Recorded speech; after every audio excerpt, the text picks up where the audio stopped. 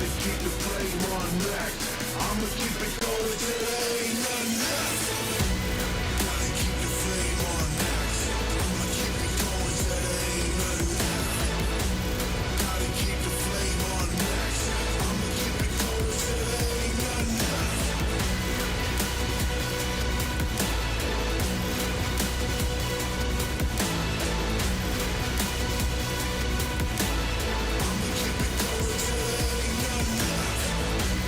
Gotta keep the flame on max.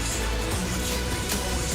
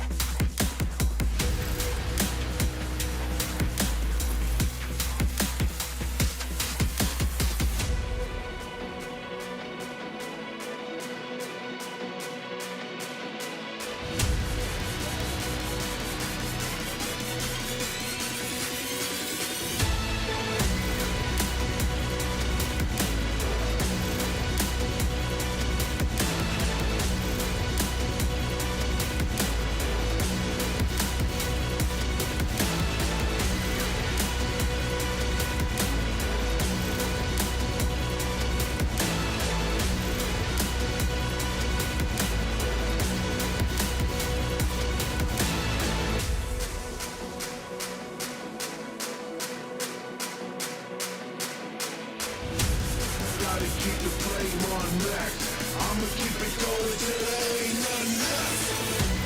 Gotta keep the flame on.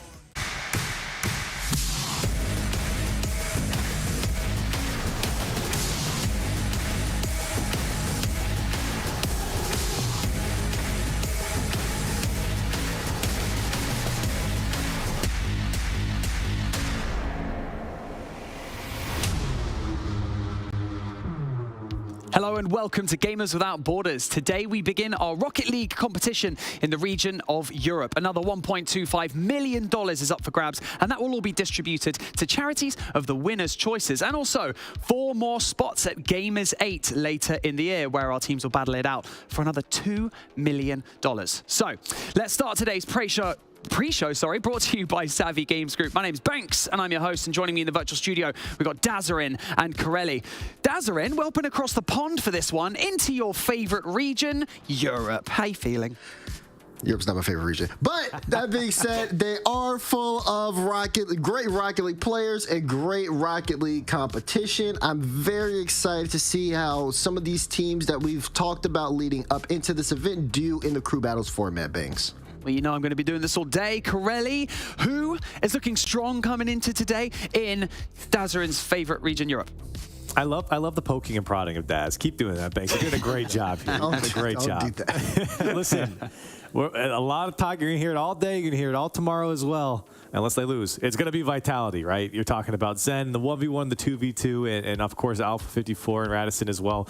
Vitality, I think everyone has their eyes on them. And I'll just say it right here, right now.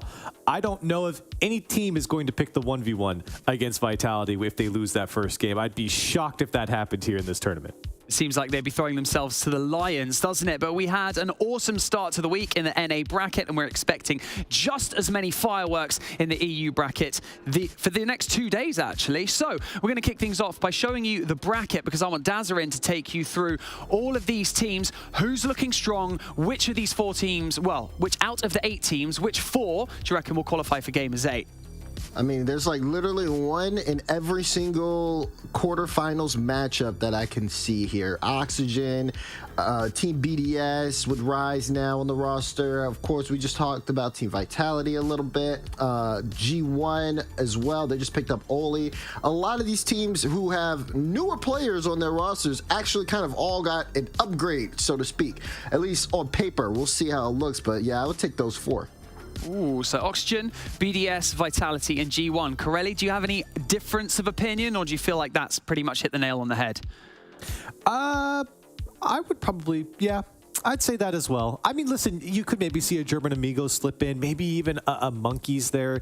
You got Raziers. He's been fantastic in the ones department. But if I had to really sit down and pick him, I'd say the same thing as Daz.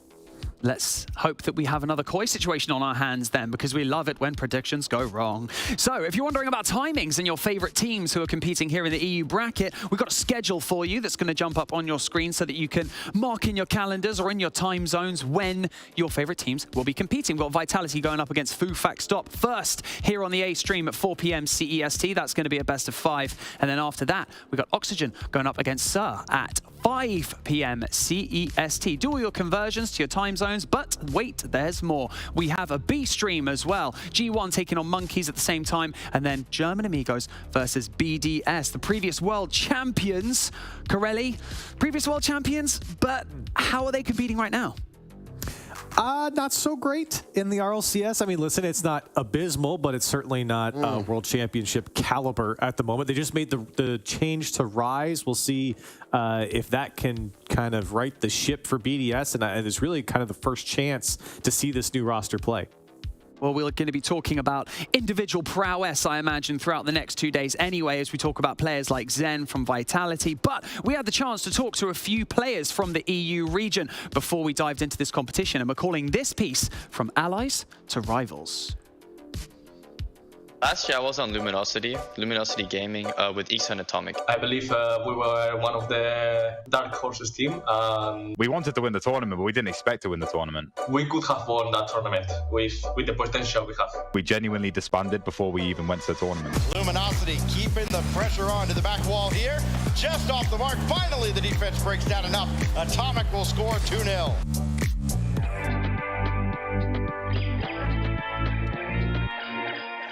There's something special about playing on stage with Rocket League. It's just like, no matter what venue you're at. It was one of the best moments of our lives, to be honest. Like, it was so fun staying there for a week or two. All those people who wants to get a sign, to get photos. That's an incredible feeling. It was even better being there as competitors, seeing everyone cheering you on. 200, 300 people in front of you just cheering your name on. It was amazing. Playing against international teams, like the entire vibe around getting top level competition and playing for a big prize pool always gets a thrill and always makes it fun. Beat that first defender, but a big demo leaves the net wide open. That's going to do it. Luminosity, that's 3 straight goals across 2 games so far. It was kind of a backup tournament for us. Like, we obviously wanted to raise money for charity and do well, and obviously get a bit of cash on the side. We'll get possession back. Atomic one-on-one, can't get it, and Raisbull with a great touch. How simple these pros make it look as Raisbull again. Raisbull down to Shad, puts the shot on target. It's a little bit high. Does he have the double? Shad puts it away. Something needed from Luminosity, otherwise eliminated from the tournament. Going home with $50,000, and that's going to do it. Although we ended like 9 to 12, I believe we were one of the dark horses team. We could have won that tournament with the potential we have. But I think what happened was we tended to underperform in RCS, which definitely was our downfall mentality-wise. One of the best things we had as a team, I would say, it was the mentality. I think that team was a very positive one. Even if we lost, we had a great mental. And obviously there's language differences. I mean, Atomic was Spanish. He didn't know the best amount of English. I mean, he had fairly good English, but you know, he definitely tended to get quiet when things went bad, if that made sense.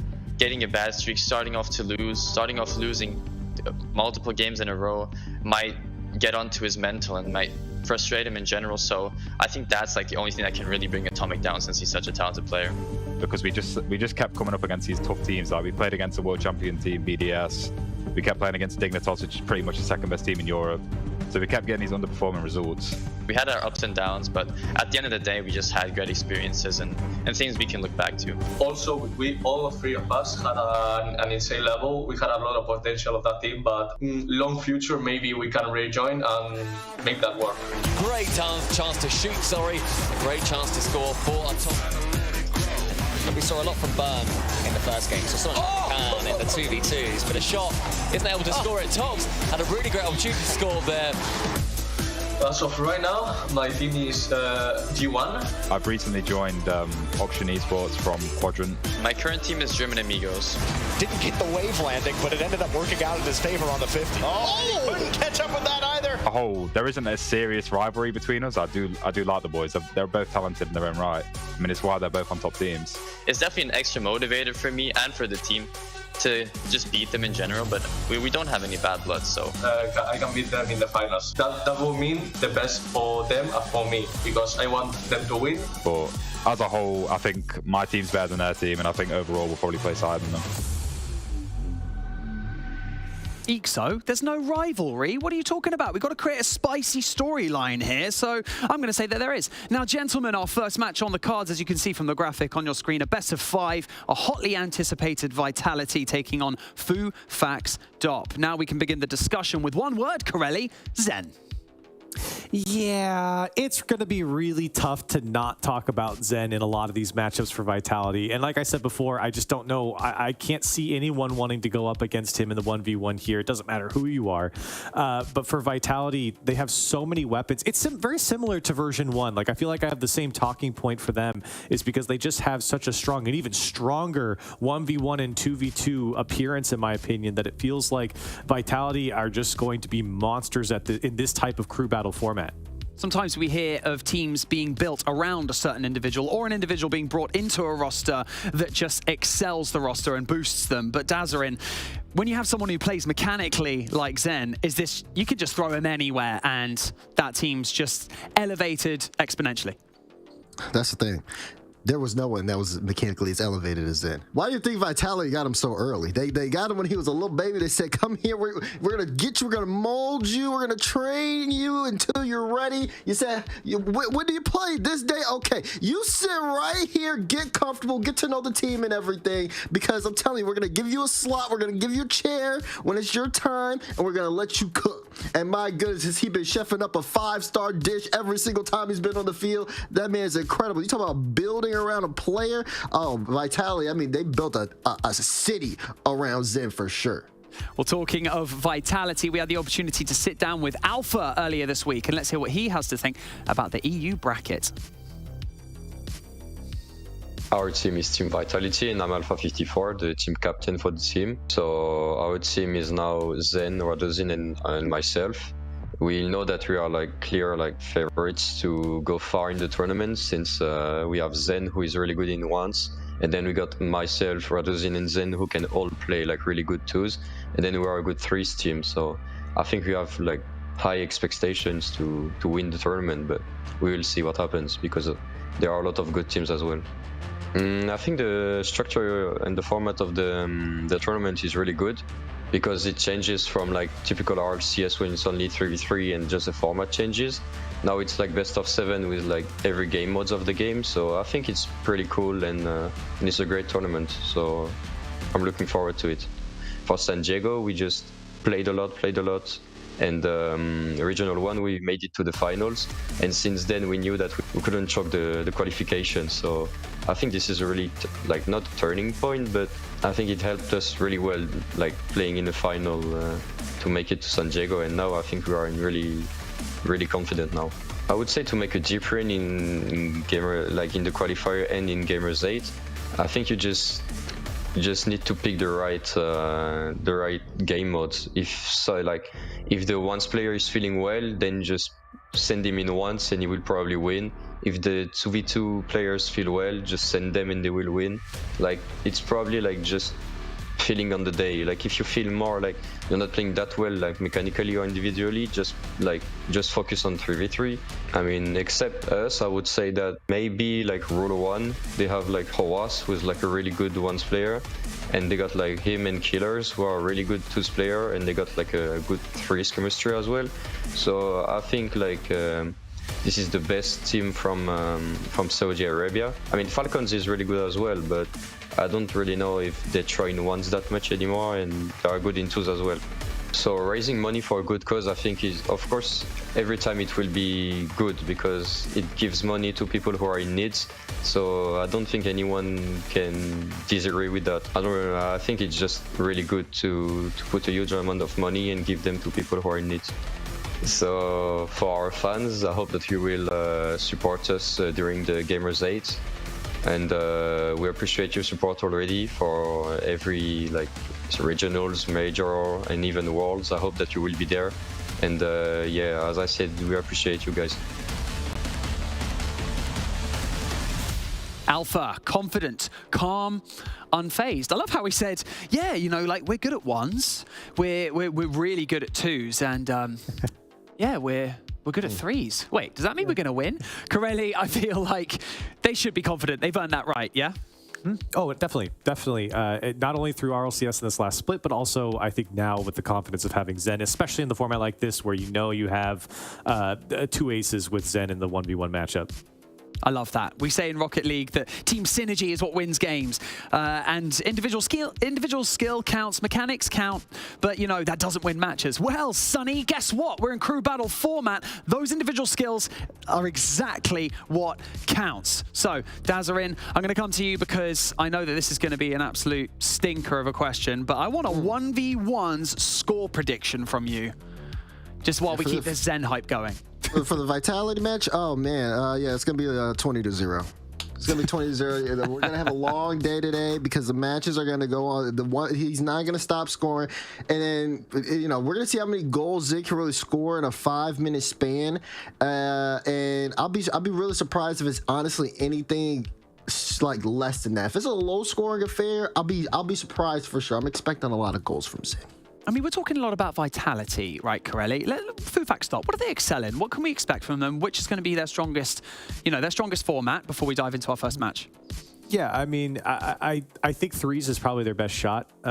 Twos, I think also it would be surprised. You would be surprised at how good they're going to be at twos. They have a player for he was here before on Juicers. They actually qualified for Gamers 8 last time and finished top eight. They had two kind of pocket picks with Moxie in the qualifier for their ones matchups, and then Raziers in Gamers 8. So the difference is now they don't have that type of pick. We'll see what happens in their twos and ones in this crew battle format. Okay, well, we've had our say over here. For the viewers at home, you know everything that you need to know. So it's time to head over to our casters and start off Dazarin's favorite region. That's Europe with Cole and Stumpy. The people have been waiting for Zen to compete in a tournament of this size and scale, and finally, the new Vitality, Stumpy, are here to grace the world with their presence. And what better format for them? This is going to be theoretically a Vitality Masterclass. We have got a very good chance of seeing Zen really show off to a lot more people, more than he has done so far through his Johnny Boy show matches, his Fear show matches as well. Anything that he's done historically, this is the chance we get to see him in an actual competition. And this isn't just built for Zen. This competition is essentially built for Vitality. We were saying just as much of version 1 with Beast Mode and Daniel over on that side. They managed to win the North American portion. Vitality, I see it going much the same way. But they are against an opponent. It's not just the Vitality show. They're against FUFAXDOP, who did okay in the Winter EU Regional 3 in the RLCS. They ended up going out to Oxygen, but do you know what? Zen scored. Straight away, Zen scores as well. It's going to be actually a pretty terrible touch from Lassa over towards the center, and Zen just lurking straight away, knowing where he needs to be. And the hype around Zen, Cole, for anybody that doesn't know, of course, we've been speaking about him on the pre-show. Crowley and Daz did a fantastic job, as did Banks, but the way that he has exploded onto the scene when he has now been able to play is phenomenal. Alpha is now able to score that goal. I became genuinely speechless as I saw him take off. I never thought I'd be disappointed to see Zen put the ball away, but Alpha, I was desperate to see him hit the back of the net with the ceiling reset as well off the backboard. So close. And I think there's going to be a little bit of competitiveness between the Vitality players. They're going to want to prove that it isn't just the Zen show. You know, Alpha's already got his mechanics on the go here. It's sort of, there's a little competition between those guys.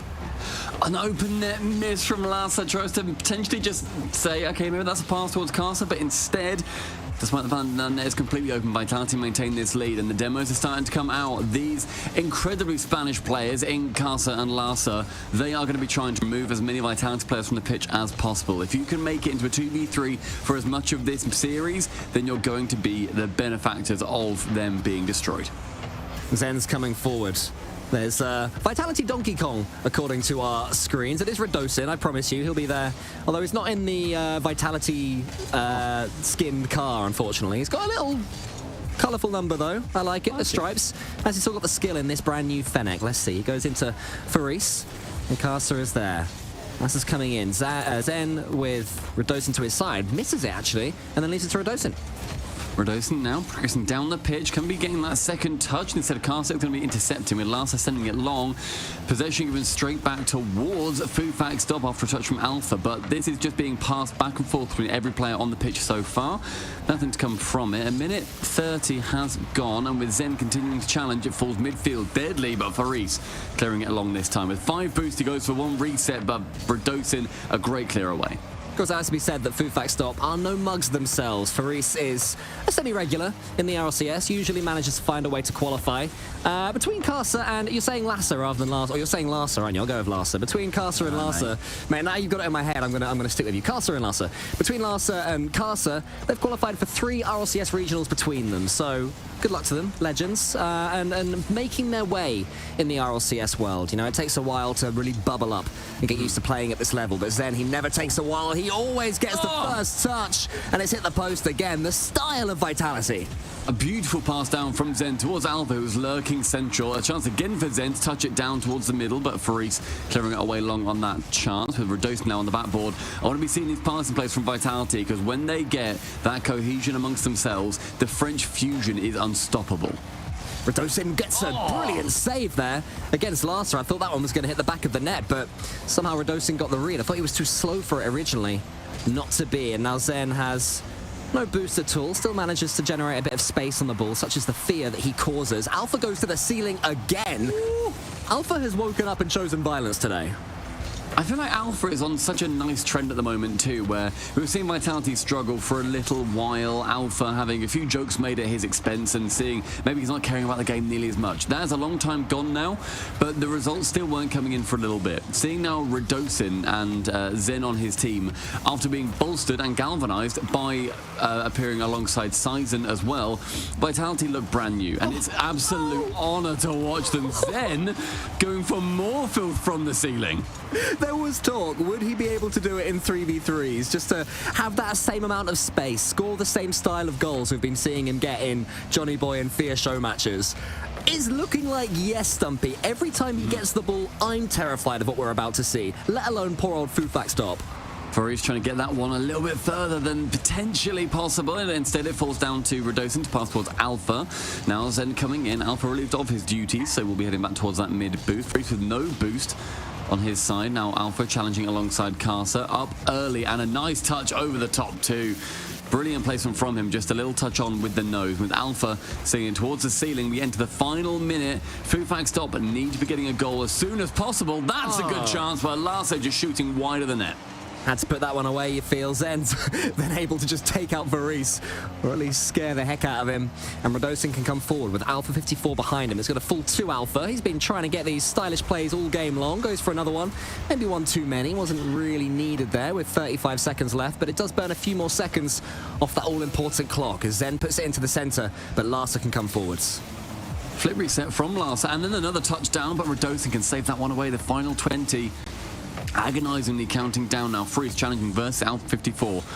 Down that right wing, we see him progress, and no goal score from FUFAXDOP. The final 10 seconds. Something soon, otherwise this game is near enough done.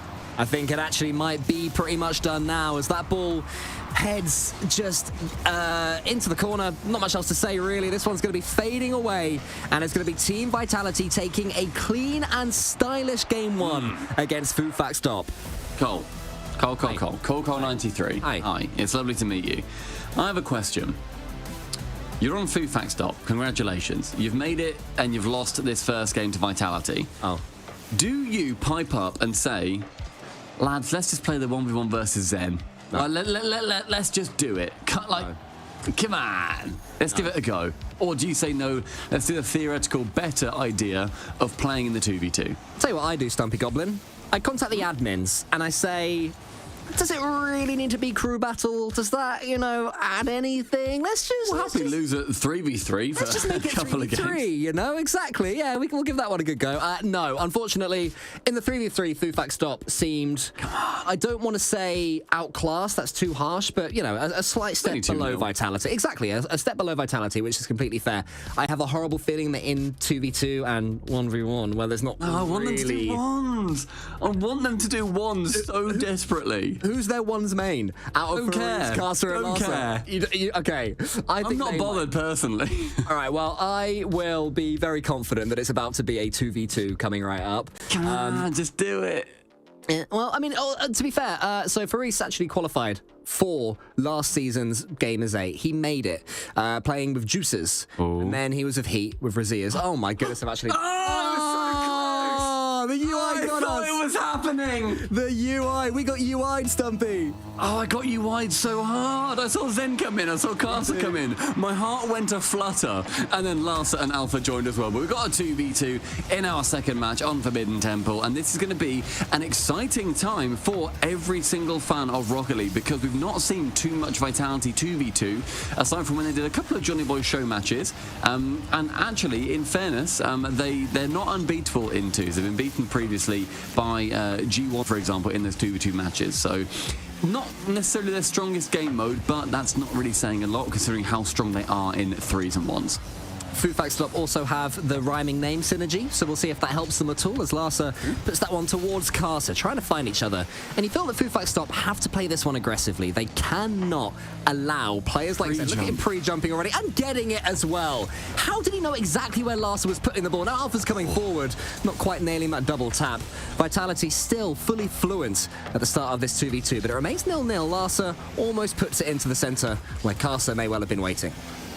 Good catch there by Carter as well, but with 0 boost, he just has to fall away from that ball, relinquish all control. Alpha to tap it along again, and then bumps Larsa on the back line. Zen just to come in and bump. A couple of bumps now, a chance again. Zen wanting to be not just that mechanical monster, but also trying to send players to the graveyard.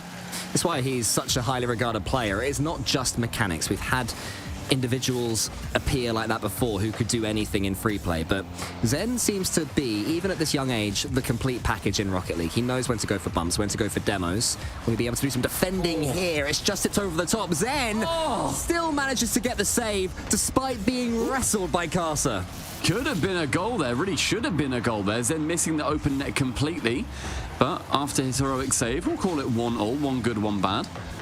Just about 2 minutes have elapsed so far, and FUFAXDOP keeping this fantastically close at just 0-0. Zen trying to reset it over the top of Larsa, but the ball falling back towards Alpha 54. Larsa onto the backboard. Alpha is going to be taking control away once again, with Zen challenging now into that corner, and the pre-jump pass central. Alpha has got to be a precog to try and play with Zen.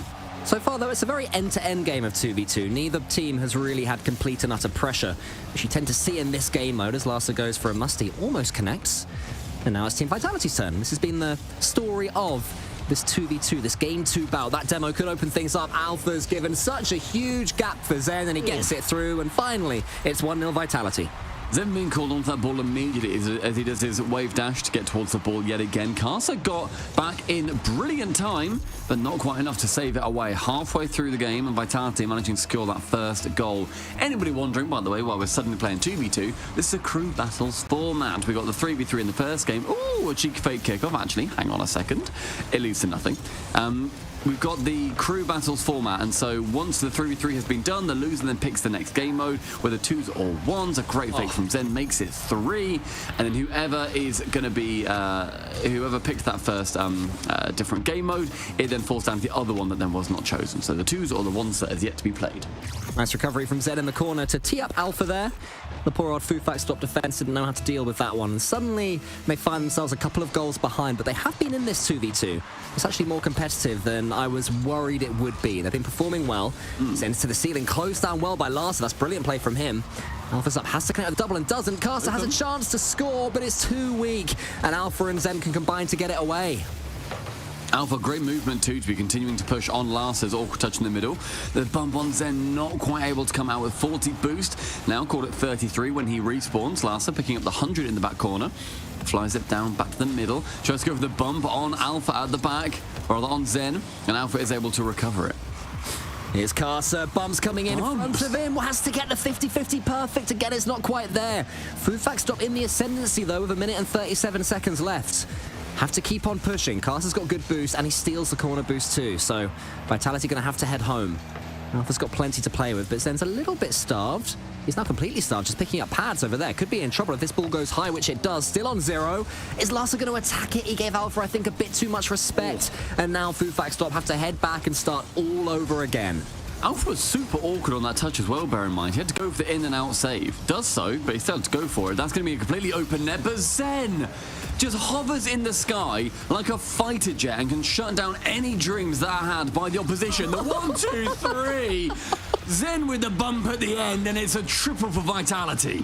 My hands are on my head in shock. First, he gets the save that you were talking about, and then he chucks a flip reset dunk bump into the mix to make it 3-0, maybe to kill this 2v2. Outstanding. Truly outstanding. He's just, he's everything right now. And Zen is going to be a big old mainstay for Vitality for the foreseeable future, I imagine. One reset, gets that second one towards the center. Lars is there to block, but a dunk yet again.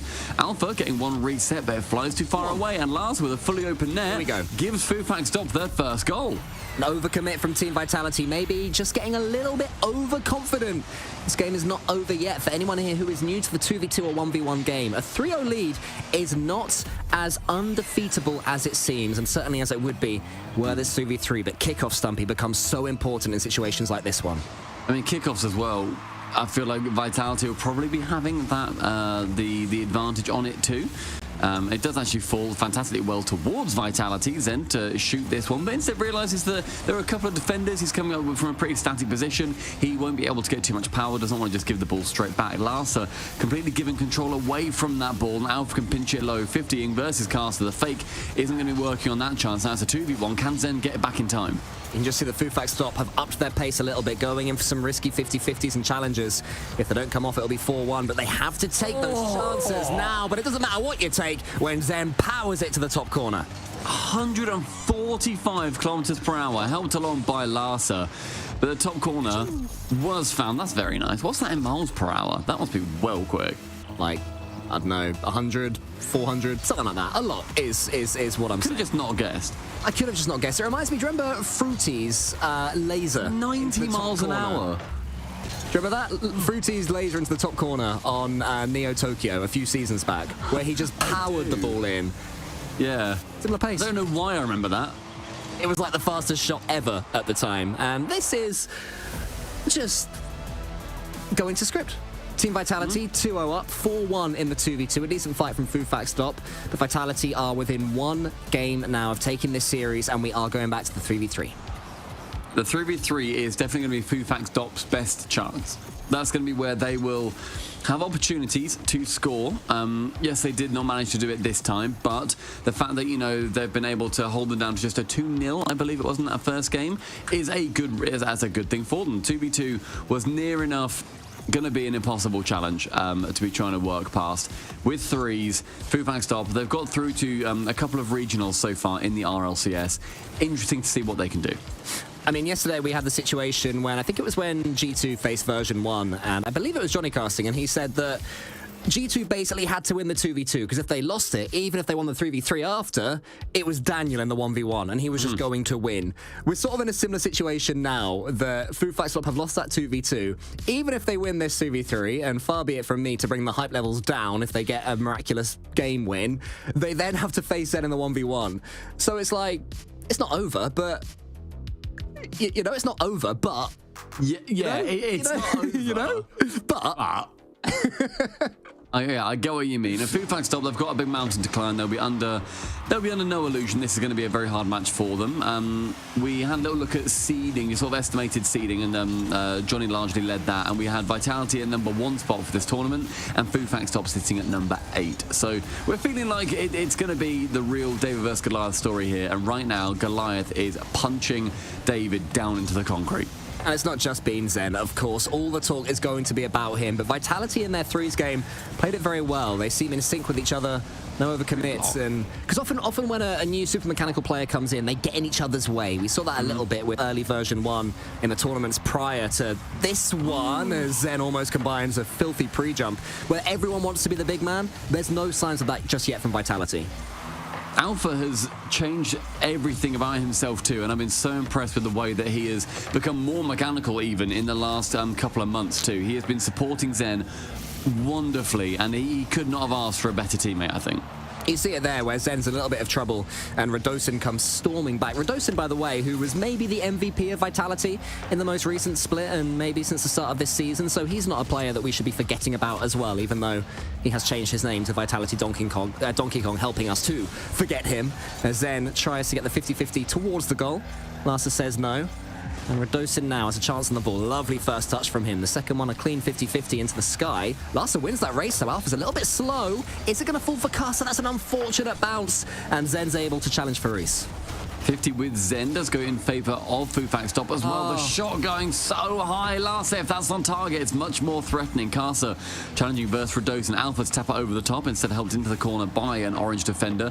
Zen to shoot, but brought out again. The speed from Larsa is really picking up. FUFAXDOP not just allowing Team Vitality all the touches. Another early read there to get that block. But Radosin's keeping it going. Vitality starting to turn that screw until that long arching clearance from FUFAXDOP. But look how well they transition. Zen's already up. Faris read it this time. Just more danger signs for FUFAXDOP. Have to keep up with the pace. Able to do it. Zen misses, or fake should I say. Goes for the bump in the end though. And it works out perfectly. Radosin scores. It was the nice fake in the middle from both Zen and Karsa. Karsa really could have just touched that one, but then in the end, Zen, finding himself in position, allows Radosin to slide on his butt all the way goalward, and the first opening goal for Vitality in Game 3. So close now for Vitality, just to see this series away. But that's a good kickoff for FUFAXDOP. Karsa's there, he's got the mechanics, get it to the backboard, but Larsa's not quite in sync with him. That's been the trouble for FUFAXDOP. You can't blame them. They're being boost-starved all over the place and struggling every time Vitality get control, but it's just that follow-up touch. You know, they've got the mechanics to get it over Vitality. Who's there to help? This could be the moment. No, it's blocked this time by Zen, who gets the second touch. Karsa's coming in. Maybe could have got a couple of bumps on his rotation out. But it remains Vitality 1, FUFAXDOP 0. The midfield getting a lot more love in the middle of this game too. Faris working round the side of one attacking player instead of falls back down towards Alpha to challenge with 24 boost though.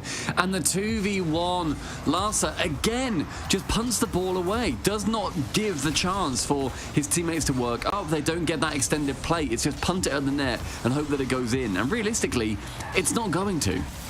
What they are doing better, though, is not allowing Team Vitality to have these solo plays. In game number 1, Alpha had got himself to the ceiling and fallen down, almost got a ceiling reset, which then put in before the other players even had their boots on. But just when I'm praising them for being quicker, Zen outpaces them again.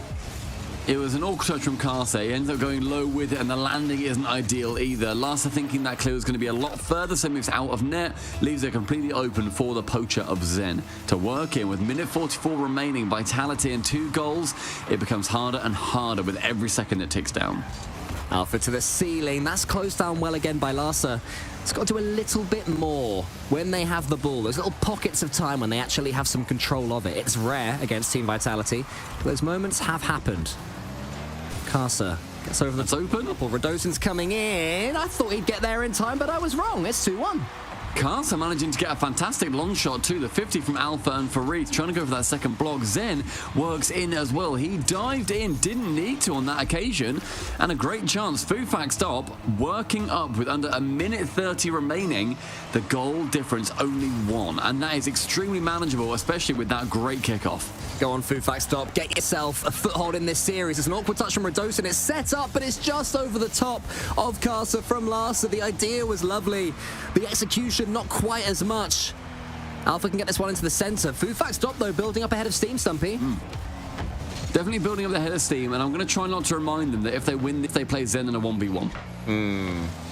You really know how to bring us all down, don't you, just when we're getting excited? What? Because we get to see Zen in a 1v1. If FUFAXDOP win this, how's that bringing anyone down? You're right, sorry. I went fully from the perspective of FUFAXDOP as they continue this attack, but you're right. As a viewer, we want to see Zen in the 1v1. Yep, Come on, FUFAXDOP. If you're a Zen fan, you want him to lose right now. The irony of crew battles. Faris, can he get that second touch? He does. Lost a little bit slow in rotating, and he's bullside, so slightly awkward there, which is why Zen could beat him. Now, Karsa has to beat Zen. He's not able to do it. Faris sends it forward. They need to do more than clear it, though, Stumpy. They need to get at least one more attack. I feel like Vitality as well have locked down that back end. They're not going to be letting any of these long shots fly in. Vitality, if they just keep challenging, then FUFAXDOP don't have too much that they can work from. The final 10 seconds ticks down. Zen challenging, gets beaten out. Larsa central, that's completely open, and that's Farid's crossbar down. FUFAXDOP, 4 seconds till death, and they survive. The goal that literally everyone wanted to see, whether they're fans of Zen and Vitality or fans of FUFAXDOP. Everybody was desperate for that equalizer. We found it. Now, FUFAXDOP, keep your concentration from this kickoff. You've worked so hard to get yourselves back into this game. You've managed it, and it looks like a long and nervous overtime is happening unless there could be late drama, but not on this occasion. The shot very safe at the end. I would love to have seen a top corner pinger. In the end, though, Karsa challenging Versa. Radosin fakes him out. That goes towards Alpha. Can get the save. The confidence from FUFAXDOP has skyrocketed since that 4-second goal. Have to build upon it and have to be wary. Vitality are going to keep lobbing grenades in their general direction until something lands. Here's Alpha with one of his own. Doesn't quite go off on that occasion. A bit of a damp explosion. And Karsa cuts out that what could have been a pre-jump. Huge pass towards Vitality. Alpha's coming forward and can't commit yet again. The connection's not quite there for Team Vitality. FUFAXDOP clearing well. Solid defense, making Vitality struggle, making them work for everything that they're getting. As Alpha gets the pinch, and it's just going to go back into that corner. Vitality are clearing the ball long, sure, but there's no one on the other end of it at the moment. Not right now, but with Verdosen passing towards Alpha, it's going to be a little link up in the orange half, but it falls back down towards Carson to get this ball central. He does so. That's on target. That's in.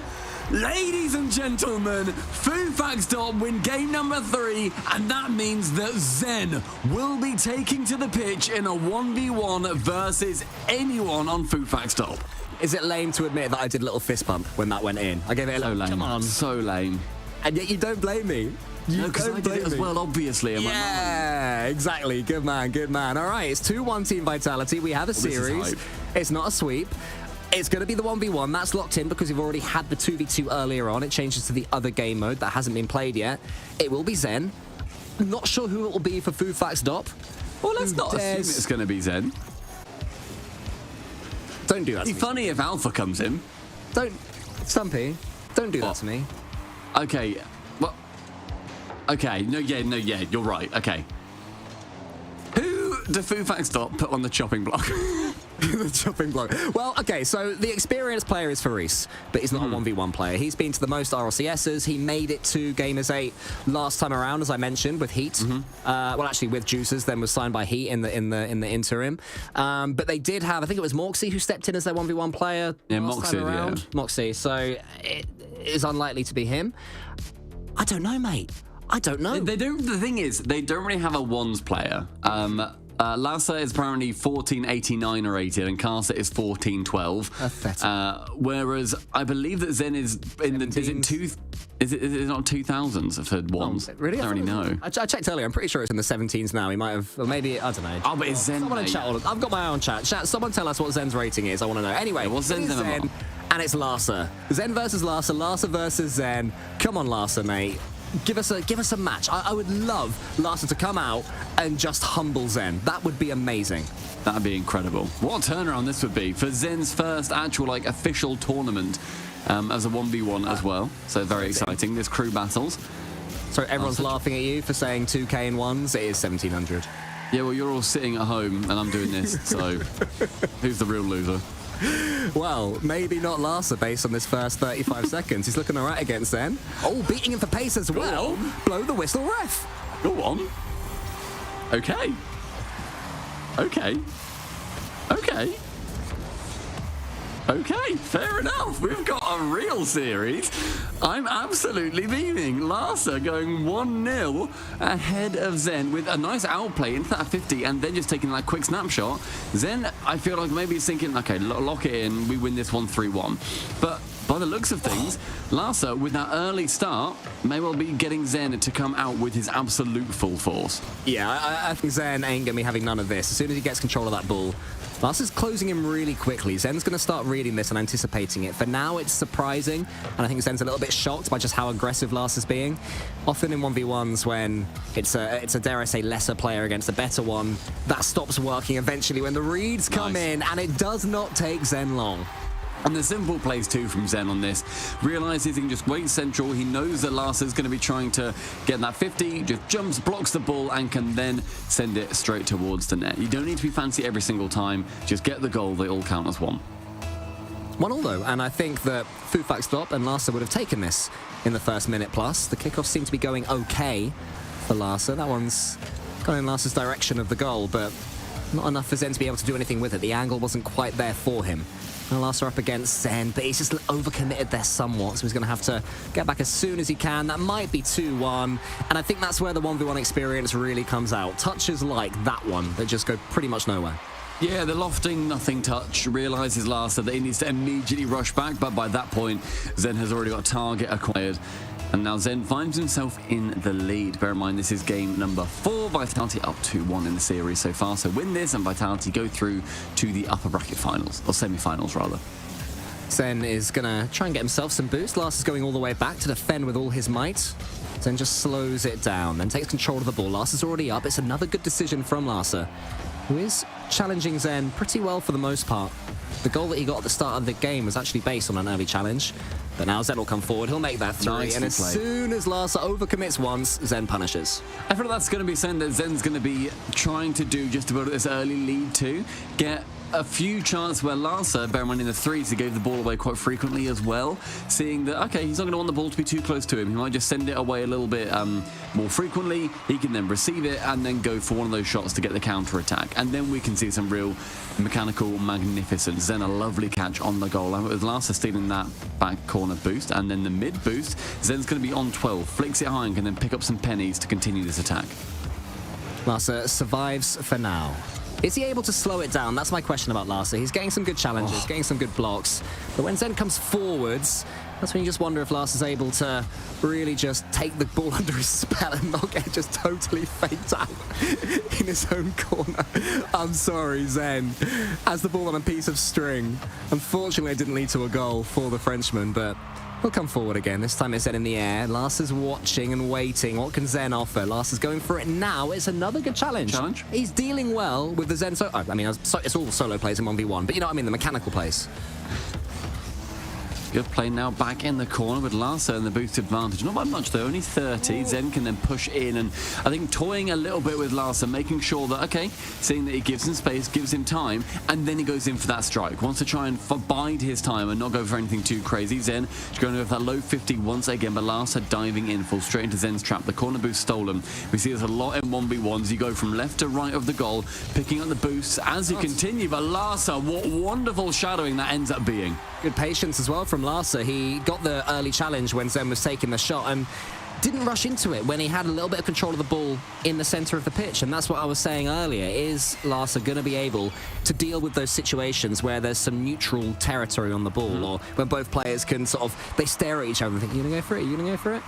Time Larsa went for it at the perfect moment. And he's actually done pretty well from that kickoff too. Zen's left that one, and then Larsa's gone for the fake, put it into the corner, but it's just gone wide. Another chance maybe, but Zen closes that one down. It remains 3-2. If he managed to sneak that one top corner, it would have been wonderful, but instead it falls back down towards Zen, who giving control of the ball away just for a second, and then again, but with stealing that corner boost, he's in a completely open net. Zen can just ping it goalward, does so. 4-2 lead, established yet again that 2-goal lead. But Larsa, he is doing brilliantly. Yeah, he's going above and beyond expectations. Remember that if Larsa isn't able to get these 2 goals that he needs and win this game, FUFAXDOP will drop the series. They will lose it 3-1, and Vitality will survive in the upper bracket. 2 goals needed. That could be the first, but Larsa's got no boost. Looping. Zen can get back, and actually his first touch allows him just to send that one goalwards again. Larsa's back in time. I like that play from Zen there. Body blocks Larsa away from the boost and then can continue. I hope we get to see it in this camera, because Larsa wants that back corner boost. They both fight for it. We have a look at the ball instead, but it was the fact that he just got in front of it, knew that then Larsa couldn't get the boost, can steal it, wrap straight back around. Wonderful play off the ball from Zen to maintain control of that situation. Again, a reminder to any new 1v1 watchers that 3 goals in a minute is more than doable. Need a little bit of luck from the kickoffs and some good decisions, but it can be done. Maybe not when you're up against Zen, but if he's doing that, actually, he's given away a freebie. Larsa should be able just to send this one away, and now suddenly, the lead is cut to only 2. We can all ultimately laugh at Dazarin right now for saying that it would be a 20-0. Larsa deserves so much more respect than that. Yeah. At Dazarin, you meanie. Dazarin. Maybe needs even more respect. 2 goals now on the target for Larsa. 50-50 goes Larsa's way. Actually, Zen's able to flick that one over the top of Larsa, so it's worked out well for Zen. And he's taking it back, wasting a bit of time. It's actually my favourite thing in ones. I find it brilliant when they do that. Yeah, I like it. It's like playing in the corner in football. A great demo from Larsa. Caesar then wants to slow it down, takes it to his corner, and still manages to take control of the situation. One touch, down with the wave dash, maintains his speed on the wall, including on the corner round, which is very tough to do, and brings it back to just that 1-goal game. Zen is playing almost within himself to an extent, and I think it's because Larsa is making him do that. He's surprised him.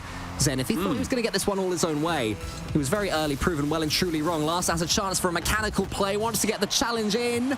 Larsa's going to get a chance. Is he not quite? Zen takes it away. Is he able to maybe sink it? Yes, he is. An easy flick, and it's 6-4. How does Zen recover from this on the side to then the double touch onto the floor, picking up a couple of pennies on the way and then flicks it goalward? Wonderful recovery. Outstanding movement down the pitch and 2 goals separating these players time and time again. Larsa, he gave up a couple of early goals and they've certainly come back to bite him, but a stalled kickoff leaves that net completely open until Zen flings his face right back in the fray. That's so frustrating for Larsa. The ball just wouldn't fall. He was waiting. He was preying on gravity to speed the ball's descent. Wasn't going to happen. And now Zen can get himself a wonder goal to finish things off. It's just so simple for him when he turns it on. In the corner with the reset, straight to the backboard with the musty, double touches it down and call it a triple down below the crossbar.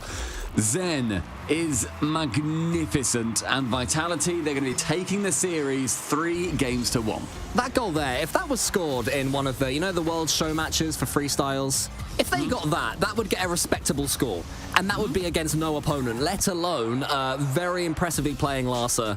Sure, the game was already won at that point, but just to have that in your locker is something scary. And for any new viewers of Vitality and Zen, a reason why this player is so hyped. Vitality win 3-1. They'll move on in the upper bracket. And GG's to Larsa as well. Wonderful showing from him. I'm very impressed seeing him go toe-to-toe, realistically, with Zen. Got outplayed on a couple, but also outplayed Zen on a couple. You can't be upset with that performance whatsoever.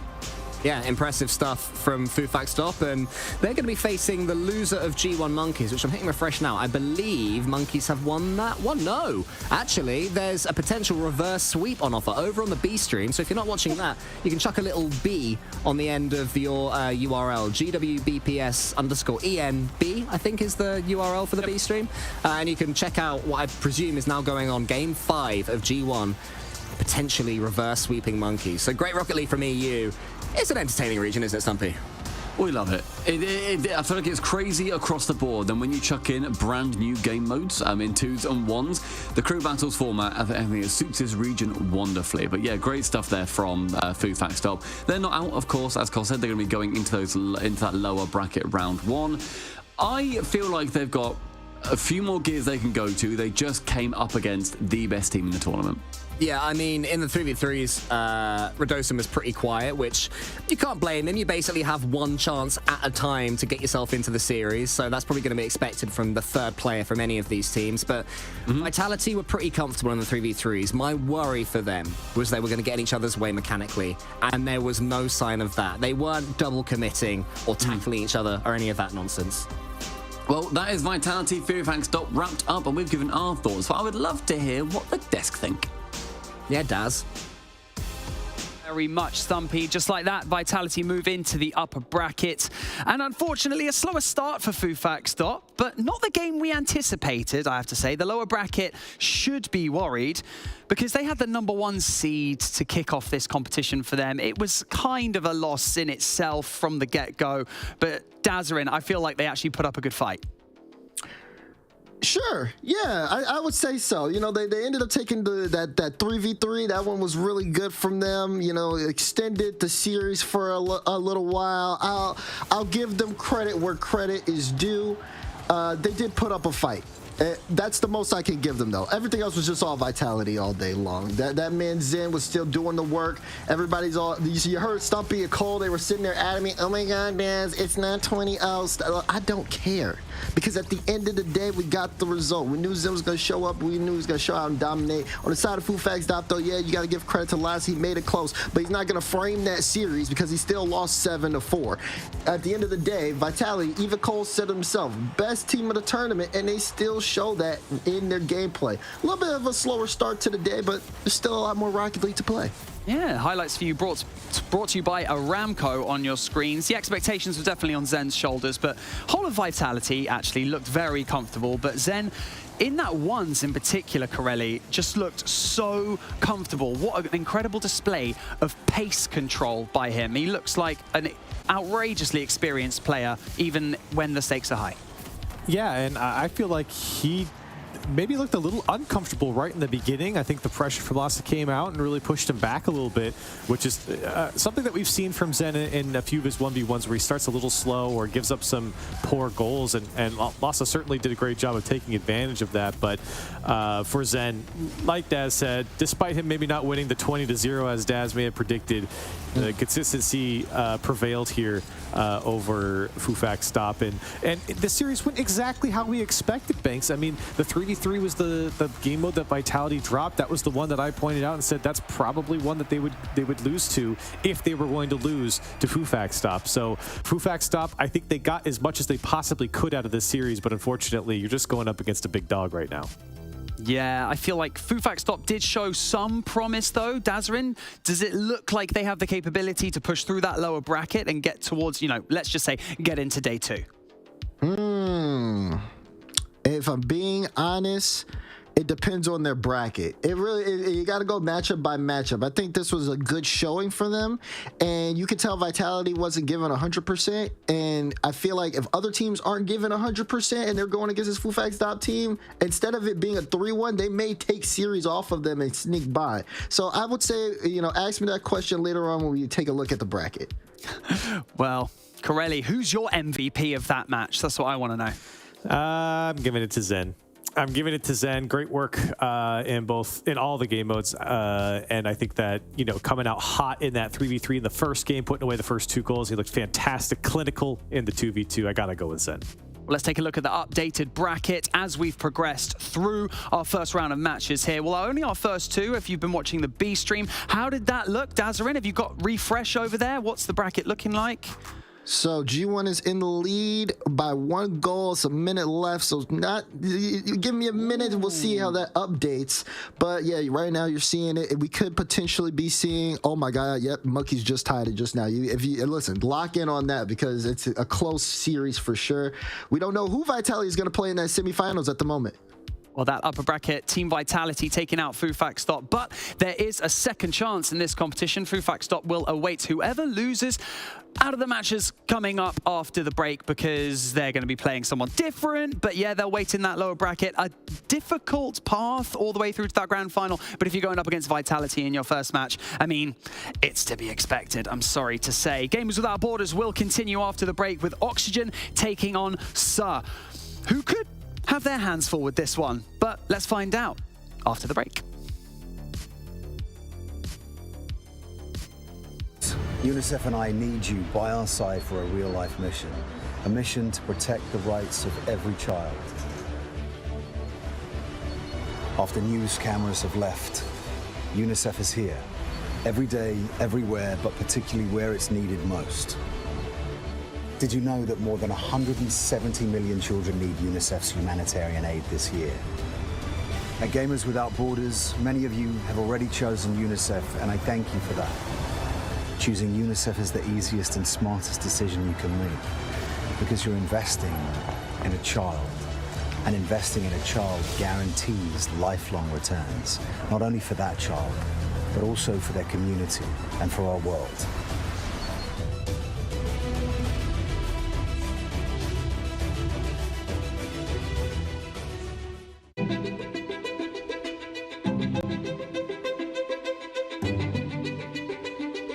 The divisions in the world are stark.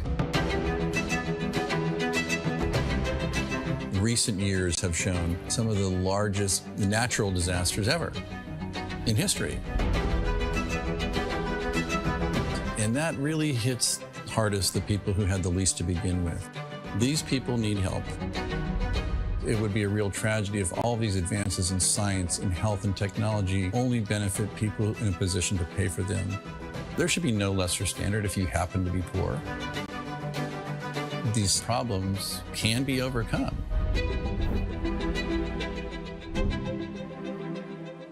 Direct Relief is a humanitarian, nonprofit health organization. The focus has been on the least fortunate, most vulnerable people.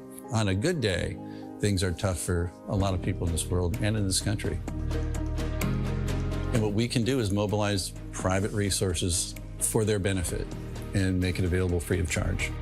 We're the first nonprofit in the history of the United States to obtain accreditation just like a commercial distributor. and it's been expanded geographically to every country in the world and every state and territory of the United States. What's now Direct Relief officially was started in 1948 as a private effort of a war immigrant businessman named William Zimden. The basic guiding principles of a war immigrant businessman really influence what Direct Relief has done ever since, and they begin with just serving the people who need help. We have this great privilege of engaging with people who come in from very different backgrounds, but with the same purpose of trying to just do something good. It doesn't matter if you're typing or talking on the phone or working on the warehouse floor. They're all part of an effort that means something bigger, and that is the fuel that kind of keeps you going. It gives you some sense that there is a way to make meaningful progress, even for a little organization that started at a kitchen table, but that's what provides motivation in life. The notion that many people, just by virtue of where they're born, the color of their skin, the country they live in, they're going to get sicker, they're going to stay sicker longer, and they're going to die sooner. That's pretty good motivation.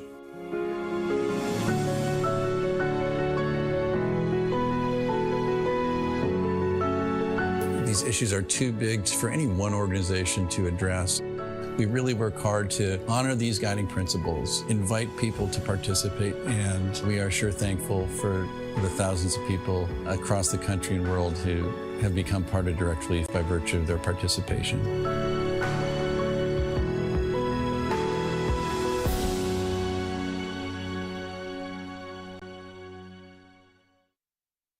Progress is a race that has no end.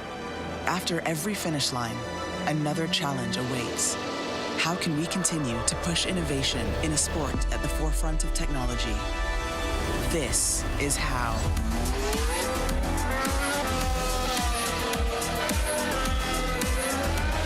Discover how Aramco and the Aston Martin Formula One team aim to meet Formula One's sustainable fuel targets. Aramco, powered by How.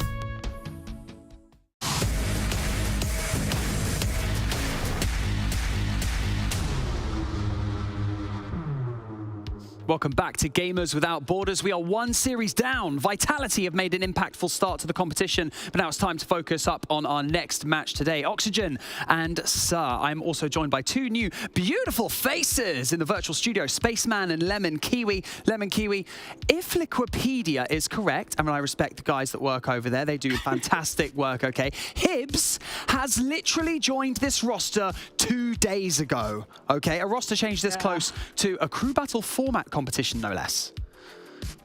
That's a tough one for sure. I feel like, well, Oxygen are also incorporating a new third, but Suhhh are really going through it right now. I hope that Hibs just shows up and drops the mic, not even needing that much scrim time, but Oxygen are clearly the favorites. But this will be a fun match, hopefully.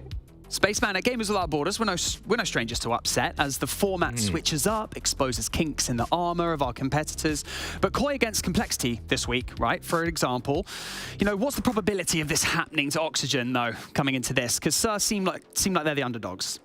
I mean, yes, Suhhh certainly are. I think the probability is it's actually much more likely than many would expect, simply because it just depends on how quickly Rise has gotten acclimated. Or EXO's gotten acclimated in place of Rise. Of course, Rise over to BDS. And again, the talent-wise, Oxygen are the better team on paper. But I do look over at Suhhh and think they have something to play here. It's a bit of house money. They lose their coach a couple of days before this. This was a team that was formed in January. They've been playing since then. And then you make a change and you bring in Hibs. So there's a lot of moving pieces here for Suhhh. That's usually a negative, but in this kind of instance, in this format, it actually could play out and work in their benefit, because again, they went to Game 5 against Solary to qualify. Solary not the best team in the world, and certainly those world champions not playing their best anymore, but this is an interesting trap game, I think, for Oxygen. Ooh, well, Oxygen looking like the fan favourites going into this match. But before we dive into this best of 5, we had the chance to catch up with Ixo earlier in the week. Let's see what he had to say. My name is Ixo. I play with Archie and Joriez under Auction Esports. I think our goals and expectations for this tournament is genuinely just to have a good time and make sure we qualify for the event. I think from there, we can probably aim for about a top 8. It obviously depends because this is a very new team for me, but we can genuinely, with the team dynamics we have, we can win this tournament. It just depends on the day. I think the structure of the tournament is quite interesting because usually you just have a 3v3 only kind of tournament. So it's quite nice to like use different game modes. I like the fact that you can't just choose one game mode over and over again. So it can't be like 1v1, then 1v1, then 1v1, and just losing that way. I like the way that you have to use different matchups as well for different type of people. I definitely know for a fact that other teams will play with different people depending on who we play. This makes it so much harder for Detonator to try and build that momentum. We have a sneaking suspicion that Luminosity are going to run away with this one, but I have been wrong before, and it's up to Detonator to prove me wrong again. But we saw a lot from Burn in the first game. We saw so much in the 2v2s, but it's Luminosity that we're seeing everything from. I think our strengths as a team is genuinely just relationship. I think because of the fact it's a new team, it's kind of impossible to know the exact strengths and weaknesses of the team, but overall our relationships are pretty strong. I'd say the bad sides to our team is, again, just the lack of time with each other. I'd say the role of Joriez on our team is genuinely just to be an incredible mechanical player that will play 1v1. He'll basically do everything for the team. He's going to play 1v1, he's going to play 2v2, and he's going to be an excellent freeze player. Archie's going to add a factor of like consistency. He's going to be the quick player. Honestly, still thinking they can end this one in 3 if they can just put together the right play. That's a nice win in the corners. Speedily up to the ball, but Chicago in the right spot. Luminosity still crashing in front, and that's a goal for Ixo. The atmosphere between us is extremely good because me and Archie have been friends for years, and Joriez is just a nice guy. I mean, they've been teaming for about 8 months now, I think it is. And overall, the atmosphere is just really cheerful and overall good vibes. So, I mean, raising money for a good cause is definitely a good motivator for us. It's obviously more than a game, this tournament. It's always good to like have something else that's going on behind closed doors that's going to like motivate us and push us forward.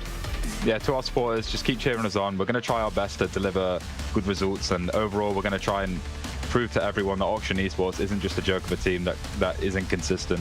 We're going to try our best to become a consistent top team in EU and the rest of the world. I do like how Ixo is just honest about the inconsistencies of day in, day out competitive play. He kind of says, you know, depending on the day, we could beat anyone. We have the ability, but, you know, it kind of just depends on the day. I feel like that's the response you get from a roster being fairly new, Spaceman. Yeah, and I think that honesty is needed because before he joined this team, that was the sentiment for Oxygen for a long time when Rise was picked up, was this team could win it at any point, but the ebb and flows of Rocket League seem to never favor them. And Ixo does bring a pace change that I think is much needed on Oxygen, and I think that pace will help them in this tournament. You heard him talk about it in the interview. They have Joriez for 1s and 2s. He's probably the best player on the field. And Archie from 10, 30, even up close at 20 feet, like wherever he's out on the pitch, he's going to give you a lot in that offensive third offensively. So this is a squad that has everything in the toolkit to close this series out in pretty even fashion. We also have to remember that as a roster, Oxygen, we've got Joriez, we've got Archie and Ixo. They all have Gamers 8 experience. They've got experience in that high stakes competition in the crew battle format. So Lemon, that at least gives them an edge. And you heard it in the interview. Ixo said, let's put Joriez for 1s, for 2s, for 3s, everything. If there were 4s, you'd throw him in too. But Ixo sounds like a really excited player. The vibes are good, but how good, Space, right? Because your Rise, your former third, is on BDS, and they're in the next round if Oxygen make it there. So are the vibes staying good when you're going up against your former teammate? And they, like Ixo said, Oxygen want to prove they're a top team in EU. BDS want to do the same. I'm looking forward to the semi, but of course Suhhh is the first opponent, and I'm hoping for an exciting match. So you know, these underdog teams can catch people off guard. They can indeed. I want your predictions before we dive into this next best of 5. Spaceman, kick us off. I got to look at Oxygen, of course, on paper and game. They're the better team. When Quadrant eventually fractured, we're wondering where Cash is going to go. Where's Ixo going to go? Ixo was probably one of the best free agent pickups on the market that Oxygen could have made, given that Rise moves the transfer over to BDS. I like the pace of this team. I think they're better with Ixo than they might have been with Rise, though Rise is the better player. I think this is a good change, and it's going to show good results here. I got Oxygen winning. Ooh, Lemon, what about yourself? Same thing. I want to give the benefit of the doubt because I feel like we didn't give enough love to the underdogs in NA, and they really showed up, aka Koi. So I'll give definitely one game to Suhhh, but Oxygen winning all the way. Oxygen winning all the way, apparently. Let's keep this ball rolling. We've said our piece here in the studio. It's now time to head over to our next best of 5. Oxygen taking on Suhhh. Cole and Stumpy, take us in. Thank you very much, Banks. Appreciate that. And nice to see Spaceman and Lemon Kiwi chilling out on the virtual desk as well. I am Stumpy, joined by Cool Cole 93 and Oxygen versus Suhhh. Two relatively new teams, really, at least, Cole, with these rosters. Yeah, I mean, we have had some combination of these players that have been playing together forever. Mike Boy and Tho, I think, have been playing together since spring of last season, which in Rocket League terms is about 862 years. So long. It's a very, it's almost a year, which is just does not happen. I think in the interview we saw earlier, Ixo was like, oh yeah, these two players have been playing together for 8 months. As if that blew his mind. Well, to be fair, that kind of blew my mind. I was like, it's been that long already? But Archie and Joreuz have had really good standings in the RLCS. And yes, they have lost Rise. Yes, that could potentially be our upper bracket semi-final if BDS can beat German Amigos and if Oxygen can beat Suhhh. However, I like this combo. I like Ixo joining this team. He brings in more of that 1v1 experience. Yes, obviously Joreuz is going to be your main 1v1 player, but he brings in just that little bit more that he can be helping out with. But over on the side of Suhhh with My Boy, Tho and Hibs, My Boy and Tho they've got a little bit of that 1v1 experience, but I think they are going to be the weaker on that side. So I would imagine in our second matchup we're going to be seeing 2v2 if Oxygen win it, or 1v1 if Suhhh win it. Well, let's not jump ahead too quickly because there is, of course, the small matter of the opening 3v3 to build up some momentum and get that all-important pip on the scoreboard. Start off well. And you think about teams that have a point to prove. Oxygen are surely there. They were, it seems, nothing more than a stepping stone for Rise, who's now on BDS.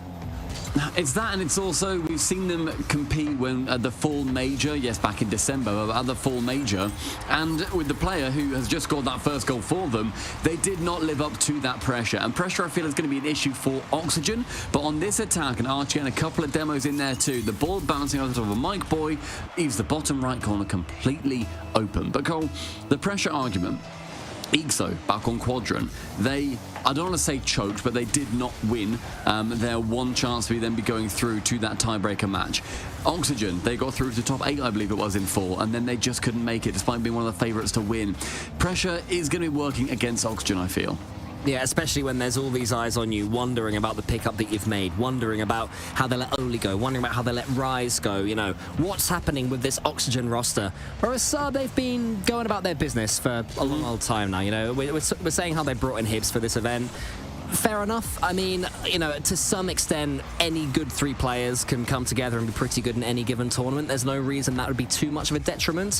Where it starts to rear its ugly head is if they do come under pressure, if they do find themselves in a Game 5 and a Game 7 maybe later on, how do they deal with that? That's what they have to figure out as they go. The actual Rocket League on the pitch, as you can see, as Hibs passes to Tho, will be okay. Absolutely, and Hibs now trying to get his way up into the sky. Manages to make contact, but with no boost, he can't be continuing on this play. Jory is happy about that because he can then get a good clear. Misreading Mike Boy on that chance as well, and Hibs going for that 50. The double commit on defense leaves Archie now with the ball. 60 boost, challenging alongside Tho with a corner boost grab going towards the orange team. It's going to mean that Oxygen are going to be put now on the back foot. Oh, Hibs, he used his teammate as a decoy, gets a second touch himself, and it's 1-1. Fantastic move upfield as well, where Hibs knows that Oxygen finds themselves a little bit low on boost. A bump from Tho coming in on Joreuz. Wasn't making contact anyway, but the perfect placement, bar down. And Cole, I know we disagree on this as well at this point. I like a bar down shot, but you like a nice clean slot it in the top corner. Oh yeah, smash it straight in. Don't take off any of its miles per hour. Just see it grace the net. But you have in your way, Stumpy. Bar down skis all over the shop. The double bar down, and this man is extremely happy. And Hibs again scoring it too. Can't help but kiss that crossbar wonderfully. Suhhh going 2-1 up with 2 minutes gone. Playing well. So, yeah, this is what we expected. You know, Tho and Mightboy brought in Hibs for a reason. Clearly the scrims were going well, or the sessions they were doing with him, if they were wondering which third to pick up, he was the one they would have selected. I'm sure they would have had options, a team that regularly makes it to the RLCS. And it was Hibs that was chosen. And this is why Mightboy's coming forward again. More awkward defending from Oxygen. They seem penned back right now. They seem like a new team. Yeah, great movement too from Suhhh, managing to get the conveyor belt moving around, blocking off any avenue that Oxygen may well be able to escape from. Archie onto the ceiling. Double touch coming in. That goes to the backboard, but you saw 3 players come in there. Mightboy in the initial challenge. A bump from Archie again. Saved away by Tho. The Suhhh defense is wonderful. There was 1 in there, 1 backboard, and 1 challenging early. The 3 places that you need to cover. Good covering as well, so comms are clearly quick, but Oxygen have found a way through again, but Hibs from the side. Oxygen have woken up a little bit, though, after going 2-1 behind. It seems like it was almost good for them to just wake them up somewhat, as Tho puts that one to the side. Hibs sends it long. Oxygen all the way back again, and more little nibbles. I think it was Archie. Oh, no, it was Jorius this time. So Oxygen may be thinking the best way to break through Suhhh is to break through Suhhh. Great touch from Archie to send it alongwards, with Tho saving it away. A couple more passes coming in from Oxygen now, changing up how they're approaching their offense. A minute 45, and Jorius to the ceiling. Won't be able to get anything from that. With Tho and Hibs double committing, though, that is a sign of a new team. And it's Mightboy having to clear up on defense. Yeah, I take it back. They look like a new team too, does Suhhh. So 2 slightly staggered offences. Who's going to be the one to just grind their way through this 2v3 and potentially through this series? So far, it's Suhhh that are doing that better. Tho's up. He's past Archie. Up against Jorius. How's his 50-50 game? Pretty good into the corner. But in the end, the ball just rolls up and Ixo can come home. Oxygen have had some looks, Stumpy, and they've had some pace showing, but nothing really consistent when it comes to pressure. Yeah, they've had those good one-off moments, but they haven't had the shot vibe that they would like until the ground pitch. Jorius shooting it at Ixo again. Suhh's defense, they are on fire, making sure that all of these shots are going towards safe places too, until finally it pinches central. Jorius waits to smash it home. Finally, 1 boost off, 1 pass, 1 piece of pressure, and 1 attack too many. And Suhhh couldn't deal with it. It was Tho's 50-50 game, which is normally such an asset of his. Just didn't quite work for him on that occasion. Bundled into the center and then put in the back of the net. I think it was by Jorius. Should have that equalizer, but might lose it straight away off the kickoff. Ixo has to be very wary as he's coming forwards. Archie sends it long. Helped out to the corner by Jorius. What's Jorius going to do? He's going to go for the ball, while Ixo goes for a horrific bump on poor old Mightboy. It doesn't lead to much. Other way around. Annoying for Mightboy. Oh, was it Mightboy going for the bump? Yeah, it's Mightboy came from underneath and just pulled him back down to the floor. Like, no. We are not taking off here, mate. Jorius is already on it. Don't double commit. You look silly. Jorius has the ball now all by himself. No double committing here. Just a neat and tidy flick over the top. And Ixo's waiting, wants to get involved. Such a good mechanical player is Ixo when he gets himself going. One of those players who can be a little bit quieter in series. When he gets going, he's brilliant. And there he is, coming to action. Ain't going to miss that one. Oxygen have the lead. Somewhat lucky with this touch towards the middle, but definitely a pass was intended. Archie challenging with Tho, and Ixo is in right place, right time. Hibs hates that right place, and he hates that right time. Gets sent away from the goal with those Predator missiles raining down. 13 seconds, Oxygen with the lead. That's a couple of times that Tho has been dunked as well, so whether he maybe has just lost his chance to play in the 2v2 or the 1v1 remains to be seen if that style of his game isn't quite working out now. So do have a couple more seconds to play with. Brave. It's a good read from Hibs. Can't quite get the second touch. Jorius just wants to kill it. Ixo and Archie want to help him. That is not where you want to be double committing at 0 seconds, where you have a team are desperate for a goal. The ball stays high. Mightboy, the second touch isn't there. Hibs, it should be Tho's desperate to come in. They all want the ball to Suhh. Is Tho going to get it? Yes, he is. Mightboy waits. Mightboy can't win the race. And Oxygen so gratefully slap that ball to the floor. I was holding my breath for the last 15 seconds there, desperate for Oxygen and desperate for Oxygen to save it down. Managed to get that 1-0 in the end, and it was a great recovery towards the end of that game too, where they were down 2-1 for a good amount of time, a couple of rapid goals, and they found themselves in the lead. So looking like they were very happy to be pushing hard on Oxygen. Will that be transitioning over towards the 2s and the 1s, I wonder? And Cole, it's time to play the very fun game, 2s or 1s. Ooh, I'm going to go with 2s because you do not want to face Jorius in 1v1. I think that 2's a bit more of a leveler than 1v1. 1v1, the favourite will tend to win on a higher percentage rating than 2's. There's less upsets. And they'll win on a higher percentage rating than 3's. You know, it sort of descends in that sense. So certainly 2v2 for me is what I believe Suhhh will pick. And maybe I'm just being harsh because the 2 challenges that led to goals were against Tho. Maybe I'm looking too much into it. You're a sniper with your scope aimed on Tho right now. You've said that he missed his chance to play in the 2v2 earlier as well because that was my question. I'm saying that if the players are much of a muchness, which I would say they are, and Tho has been just beaten down. He's playing, ignore me. Yeah, Tho and Mike Boy. The lads, they've picked 2v2, they've gone together. It's like my 50-50 game. You know, it's 50-50, isn't it? It's luck. That's what he said, and he was like, I don't want to argue this. I cannot be bothered. I'm the new guy. Which is fair enough. I don't have enough rank to pull right now. The problem is they were speaking in Dutch, and Hibbs can't speak Dutch, so... Don't you hate it when people speak in Dutch? I think we all do. Well, let's see if Suhhh are able to get themselves back into this series. Neither team, it goes without saying, want to drop to the lower bracket where it's going to look pretty scary. Monkey's already down there, FUFAXDOP down there, who performed valiantly earlier on against Team Vitality. And now we have the 2v2. Maybe an early chance for Tho, but good pace from Archie. Joreas, can he put that one away? Not quite got the angle first time. Second time around, though, he sinks it. Yeah, on the second, like he manages in 40 seconds to be able to receive that pass very well from Archie as well. And that is a very basic aerial. You don't need anything more than that. Tap it in nicely. And it's a good counter-attack too, something that you're going to be seeing a lot more in 2v2 compared to those 3's. You don't have that final man to save your skin.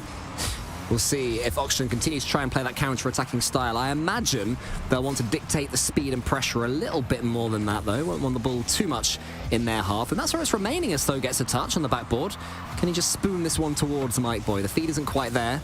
Archie now has Joreas to his left. Joreas and Archie moving forward in formation. And this is where Oxygen will want to keep the ball. They'll be desperate to keep it in the orange half. Yeah, and it's the 2 players from Oxygen that have been a lot more established together too, being together for a near record-breaking, I'm sure, 8 months, as Ixo was saying. Good challenge low as well from Joreas, faking going for that 180 flick. Instead, takes it back down to the ground, fakes out Mike Boy, and I like that a lot. That's just cheeky. Yeah, it was, you know, in Rumble, the magnet that just pulls the ball back? Yes, yeah. It was a bit like that. The way the ball just sort of stopped. It looked like it was going to go one direction. The tap and smash was being set up, and then suddenly, nope. A tap and smash. It's going to roll underneath you. And that is a couple of clean goals for Oxygen Esports. Joreas, who is starting to warm up mechanically. Archie, though, he misses. Should be able to get back in time, but that was a little bit dodgy from Oxygen. Roger, then I'm sure he would have liked that one bouncing awkwardly towards the net as well. Joreas can clear it away on that chance. Just to update everybody, I'm on the B stream. BDS have lost that first match, and that goal has been lost as Suhhh managed to score 1 versus Oxygen. But yeah, on the B stream, bear in mind, pop a B on the end of this URL. You get to watch German Amigos versus BDS, and they've just lost the 3v3s. German Amigos, who rumour has it might be being signed by a pretty big org fairly soon. They have just flown to France. I'm not sure if they're playing in France right now or if they all headed home, but yeah, a few interesting rumours are swirling and whirling around the German Amigos camp right now. But more on them later, I'm sure, on the A stream. For now, we'll focus on Oxygen Esports and Suhhh, because Suhhh have got 1 goal back and fighting to get that second. There's more good touches from Joreas, but Suhhh getting more involved now. Tho up against Archie. Tho wins that race, and that is why Tho always is going to play the 2v2s. The great equaliser is Tho. He loses 50-50, but my word, he scores 2 goals. Archie pushing him just a smidge too far, isn't able to get back on that fantastic challenge through from Tho either. 2 minutes gone, 2 goals apiece in our second game. Gosh, that's a lot of 2s. It's a close 2v2 as well, you know. I mean, Suhhh have had 2v2. What? Yeah. Oh, there you go. The 2s do keep coming. The Suhhh have had more chances and more possession. Oxygen have had better chances and more incisive passing. But it's an intriguing place we find in this game right now, with the 2 play styles pretty much on show. Archie now that right wall sees Joreas central. Will be going solo instead as my boy can challenge with 100 boost. Joreas has got a lot of time and space here. Maintains that reset. Isn't going to be using it for a little while. Instead it falls back down towards that defense.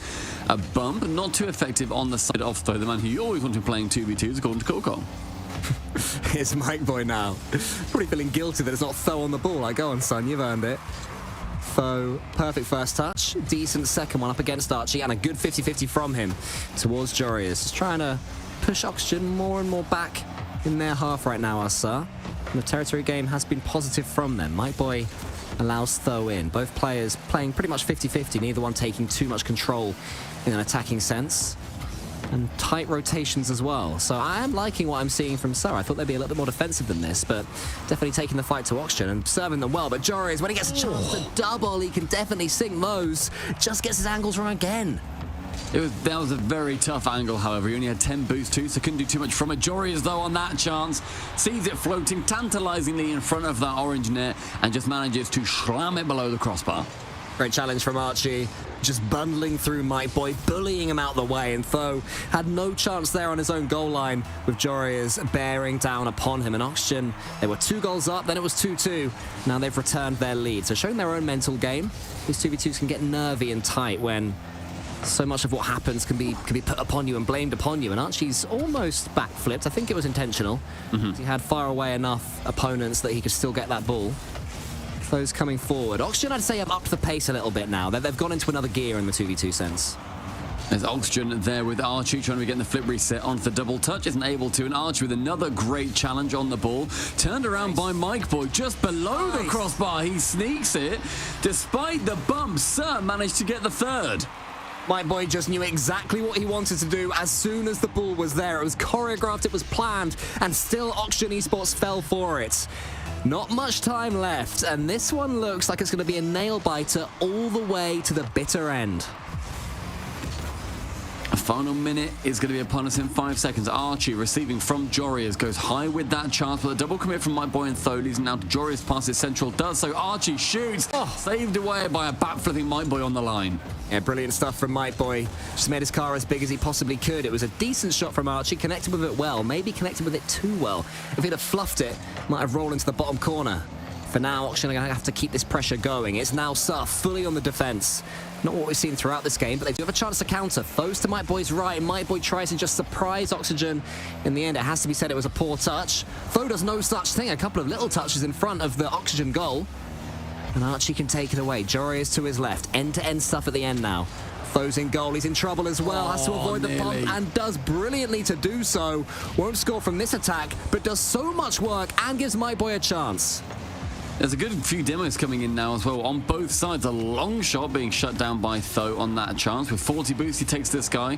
Gets challenged by Archie. Goes to the bump. Joreuz can save it away with 7 boost, though. He can't get too far with this. Flicks it high. Those 1v1 talents not able to score on that one. As Tho now on the right-hand wall. Still has 50. Still has chances. Was going for some airdrops earlier. Instead opted for the dunk.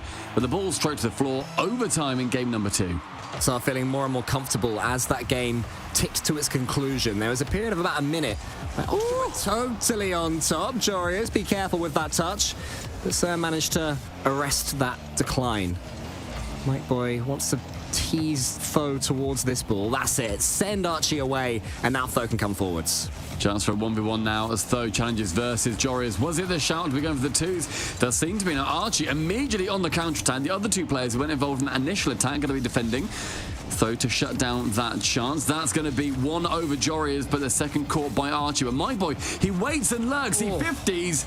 And again, the ball rolling tantalizingly over towards that blue line. I have to say, for me, Suhhh are the favourites right now. Oxygen going to have to come up with a piece of individual magic you would expect, because the team play seems to be going Suhh's way. They played together forever, have the 2 players, as we mentioned.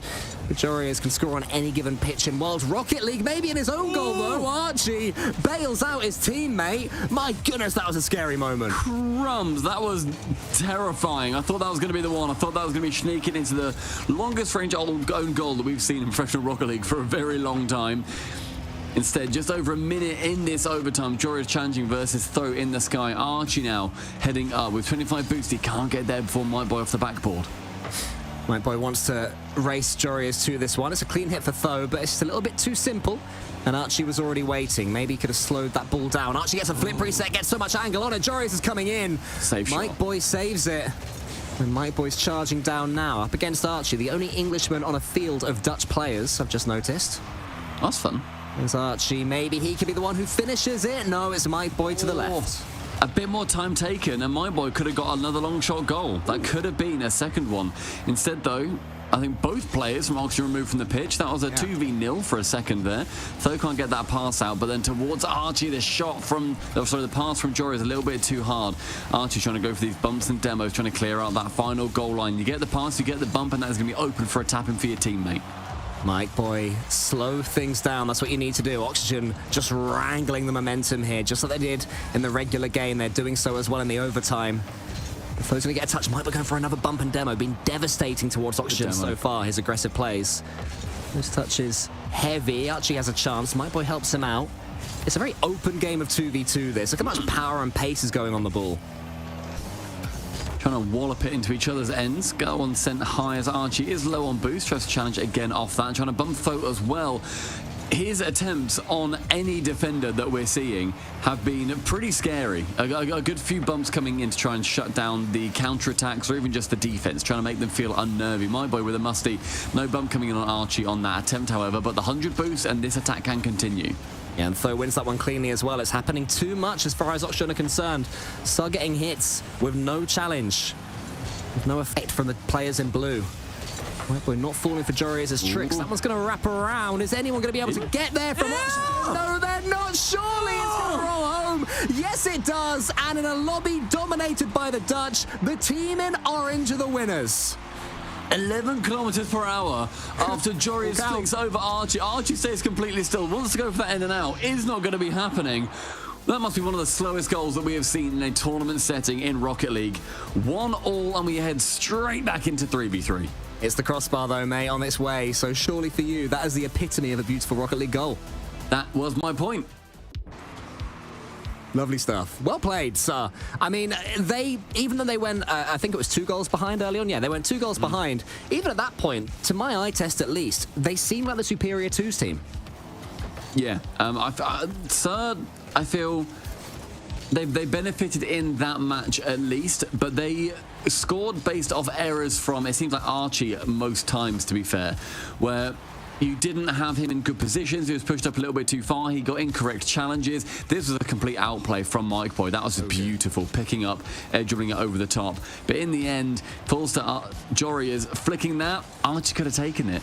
Archie needs to call Jory's off there. That could have just been put straight into the opposite corner, and then they can wrap around them for a counter-attack. A complete communication breakdown, and that is going to lead to a 1-1 as opposed to a 2-0 for Oxygen. Welcome back, Ixo and Hibbs. A couple of Englishmen join the pitch. I know there's 3 Dutch players and 3 Englishmen. What a beautiful split this is for these 2 teams. And I think that Suhhh are going to be feeling supremely confident after that. In particular, Mike Boy, because he was just a menace to Oxygen in the 2v2. Mike Boy was getting into good positions, not only offensively, but defensively too. He was trying to remove any player that he could from the pitch at any given moment, but he was also working forward with his teammates to then be in good passing lanes. So Mike Boy being a big old threat, but Hibbs threatening hard. Archie, where did you come from? I'm not sure where he was. He was hiding somewhere in the blue goal.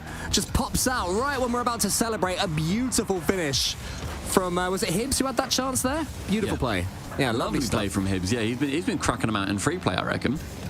Here he goes again. Wants to get the pass into the center. Archie read it again. So far, Archie is Hibbs' kryptonite. The only man stopping Oxygen being at least 1 goal behind. Ixo could make it even better. Archie's there now, and who better to give Oxygen the lead? Great passing across to Ixo. Didn't want to go with this initial shot. He sees it 3 defenders are back rather, and then bumps out Tho from it. The right-hand side completely open, and Archie snipes home 1. It's counter-attacking play again from Oxygen Esports. This is the team, especially with Archie, that I expected to try and squeeze the life out of any opponents, but it seems that they're content, or maybe they're being forced by Suhhh, who are playing out of their skin right now, to play defensively, to hold out, to get 1 chance on the counter-attack, and to sink it. And my goodness, Stumpy, they have the mechanics to make the most of those moments, but Suhh's mechanics aren't bad either. Hibbs has had a couple of chances, so not been able to score, but Oxygen have got to be fearful of him. Mike Boy's the one coming in now. Mike Boy, my MVP so far for Suhhh, gets the equaliser. That's just a beautiful pass in the middle. Ix lets the ball go completely. Mike Boy could have taken, Tho could have taken the shot. Instead, he sees Mike Boy makes the goal wider, turns his car rightward, and slangs it middle of the net. Who do you reckon is going to win this 3v3? Because it is delicately balanced a couple of minutes in, or a minute and a half in. I'm really vibing with Hibs and Mike Boy more than anybody that I'm vibing with on Oxygen, so I'm feeling like Suhhh are going to take this, but then we got a 1v1 on the way as well, so theoretically Jorius wins that, but I don't know. I mean, I just meant the 3v3, and I agree with you. I think Suhhh are looking favourites to me, despite, again, going behind. But mechanics, Oxygen's bread and butter. Jorius takes a great touch. He's up now against Hibs, who sends it to the side. And Mike Boy chases. More good play from Suhhh. Whenever Oxygen are coming forward, Suhhh aren't panicking. They're dealing with their attack very simply. And they are sitting deep when they have to, but so far it's been the right decision until one mistake happens. It was a lovely pass, but could Suhhh have done better? I know, but that's an outstanding pass. Ixa goes high with it, completely lost Mike Boy, chips in, then Jory is back behind Hibs. His car matrixing around the ball. Actually quite unlucky to not get a touch there as well. And you got to see the gold boost through the smoke. It looked beautiful there, the alpha boost. Anyway, his Hibs in the corner. Up against Jory is over the top. Still time for Suhhh to come back into this one, but Oxygen have played their game plan to a T. They're sticking to it. Counter-attacking does seem like their playstyle. Jorius to send that ball long. Hibs into the corner to save it. That's going to bounce awkwardly. And with Tho reckoning he needs to get a touch, it's going to be burning a bit more of his boost away. Left-hand wall sees Archie shy away from that chance and then goes high with it, but just gives the ball away, to be honest.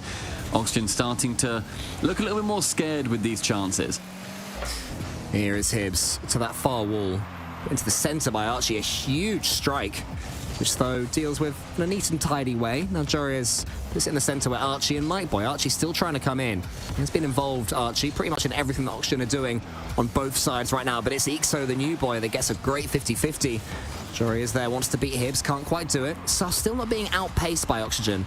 And the solo plays aren't really working for them either. It's these team plays. Can they get the pass into the centre that Suhhh aren't expecting? If they do, that's when Suhhh look vulnerable. Very quickly, Cole, I'd like for you to guess for me what the series score is between German Amigos and BDS. I think it is 1-1. German Amigos just 3-0'd BDS. Oh, really? Yep, that happened over on the B stream. Make sure you're following over there too, because Johnny and Jorby just went through that entire match, and they got a whole load of desk bit later on too, so make sure that you keep your eyes over there. But that series is now wrapped up. We continue over with Oxygen and Suhhh. This is very much, Cole, a 1-1 though, so you got that right. BDS back? No, because they just lost 3-0. BDS back, confirmed. Wow. It's the Hibs is going to go up against Ixo. Massive demo, and that's going to let Suhhh in. This series is still so close. It's 1-1 here. Massive 3v3 we are seeing. Suhhh, you would expect, pretty much have to win it, as you mentioned earlier on, Stumpy. The 1v1 with Jorius should be a game pretty much locked in for Oxygen. So this could be close enough to the series if Suhhh can't battle their way back in. 30 seconds remain, and Oxygen just have this quite tentative 1-goal lead. A great chance for Mike Boy to send it below the crossbar. Instead it's saved away by Ixo to then continue it onto the right-hand wing. Mike Boy challenging again in the corner. Archie does not manage to beat out Mike Boy in the sky, and now Hibs to catch. Hibs has looked great whenever he's been in the sky, but Jory is on that chance just that bit better. Archie into that back corner. The final 10 seconds ticks down, and will Oxygen be taking it to the 2-1? Time to build up one more attack for Suhhh, but can they get the ball first? Oxygen right now playing keep ball and demoing as well, making it as difficult as possible for Suhhh to get a sniff. And then Mike Boy and Tho, oh, we talked about how long they've been playing together, but they get in each other's way. That ends the game. Oxygen on the cusp. Oxygen now going into their favoured 1v1 versus Suhhh. And I don't know who would even be taking this, to be honest. I don't know really how much experience in 1v1 Hibs has.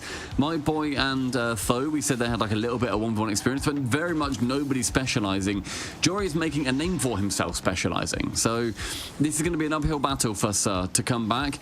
And yeah, I still think they look like the better team, to be honest, in that series. Oh, sorry, in that game. They still look like the better team in the threes.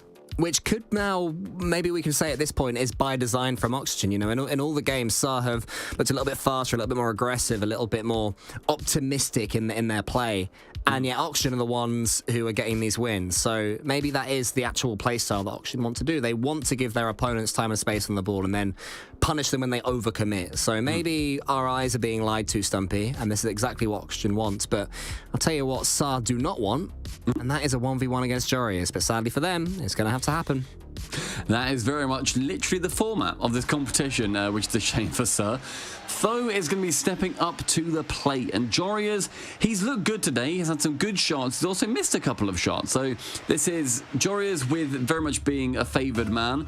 However, not down and out is Tho. It's going to be, bear in mind how close Lasser was earlier against Zen. These competitions can change things. It's a decent kickoff there from Tho, which is what he needs to focus on. You know, if he gets those, and he's got every chance, but he's going to have to, you feel, crack in a couple of early goals to really give himself some confidence, and Joria's is already showing dominance, just playing with his food somewhat in the first 16 seconds.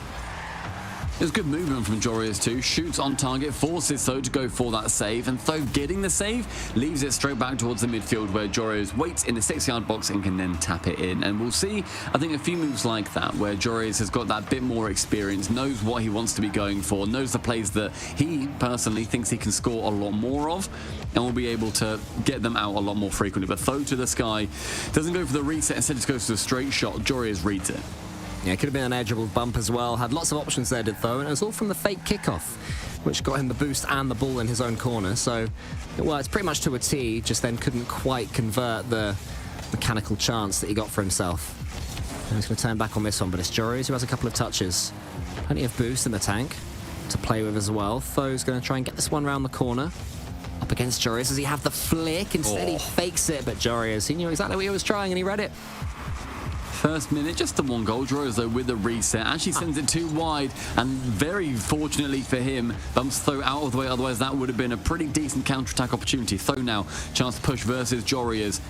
Gets the bump, gets the boost, and then the ball possession still falls to him, but scaredly sends it high instead. Joria's just staying so grounded as well, letting Tho waste his boost and put himself in a slightly more awkward position. But Joria's does lose possession there. Tho's, to his credit, he's trying some stuff. Do you know what I mean? He's trying fakes, trying jukes, trying bumps, and Joria's isn't quite falling for it yet, but Tho's not being predictable. All it takes is for one of these to land, and Tho is going to get himself a goal. I feel like Tho's just poking.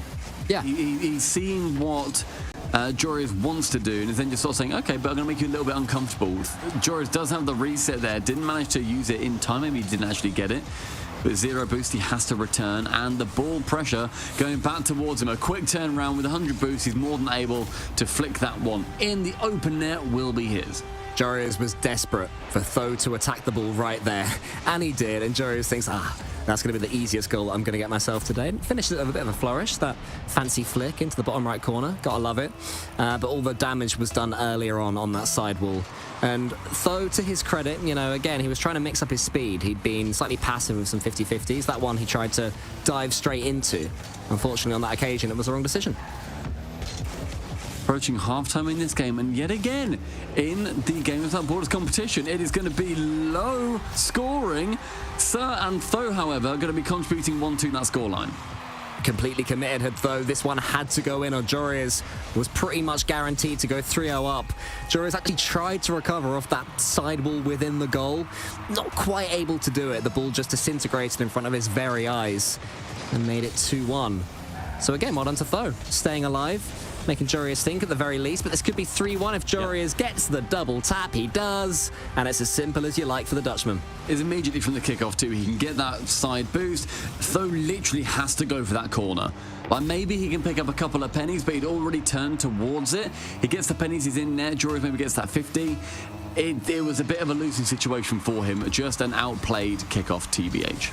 Speaking of outplayed kickoffs, that fake from Tho has worked again. Joria's has handed over possession twice. Last time Tho wasn't quite able to get the outplay after the initial act. This time again, that's the case. Joria's just swallows that up, spits it out, and it's 4-1 to Oxygen. Joria's with a spit and swallow means that with 2 minutes 20, these 3 goals are going to be hard for Tho to be trying to come back against. I don't know how much chance he's really going to have either, because Joria's on defense still looks brilliant. Well, he's brilliant at pretty much everything in 1v1 as Joria's. You know, he's a player that you don't want to chase against because he's an intelligent 1v1 player as well. That's what he wants Tho to do. Nice. But Tho's managed to evade his bumps there and makes it 4-2. Jory's also just getting that awkward touch round, and although that was passed back into the corner is very hard to score from. Credit to Tho for wrapping it back round again and using the full momentum of the ball to then get it goalward. A couple more goals is needed from Suhhh. But Joreuz could make that 3 again, and he should from kickoff. Tho has to make sure that he doesn't get frustrated by that, because it sucks when you get back into a game and then you lose a goal on kickoff. It is frustrating. I don't care how many 1v1s you've played, that's a frustrating thing to happen. Tho has to make sure he doesn't let it affect him. And Tho, to be honest, has done a good job in making sure that a lot of these chances, Joreuz has had to work for at least a little bit. Yeah, he's let, I think, 2 go off those kickoffs, but he's still having to be outplayed on those kickoffs for them to happen. A good chance from Tho here, but with only 8 boosts, he can't speed the ball up nearly as much as he would like to. And Joreuz, I think, had a sense that Tho was pretty low on boost there as well, so it looked like a scary moment, but Joreuz will tell us all that he had it completely covered. This maybe not, though. Tho gets an early flip over to the ball, wants to get the 50-50 at the end. Quite able to there, so Joreuz, it's his turn this time. Is it a flip preset? It is in the end. Wants to get it in the far corner, and he nails it, and it's 6-3. Joreuz on these pushes down the other side. I feel like he's always got a plan B. He gets the flip reset there. In that opportunity, he can go low. He can fake it. You know, he can then go for the pop over the top, or he can keep it low, or he can use the reset exactly how he did. He can send it to the backboard, then get a double. There are so many avenues that Tho has to try and cover that Joreuz has already thought of and has already got contingency plans for, and it makes it that much harder to play against him. He's not just a one-track mind, and that is why he's one of the best minds in Rocket League 1v1s that we've ever seen. A long shot from Joreuz. If that bounced for the post, he was going to freestyle it straight back in. I believe that's what the fighting game community call a frame trap, where whatever Tho does, Joreuz will do the opposite, and that means he's guaranteed to get a goal. I think I might be a hashtag gamer. You're a bit of a gamer. I think I... What do you play? A game. Amstrad, is that still cool? About 6 people will know what an Amstrad is in chat. All right, well, shout out to the 6. Shout out to my Amstrad 6. Is that going to go all the way in? It's not, but Joreuz is going to chase it down. It's 7-2. Joreuz is pulling away. This is expected, and this will be series over as well. Unless there's a huge upset in the last minute or so, which I can't see. Joreuz is starting to freestyle. Oh, please get this. Sink this. Oh, that's so good. Wow. Fully freestyle. 8-2. Complete brilliance from Joreuz. Uses the reset that he gets from the ceiling, stops it dead in his tracks from Tho's clear, and then ground pinches it in as he lands. The 6th goal difference is beautiful, and Joreuz is the gem in Oxygen's crown. How do you even face that when you are Tho? You're thinking you're going to come away with a counter-attack. You can launch a volley. You know what I mean? You can go for an edgeable. And then suddenly Joreuz is not only there, he has his flip. He can flip back towards your goal and then gets the floor pinch. That's shocking. 48 seconds and 5 to bring back for Tho. And Joreuz faking out that shot. I feel like he's going to go for a couple of freestyling shots here.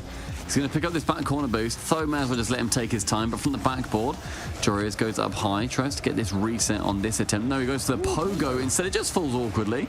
And then, as if we are doing a freestyle competition, just gives the ball back to Tho, then moves back to his own half. Oh, this is brilliant. Little bonus freestyle. Joreuz saves it there. Okay, Joreuz's turn this time. He gets the good catch. The ball's on his wheels, gets the flip reset, goes for the second flip reset, not quite there. Is he going to get the reverse? Oh! He got the reverse wave dash to then stop his momentum and then send him back a little bit. Look at when he lands. He sends himself back straight into the boost and then just sends it straight back on again. That is just lovely little bits of movement. Ix has already left the match. Good on him. It is. There's 6 goals left to come in for Tho. It's not happening. Joreuz is my MVP of this match so far. I mean, it was a lovely little bit of movement, but I think that Tho was under the impression that they were taking turns freestyling, so BM there from Joreuz, and he makes it 10 as well. Oh, with a second left, Joreuz just... he could have had a slow shot. We want 11. We want 11. No, we don't want 11. Just let the ball hit the floor. Joreuz, be the bigger man. Fun fact, the game doesn't end till the ball hits the floor. Does it not? That's one for you new viewers out there. Thank you. Go on, John. Lads. Get the 11th. No, it's like, go on, lads, do the right thing. And you're like, get an 11th, go on, that'll be a game changer. Oxygen win! With a brilliant 1v1 performance at the end. I wasn't convinced with him a couple of times during the 3v3s, and yet he comes out clutch when it is his favoured game mode. Oxygen as well are going to make their way through the brackets, and they will be facing German Amigos, who, as you mentioned earlier, 3-0'd Team BDS in an intriguing start to the Rise era of Team BDS, but a huge win for Oxygen there. They'll be pretty comfortable. They go within one series win of making it to Gamers 8. One more series win. That's so exciting. So in the upper bracket semi-finals, we've got Oxygen, German Amigos, Vitality, and G1. 2 of them will be going to Saudi Arabia to be playing in the Gamers 8 LAN. That is wonderful. I mean, it might be all of them. They could be the 4. Oh, crumbs, it could be, couldn't it? Actually, I don't know if that's how it works. They might meet each other in the lower bracket, so I don't know if that's actually mathematically true that they could be the 4. I presume it can be, yeah, because the losers then go through to the lower bracket quarterfinals, right? And then on the opposite sides, yeah. Oh, there you go. Yeah, could be a 4 right there. Gosh. Yeah, Oxygen, comfortable winners in the end, but I don't know if I like their 3s playstyle so far. They did not, to me, if I'm being critical, they did not, to me, seem like a team where I go, wow, they're a contender, based on the small amount of data we've seen. I completely agree. Yeah, no, I think that they did a good job in the 3v3. They have clearly got room to grow into. I think that if we say that was exactly what we want to see, that's disingenuous to them. We know that they can give us more. We know that they are a better team than that. However, they got the job done. German Amigos are going to be, I think, quite a big step up. They are going to be a harder opponent, and that is going to be a tough one for them to face. Well, speaking of better teams, let's go to the analyst team with Barney Banks. I agree with what Stumpy's look of horror just then. Better team? Cole, we're all a team. What are you talking about? Thank you so much for taking us through that match. Oxygen Esports coasting into the upper bracket semi-final. 2 matches into our $1.25 million tournament here, and all that money going to a good cause. My favorite moment of that entire series, by the way, guys, had to be when high-stakes moment and Stumpy exclaimed in horror, crumbs. That's just so British, isn't it? I gotta love him. Come on. Lemon Kiwi, Gamers Without Borders, a plethora of underdog stories as always. Is there potential here in Dazarin's favorite region, EU? Yeah, I mean, so they had me in the first half, I'm not gonna lie. I mean, they only lost by 1 goal in game 1. They stretched it to a 3-minute overtime in game 2. It was close up until you had the 1v1, and then it was a smacking by Jorius. So I gotta say, Sub put a really good fight. They'll be dropping down to face BDS, which is not a team I was expecting them to face. I was kind of setting up this Oxygen versus their former 3rd of BDS in the semifinal, but that's not going to happen. I was as well. I was thinking, oh, BDS, previous world champions. Oh, there's a story there, and here they are in the lower bracket. But hey, a lower bracket run is still on the cards. Spaceman, how you feeling, buddy? Scale of 1 to 10. You cooking? I'm feeling like a 9. I mean, I'm just happy that there's good Rocket League on our screens. I've got no dog in this fight, but I'm enjoying it nonetheless. I really like what EXO brings to the table. I like the pace change. Oxygen look good. BDS, woes continue. This is Rocket League, man. It's Rocket League indeed. You've got the highlights on your screen presented by Aramco. Something we haven't touched on a huge amount over the past few days, map control. And I got to say that 2s match, okay, Tho from Suhhh was just right place, right time, all the time. And that final goal really was a hold your breath moment, Lemon. I thought it was impressive. Yeah, I think both Suhhh and Oxygen, despite incorporating new 3rds, they came out the gates hot, and I think that's why we had such a good series. The 3-1 scoreline doesn't tell you enough of. We thought there was going to be a larger space, a larger gap between Oxygen and Suhhh, like I just said, like keeping it within a 1-goal game. The fact that Suhhh found ways to improve and stay in Oxygen's shadow. You went to ones where Jorius just outclasses though in that regard, but I still was very entertained. I'm looking forward to see if Suhhh can also catch BDS on their off day.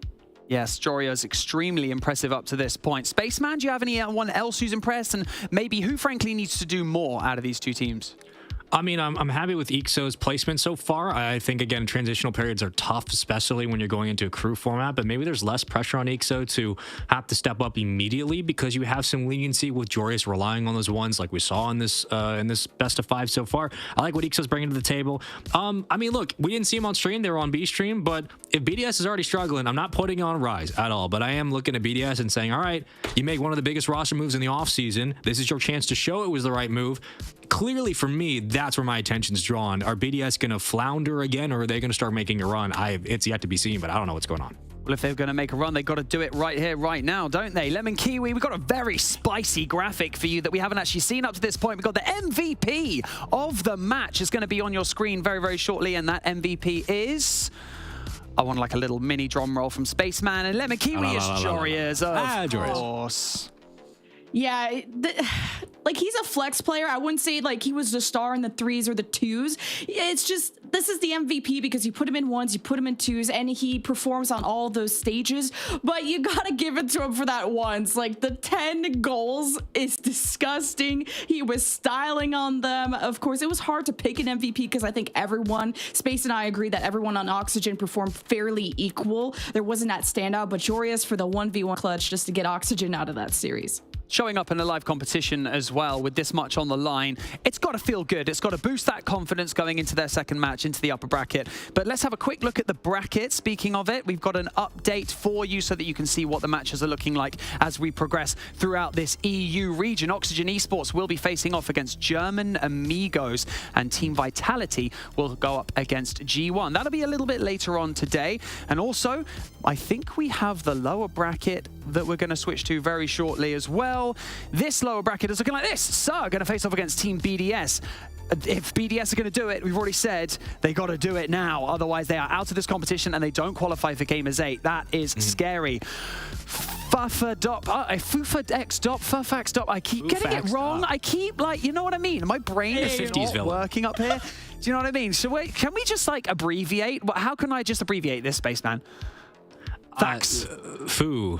Or facts. Or DOP. What, like, it's 3 syllables. Like, it's great. You can pick your poison here. I don't know why players insist on these wild names, but it's fun. Is it mean? I know they don't even know. They just... I know it's 3 syllables, and it's not like I talk for a living or anything, so it shouldn't be difficult for me. Anyway, we're going to dive into a very, very short break. Go to the bathroom. Be back here sharpish because things happen quickly in Rocket League. See you after this. Every day, it feels like there is a new crisis. Families displaced by violent earthquakes and wars. Warm hearts sleeping under cold blankets of stars. Lives destroyed and washed away. Families fleeing into the unknown. But look closer. See the hope everywhere. See the ones running towards disasters to help. Compassion exists all around the world. Kindness is healing wounds, bringing hope for a brighter tomorrow. Look closer and see the many families like Layla's who've lived through unimaginable hardships and yet haven't given up. Please don't give up on those forced to flee. Donate now.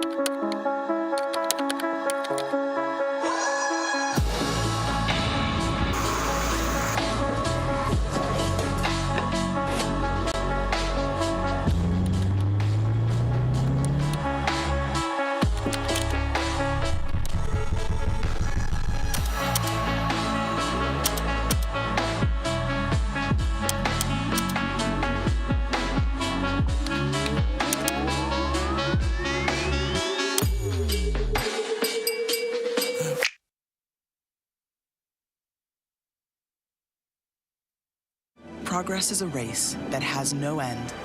After every finish line, another challenge awaits. How can we continue to push innovation in a sport at the forefront of technology? This is how.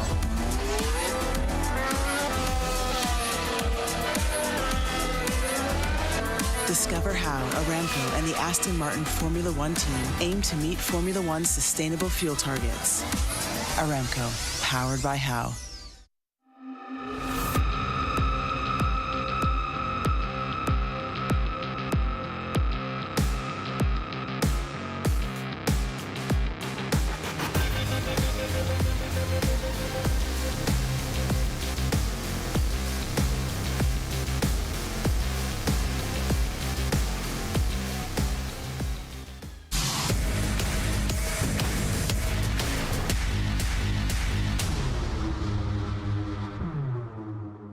Welcome back to Gamers Without Borders. 2 series down in our competition. It's the usual suspects. The predictions, I think they're just firing on all cylinders at this point. We have some familiar faces in the virtual studio who are going to be joining me for this Team Vitality G1 series. Welcome back, Dazarin and Corelli. Corelli, Oxygen looking strong, Jorias especially. Yeah, Oxygen, listen, this is a team that we expect to do pretty well in this tournament. They have a great player like Jorius who excelled in ones and also in the other game modes as well. So I think for Oxygen, they're not, you know, they don't have the same hype level as maybe Team Vitality, but they certainly are a team to contend with here to win this whole thing.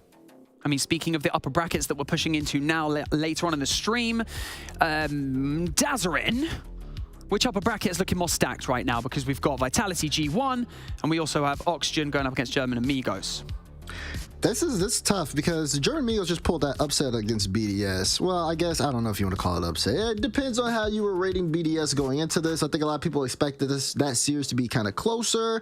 I know personally I was kind of disappointed in what I saw out of Team BDS. They have the lower run, but regardless of that, German Amigos are here. They are looking good today. Oxygen looked very solid. Vitality, I would say Oxygen, German Amigos would probably be the more closer one if I had to pick. I think Vitality should take G1 because G1 just went 5 games against Monkeys and they actually almost lost that. So they're looking shaky today. And I think Team Vitality will have the victory. But normally it would be Vitality G1. I'm just judging on how the day's going so far. We've seen Vitality on the A stream so far. We're yet to see G1. So we had the opportunity to speak to one of the old Luminosity roster from last year going into this next match. From G1, it is Atomic. Let's see what he had to say about Gamers Without Borders.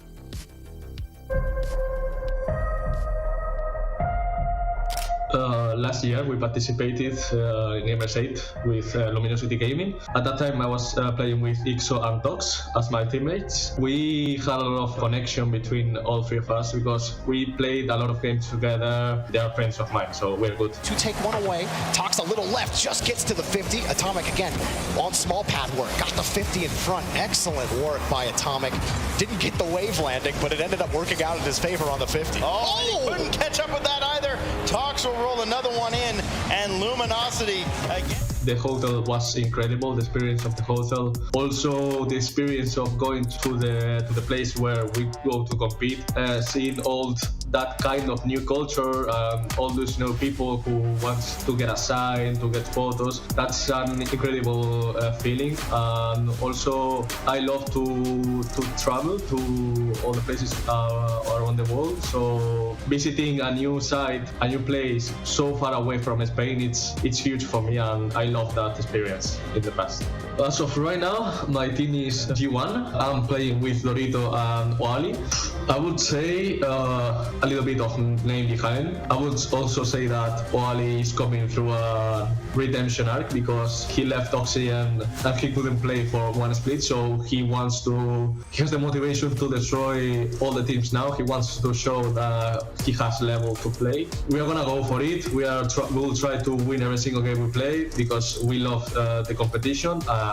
Everybody can say like if they win scrims, we are gonna win the regional easy, like you know. But to be fair, we never know because EU, I would say, is the best region by far, and right now there's more than 5 teams that can win a regional easy. But I'm pretty confident. I'm very confident in my team. I think we're gonna do good. I know we can do it because we have the level and we have the potential. We just have to play, destroy everyone, like easy. EU's the best region by far. Dazarin tends to agree. Up next, we've got Vitality going up against G1. Damn, I almost did that one right. And we've got the next upper bracket card that's going to be coming up very, very shortly. Now, is this where our teams get tested, Corelli, or is this Vitality just lining up their next meal?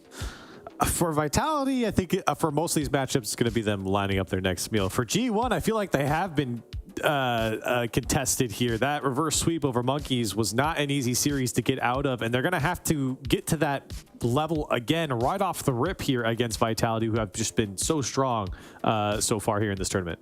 Dazarin, I know we jest a lot, but I want a serious prediction from you going into this. Does G1 stand a chance? Yes, they do, actually. This could be a lot closer. Again, I think for Vitality, the start against FUFAXDOP was not the best showing I think I wanted to see from them. And even though G1 are coming off of that Game 5, which I am kind of criticizing them for, I do think that they could potentially catch Vitality slipping here, but I would still back Vitality in this matchup. Ooh, well, the scene is set and our teams are ready and prepped. Whoever wins this next series qualifies for Gamers 8. Simple as that. 2 wins under your belt and you're in. 2 new casters jump into the mix. Lemon Kiwi and Spaceman take us into our upper bracket semi-final, please. Thank you so much, Banks. Wonderful as always, Desk. Fantastic. We look at G1 and Vitality. This match comes down to qualifications. We've reached that part of the bracket. Welcome in, Vitality, looking like one of the best teams here currently in the world. For G1, make a roster change, but you hear it during the interview. Not only do you have an experienced player in Atomic, but you also have opportunities here to potentially work within the cracks that Vitality have. It's going to be a tough one, though. This is a step up for G1 and for Vitality. No small feat there. Lemon Kiwi, this could be a trap game for them, but I think a lot of people are expecting Vitality to handle it. Yeah, but G1 are just coming off of a home run reverse sweep. That feels good to come back from the depths. But also, both these teams have faced recently, whether you want to take a show match seriously or not, it was a reverse sweep, or not actually just a Game 5 victory for G1 against Vitality in the Johnny Boy show match recently. So Vitality are beatable. Yeah, they are. And look, this is not some titans of industry here in the world. Vitality still have a lot to prove, as does every team coming into this, because we're kind of middle of the season here. A lot of teams have made changes. Vitality didn't necessarily make one because Zen was already subbed, but once he comes of age, all of a sudden he's now qualified for RLCS, and with that, they move him in after the Winter Major. Granted, he's been waiting and playing ones and dominating, so there's still opportunities here for things to grow, but for Vitality, you have to be looking at the 1s and 2s game as a favorable matchup for them. In 3s, I think that's really where you have your best shot if you're G1 to steal a game away in this series, because it's a best of 5. It's not best of 7 where you have a chance to maybe go the distance. If you come off slow, you're going to struggle, and Vitality are not going to give up much for free. I know there's a lot of hype behind Zen, of course, the newest player on this roster, but one that I think can carry them to that victory. But G1, that reverse sweep doesn't take one person. It takes a whole team to put their heads together. Look at this control from Oli, but pinching it right down, Radisson saves, and Vitality get out. And of course, when it came to the change for Vitality before this event kicked off, you did have Sizen in the squad. He eventually, of course, gets dropped. Zen moves up, and it was the question mark of, all right, when we go to the major for Vitality, regardless if they win the whole thing or not, who's going to get replaced? And Zen has basically filled in perfectly. This team's looking great in scrims. We've been watching them play in their 3s and 6s, and yeah, they've basically answered every question of whether or not the 3s would translate and how quickly Zen would make that adjustment. The acclimation period was not too long for Vitality. Vitality. But for G1, also very interesting for them, right? They do make a change. Oli now brought in, formerly on Oxygen. He was waiting for about an entire split. Didn't play a lot of Rocket League in the past 2-3 months, but he was still practicing, still waiting for an opportunity to get on a top team. And I think he has a good squad around him. This is an interesting step up for G1s. They're going to have to handle the pressure, but as that one goes dangerously towards the back wall, you are wondering what the clears will look like as Zen takes it away. And you're wondering what G1 looks like in the European scene, which is Vitality is touted as this top 1, if not top 3, however you want to argue this. You heard it in the interview that EU is just so tightly knit in terms of the competition. That pass won't connect there. And G1 didn't make it out of groups for the Winter Majors. So you think, is this a chance for them to prove themselves? If they can make it to the Gamers Aid, Vitality will gatekeep them, at least for the moment. It is the upper bracket. You have a longer road to the lowers if you make it there. But game 1 is kind of a stalemate already. 0-0. G1 applying the pressure, but not getting their first goal yet. I mean, this is the fun part, right? Like, the stalemate's on the defensive end there for Vitality, but once the counterattack begins, it's so quick upfield. It was good pressure from G1. Pretty sustained offense on the other side, but immediately a possession right back, and you're playing a one-on-one in transition against Alpha or Zen, you're going to lose it every single time. It's just a matter of moments. And there, Vitality will start things off and open up the proceedings. A 1-0 lead with 2:48. This is what we expect, but now the question comes down to whether or not G1 can respond. That triple commit, not ideal either, but all good. 2:43 left. Alpha can get on this first. 2 defenders come out of the net for G1 as Radisson takes back control, but Dorito protects that back wall. Team Vitality will take some heads along with them while they fall back for the defense. While G1 are weakened, they give that possession back over to Vitality. Zen working through the left side, trying to connect with a pass on the box, not even needing to, forcing the own goal there. Team Vitality up 2-0. I mean, Ole can't do much here. Once he circles back, if you try to pop over Zen, you're punching it through to your own net. You try to get physical, Zen carefully and poised as ever in the box, punches that through. And this is an instance where when the play breaks down, you're looking at Vitality to capitalize. G1 struggling. I'm sure the comms were a bit hectic. There really wasn't much they could do there. The defense was spread thin, but they try to bunch the left post. It doesn't work. Vitality off the kickoff again will have possession, and they have a third goal to boot. Alpha 54 gives them a 3-0 lead. That's the captain. That's one of the reasons of many that you build a team around him. The bounce that Dorito could not read. Even had a Vitality member getting creative with it right on the goal line, looking for the bump. But 3-0 for Vitality with 2 minutes left is a statement to make. You wondered how much energy G1 was going to bring after that reverse sweep. Well, not a ton in game 1, although their offenses have, of course, been present. Dorito just catching this on the floor. Radisson in the way, and Dorito will make sure it won't happen again. Pass almost connects there. Dorito not getting the angle he wanted.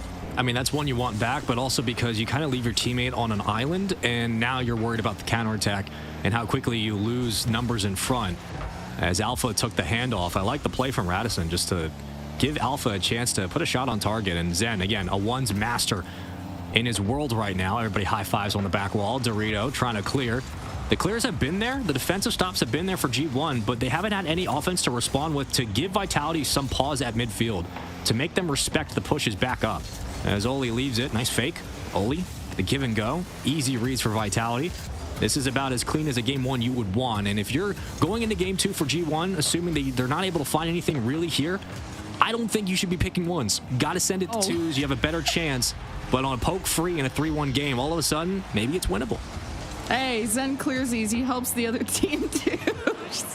He just gets a slight touch. He scores everywhere. Right. Even against himself. But 3-1 for Vitality. And G1 brought obviously a lot more physicality to their offense, taking a demo in the last 2 turns. I think they've tried Atomic to the corner. Vitality, watch carefully. Radisson with the challenge. Oli, does he win this in the midfield? No, concedes this to Alpha. Vitality going for the 4th one. And G1 really need to get something going if they hope to tie it, and that's Atomic redirecting into the net, and only down by 1. G1 still in this. Zen overextended, and again, it's a bad touch on the ceiling, but Zen's caught out of position, and Atomic recognizes the missed touch, immediately flies up for the pre-jump. That's good recognition at midfield. The pressure finally starting to show. G1 have had a lot of opportunities to punish on those counterattacks. They just have not been able to find the opening. But a couple of mistakes from Vitality, right? This is where you probably have your best chance in this series, in these 3s, to really steal a game away and make it interesting, as we've seen it so far with under 40 seconds to play. a 3-2 game. Granted, Zen did score on himself, but it's still doable here. Oli from the side wall, looking for the pinch, unsuccessful. The win by Alpha and the takeaway by Vitality. That should do it, and he closes it 4-2. That was a good response to have for Vitality, because you started the first half up 2-0, 3-0 now into the second half, and G1 started that comeback, 2 back-to-back goals. However it happens, it happens. And I think that one, like you said, seals the deal. 22 seconds, though. This next play from G1 has to happen. Oli wins the kickoff. Radisson was ready, though. G1 not able to force their way through, not following up. Losing that immediate pressure off the kickoff is going to cost them precious time for this game 1. Yeah, and that's the takeaway, Lemon. It's the precious time that they just don't have after a while. Hold on, one for the road. Doggy bag goal. Oli does find it. Oh, we're seeing a miracle kickoff. Hold on. Oli with a great 50. And Dorito on the slow catch. Recenters, nicely done. Had to work for that one, but anything's doable. I'm just going to put some hopium out there. Maybe we get a kickoff goal. Good adjustment from Oli in that case. Kickoffs, a little delay by Vitality. Able to hold on. 4-3 for the French team in the game 1. As expected, maybe in terms of predictions, although we kept G1's dog in the race, especially after the show match result, especially after that reverse sweep against the Monkeys. G1, I think, have room to grow, and Vitality better watch their back. The French won again. What else is new in Rocket League? But listen, that was a good game 1 from G1. Honestly, like, for how this went, and granted, you kind of take away a goal from their stat because of what Zen was doing on the opposite backboard, but G1 had to step up and meet the moment against a very, very, very strong Vitality team, regardless of what game mode they're playing. They do so, just came up short in the end and gave away a couple of opportunities, but it was really these backboard clears, other than what Zen just did there, from Vitality. The quick counterattacks upfield, finding one another in the infield passes. They're one of the best teams in the world at it. They take away opportunities. They make G1 have to work overtime for a lot of these shots. And this was a tough look, but they do finally eventually get that goal. With that, though, G1 will now have their pick. Do you want 2s? Do you want 1s? In this instance, I'm shocked if we see 1s. You go to 2s, Vitality look a little bit more vulnerable there. There's no way you're putting Zen in that pocket. You have to make him feel at least a little uncomfortable and stretch the series out. I'm thinking the 2v2, unless you're feeling real... Wow. Hold on. Unless somebody joins last minute, we're going 1s. Okay. It's 1s. I don't want to... Chad, I'm telling you, I don't know what's going on, man. But we're going 1s. I think that is an insane take out of G1. But if it works off, Dorito's an absolute god. And in that game 4, I mean, Dorito won 6-4 to help that reverse sweep for G1. So they believe in him to make that magic happen again. But Zen is just that good. Although this is... Okay, Dorito couldn't follow up with that. But Zen, I mean, made the solo plays happen even at G1. He doesn't need a pass. He can find the gap on his own. But Dorito obviously is coming in with a lot of confidence. Can he handle this right now? And he does.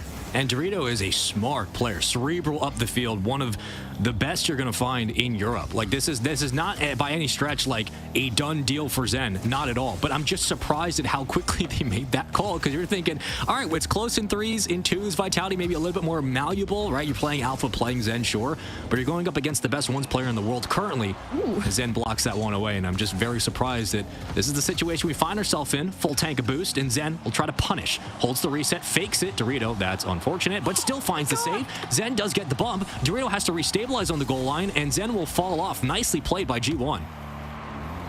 Just close calls from either side. Just these goal line saves from Zen before, to Dorito doing just that, even through the patience of Zen waiting for shot after shot. This is above Dorito's head off the backboard. Zen recovers, but didn't get really behind the ball, so it gives Dorito a chance to stabilize, both jumping off. Dorito is reading this well. Zen hasn't cracked the egg yet, and despite a few offensive attempts, it takes Zen having to demo him to maybe scoop this in. Yeah, Dorito can't get back in time. And this forces the kid that went on, like 17 straight wins in 1s before Roas eventually put a stop to it. But through the corners, when you get a demo, it's free. It's just free real estate. You're not going to be able to spawn up in time. It's a 1-0 lead, but I think the positive takeaway to start for Dorito and G1 as well is time has gone by. You've kept Zen at bay. You've played great goal line defense. You've managed your boost quite well. You're not going to catch him here, but it's tip of the cap and hopium there for Dorito, as he has everything he needs to make this series and this game interesting. Zen cannot close the deal, but Dorito will get possession back. There's been multiple attempts that Dorito has stopped. It's taken Zen to go for a demo and guarantee himself the goal for that to happen. So Zen has met his match so far, still can't carry it through as Dorito holds on. Now trying to get this above. Zen doesn't get the tip he was hoping for, but the pinch off the wall goes all the way down. Are you serious? Okay. All right. I mean, we saw Gyro hit it, what, 6 months ago, and Zen's going to do the same? That's disgusting. Yeah, this is why this kid is so good. All right, that's a 2-0 lead. There's nothing else to break down about that. That's a psycho shot. I didn't know that was intended, but hey, Dorito, hey, gets the kickoff. Oh, no, Zen gets there in time. 0 boost as Dorito, at least, doesn't want to go for possession here, kind of concedes that to Zen. Dorito goes back for more boost. This almost lands in front of the net. Zen catches it. Dorito has to fall back. Doesn't get the centered out ball he was hoping for, but Zen will come back for more. I didn't think we'd see a psycho this early, but you never know with Zen. You never know what you're going to get off the ceiling. Dangerous ricochet. It's going to be off the barb. No, it won't. It's going to bounce quite precariously. Slow roller. 3-0. It does feel... Okay, yes, it's Zen up 3-0, and it feels one-sided, but it's taken a lot more attempts. I guess I'm thinking back at like the 8-6 1v1s we casted yesterday, where it was like as soon as you had the ball, you were scoring. It's taken a few attempts. It's not 100% execution for Zen. Look at this carry on to the upper 90. Oh, he's warmed up all right. Yeah, I think he's doing just fine. Working on the opposite side of the field, Dorito plays boost, and you can't blame him low in the tank, but Zen is already on your goal. This dude's insane. He's been like this for a while, and what started as a very promising opening minute 30 there for Dorito, keeping Zen at bay, has quickly crumbled into a 4-0 lead and a lack of possession. Can't even clear out of the orange side of the field, gives it right back to Zen. Dorito will eventually get back to that midfield. He'll keep it slow. Ground game is all his, and he goes for the flick, but diving save and punches it out. But right back we go. Zen off guard. Oh, left post. Zen trying to get this out. Dorito being careful with his challenges. Waits down low, and here you go. So Zen now trying to score, wants to dunk on him, but not going to happen. Dorito has the midfield. Zen challenges at the right moment to send it all the way back. And lets Dorito have a chance to breathe. Time continues to dwindle away. Dorito just needs something. Get the momentum going. You play great defense, but after a while, you do need to score. That's how these games go. Defense only keeps you in for so long. It does help you win, but maybe that takeaway will start things. Finally, Dorito finds one. Yeah, because like you said, these challenges have only to slow down Zen, not to take the ball and do anything up until this moment. Zen finds himself on the sidewall, and then Dorito finally has an open field to go crazy. But you're down 3 goals with 1 minute. And Vitality, just like in the threes, they start out strong. G1 can creep up on you, though. We'll see if Dorito has it in him. Like you said, it's a momentum thing. As Dorito tries to cut, backflips back, and Zen barely saves, gets that out. Zen has so much boost. Dorito just has to flip it high. He'll play back neutrally. Dorito recovers nicely, forces the chow into the corner. With 40 seconds to go, is that pop free? No, it's going to be off target, but there's really not a lot of time here, and we know Zen likes to kill the play and bring it back to his own corner. So if he gets possession at the midfield, this one's done, but you need to swing upfield, and you need it now. The counterattack begins for Dorito. Here he goes with the flip. Zen gets a hand up and clears it off the backboard. That might do it, as Team Vitality will go up 2-0 in this series and need just one more game to qualify for Gamers 8. Solid defense from Dorito. It's only 4 goals compared to what I feel like Zen is capable of. Nice control. Dorito still stopped. Zen, offense, defense, no problem, especially for the 1v1s. 5-1 now. Should be the final score unless something happens on the kickoff, but that'll get Vitality to the match point. And G1, we're desperate to try and even things up here. Surprised they chose the 1v1, as you can give yourself maybe some more forgiveness in a 2v2, but obviously Dorito was feeling himself and only got 1 goal out of that. I mean, look, it's a risky idea to play game 2 at once, I like the confidence, but you got to give credit here to Dorito. He held his own for before that like minute stretch where Zen put 3 goals on the board. He was holding his own against Zen. But after a while, the best player on the field is going to be the best player, and Zen proved it. Vitality now up 2-0. Here are your highlights. It was a psycho shot from the backboard. Yeah, it bounced. Ooh, it doesn't count. Whatever, chat. It still works. It was ridiculous from the ceiling. Zen was the better player in this. We all knew it was going to happen. And he puts this one away very quickly. It was a minute stretch where 3 goals come through, and Zen just put on a clinic. Look at this. Flips in the air. Vitality as Zen styling on them in that first half. Dorito able to score with that 1 minute left, and you thought maybe that was a chance for momentum. You caught Zen lacking just the one time. But even Zen knew, kind of like you said, was killing the clock, challenging, just conceding the ball, and Dorito just couldn't break through, but had many cool looking attempts. Just Zen is that good on the defense. I mean, like, what do you do if you're Dorito there? It's you kept him close up until the opening goal, and then you're losing boost in midfield. There's really no presence. It's not his fault. Zen is controlling the air, and all of a sudden, you can't even get out of spawn. You can't even get out of your own side of the field. You're stuck, and you're having to deal with Zen's aerials with very little in the tank, but Zen has everything to work with, and all of a sudden, we find ourselves in a situation where G1, very good team, giving up a fight to Vitality in game 1, a little bit in game 2, but now you're back to 3s, maybe the best chance G1 has to take a game in this series. You got to win here to qualify. You lose, you go down to the lower bracket, but Vitality looking to end this 1-3 fashion. In case you have a memory of a rock, Vitality had a good start to the first half of game 1, 2-0, but G1 fought their way back, a little cat and mouse action, had 2 goals to tie it up, and then Vitality went away 4-3. And Zen, even solo plays there, made it happen. Vitality as a team looked good together. And Alpha showed himself as the captain too. G1, I think, will look better in 3s. And hopefully Dorito isn't too bummed about that 1s, and now he can kind of get scooped up morally by his team. Yeah, look, this is still entirely doable, at least to extend it to Coliseum. If you're looking at potentials in this series for G1, extending it to a game 4 is necessary because then you got 2s. Maybe that's the benefit that we have here. You're gonna have Alpha and Zen in 2s. Yeah, it's not great, but probably a better situation than an ISO Chow against Zen. Regardless, you're gonna have to find some goals. I know it sounds very 5-headed, it is, but the scoring just hasn't been there for G1. Vitality been too dominant. Too much potential with the strikers they have. Zen flips it toward the backboard as Atomic will clear. Radosin sends it on its way back into play. Here comes Alpha. Quick shot, left post. Denied. Defense stands up. And a clear. Holy getting above 1 defender.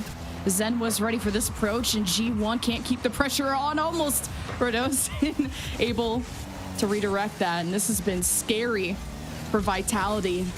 Their defense, or their offense, I should say, looking lethal. Here's a counterattack from G1. Zen at least redirects this away from G1's hands, but they wait in the midfield and they keep sending it in. But G1 aren't that threatening quite yet. And it's reminiscent of game 1 to start. A lot of boom ball, a lot of possessions upfield for Vitality, but the defense did clear. Luckily, the overextension from Dorito didn't get the touch, but it was still good enough, made it threatening. Vitality had to come out for the save, and Alpha doing Alpha things from the midfield. Zen on the slow approach, and it just rolls through. I think it might have been a mistouch from Atomic. He gives it right back to Zen, and then that was a bad clear, but couldn't really go any other way. Just a luck of the draw circumstance there as Vitality find the goal. I'm going to say this kid's name all the time, but Zen is in the right place at the right time on the defense, on the offense. Had that warm up in 1s. Now helping Team Vitality finish this off in a sweep, at least in the first half. Team Vitality have that lead, just like they did in game 1. But G1, they start to level up in the second half, but it's these clears that need to turn into something else than just making space. It's about G1 owning that space. So Atomic dumps it in, but it doesn't help that Team Vitality are always there first when G1 clear. And they don't, I want to see G1 fight for it more. If they're going to be a physical team, they better show it. It looks like G1 able to get some demos. Now it's about fighting for the ball. I mean, look, you're going to have to start forcing the challenges on the offensive third here. You can't allow the constant pressure from Vitality to be at midfield. That's a miss there you want back. Just hits the bar twice. The clang hurts. It rattles around, and G1 unsuccessful. Unfortunate for the moment. Minute 45 to play. Ollie's going to get the call. Trying to pinch it down. Does so very harshly, but The recovery towards that midfield will be there for G1. Possession back to Vitality. They do find the clear. The give and go. Zen, great shot. Oli saves. Remember, this is for a spot at Gamers 8, and up in the winners final awaits the winner of Oxygen versus German Amigos. So Team Vitality setting themselves up, but obviously you can't be too comfortable with just a 1-0 lead. But if you're Vitality, you heard it in the interviews, they're a team with good vibes. They trust each other, and how can you not when Alpha pulls that off? And you always have to worry about Alpha, right? He was the original main man on this team, the ones, they say the point man for this squad. When you had the old roster around him, and now they just build an even better one to boot. Everybody forgets that Alpha's still here, and he's still putting up top 10 plays. At major events, Zen avoids the demo. The dangerous 1-2 punch of Alpha and Zen, one of the best in the world. And Radosin, sometimes he's smiling. He's like, I'm letting my teammates do all the work, but he has had a very good series of feeding his teammates, facilitating a lot of the offense upfield, and letting Alpha and Zen just work in their space, controlling the pocket through the corner. Alpha being a nuisance, burning time. All members are committing from G1 just to get the ball away. Just chasing. And Team Vitality almost have them trapped. Yeah, Alpha brings it back, and precious seconds gone again. G1 just needing to strike at least once to make this a possible comeback. Clears have been nice, but offense is just the ball immediately conceded when they do clear. G1, again, they just tossed it right into the lap of Team Vitality, who have boost, and they're coming back for more. 2-0 for Vitality after that last goal from Alpha. There's Dorito fighting for it. Lose it to Zen, but G1, Oli, last couple of seconds just to get something. It's G1, not G0, but the last couple of seconds, that's gonna be all she wrote. Yeah. G1 going out with a whimper. I mean, look, signs of promise here for G1. There are positives, and they do have a lifeline. You go to the lower bracket, you are not out by any stretch, but it was the constant challenges, the 50 game and the wins on possession on the defensive side of the ball for Vitality. They didn't waste a lot of time getting the ball back. When we go to the other side of the field, you got Alpha 1v3ing, just burning time. How often G1 were circling numbers out of position just to hunt down a player? This was all of Vitality. The offense is going to be there regardless, but their defense was pretty impressive in this series. They didn't waste a lot of time transitioning from defense to counterattacks.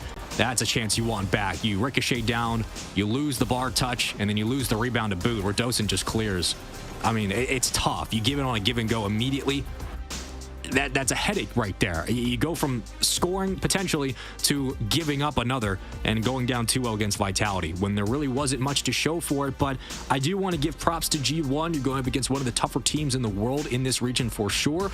A lot of positives, but there just wasn't offense to really counter the defense and to make Vitality treat you with respect at midfield, and that's what you want to see. But Vitality just too good, man. I mean, this is what they do. Lemon Kiwi, they're that good.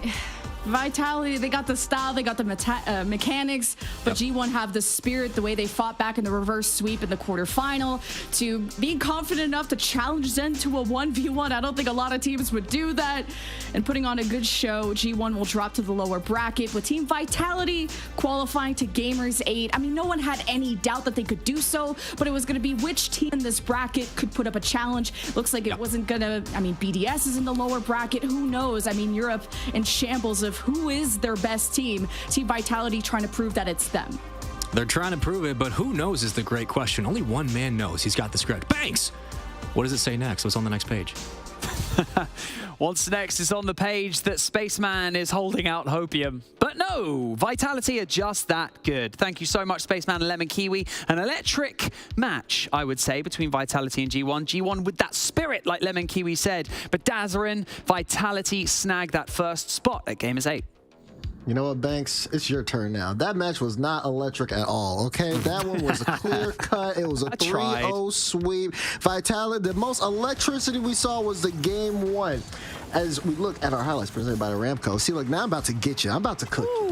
Look, Vitality They came out, and yeah, people were looking at this matchup and seeing, okay, what's going on? G1 could have potentially came back, but then G1, you could tell they were playing for Game 5 because that's why they put this 1v1 up. If they were believing in a 4-game comeback, they would have just, and then when this happened, it was all over. You knew it was all over. You see Zen hit the Psycho. I'm sorry, Dorito, you're done. You're done with, we might as well end the game at that point. And it was only a 2-goal game, but everybody knew what was going to happen. Zen was going to activate, double flip, reset it to the top right. It's Zen. It's automatic at that point. And then we went to the 3v3. Vitality tried to put up a fight in that, or not Vitality, I'm sorry, G1 tried to put up a fight, but again, at that point, Vitality was already rolling. They already had all the confidence, and they made this one a short one for us. I was going to mention that, the ones pick by G1 in round 2, a power move attempt to show that they're not scared of a 15-year-old with a controller, Corelli? No, they're just trying to get out of the way, hope they win the next match, and then not have to put what is an automatic loss at this point as their Game 5. That was the idea there. And it's interesting, because I said the same thing. I was like, oh, that's interesting that they picked that. But of course, that would mean that would leave them in a 2v2, and then of course a 3v3 to round out the series. So they would rather that than have to put all their marbles into a 1v1 match, which, again, feels like an automatic loss with Zen hitting Psychos. I mean, a 3-0, okay, Dazarin, I'll give it to you. Not electric, but I felt like G1 were putting up a fight. More of a fight than Vitality faced in their first match, let's just say that. Okay, let's think into the future very slightly. G1, how do they bring that morale back? Because their next matchup, they'll be going up against someone who's just come off a win. Right, they'll be going up against the winner of Sub BDS, and that'll be a very interesting matchup. I think it's just kind of G1 understanding their own ability, finding that confidence. We know they're a team that can rally back. Like Let Me Kiwi said, they did it in that 5-game series against Monkeys. It was a reverse sweep. So even when they're pushed on the brink of elimination, I would not count G1 out just yet. They're so close, they just have to get it together for one more series. Okay, we're going to have a quick look at our MVP of that match. And Corelli, if you can't guess who it is, you don't deserve to be here. Just get out of my space station. I keep calling it a space station. My spacecraft, let's just say that. It's Zen. Come on, Corelli. Those stats just say it all. I mean, come on. You look at just his 1v1 game alone, but with everything in the basket, Zen, a great showing so far in these first 2 series. And I mean, listen, he's living up to the expectations. He's doing what he should be doing. He's taking care of the 1v1 matches. What else can you want from him? He's looking golden right now. Yeah, I mean, he was the talk of the town leading into this. I kind of hoped for some form of storyline in the form of underdogs coming through, but he is just so OP. I can't really fault him. It's a bit of a shame, really, for the sake of this. But let's take a look at the updated bracket as we are standing at this point. The upper bracket extremely strong in the EU region, as we all anticipated. Vitality awaiting with bated breath against the winners of Oxygen Esports versus German Amigos. An interesting matchup coming up next. To German Amigos have that opportunity, Dazarin? What do you think?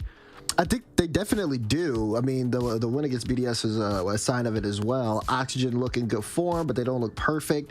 That will be, I said it earlier when we introed into this matchup, that'll probably be, in this round, the closest matchup of the 2 that we had, and I am excited to see that. To also see who ends up playing in one of these lower bracket rounds. Monkeys are going to be waiting on the loser of that, as G1's waiting on the winners of Sub BDS. Yeah, FUFAXDOP, unfortunately, out of the competition. They will not be qualifying for Gamers 8. At the same time, on the B stream, they just lost to Monkeys. Monkeys go through into the next stage of that lower bracket, that slugfest. Can they make it through? I mean, only time will tell on this stream, because we'll be watching them a little bit later on. I believe in our 6th match of the series, possibly the 5th. Don't hold me to that. So far with Gamers Without Borders, we've had MVPs who have just put the score lines in, and we're going to hopefully see repeats of that as we progress through this competition. We're going to have a very short break, little switcheroo in the studio, and we'll be right back after this.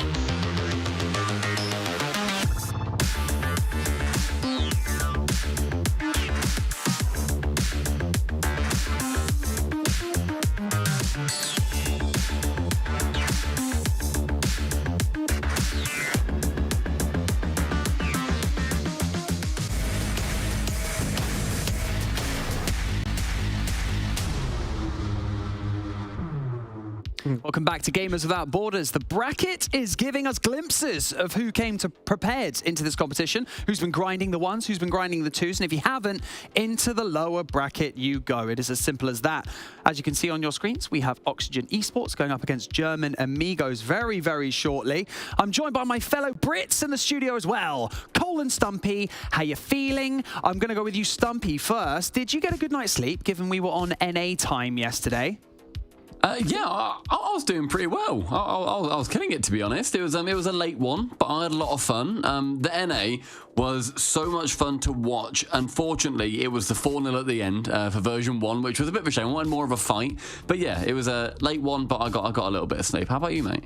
Yeah, I feel okay. I feel pumped. I feel ready. I'm excited to start the European region. I feel like you guys are playing musical statues to my left, but we're going to wait and see if we can fix that for the remainder of the show. I'm enjoying it. Cole, day 1, European region, 1.25 million on the line for charity, Rocket League. Yeah, thankfully I'm a trained ventriloquist, so I'm still able to talk without moving my lips. Actually, we are back, thus killing my joke. Darn you, production. What was the question? Rocket League. Yeah, it's all going well so far. Vitality have made it through to Gamers 8, which is exciting. That's what we all wanted to see. And they did drop one game against the mighty FUFAXDOP, but they're pretty much as enticing and exciting and brilliant as I was praying for before this tournament, Banks. Yeah, we've got Oxygen going up against German Amigos next. Stumpy, we need a thorough analysis of these two teams. Who's more likely to become victorious in the ones, the twos, the threes? What are you thinking? Oxygen, to me, have got a lot of room to grow into, to be honest. I was not impressed with them. Yes, they beat CEST, but they should have also beat CEST realistically. German Amigos, great performance versus Team BDS. They seem to have Team BDS's number as well, apparently. A brilliant statistician for the RLCS Direct was saying that they are currently 3-0 against them in their last 3 meetings. So, yeah, they've definitely got their number.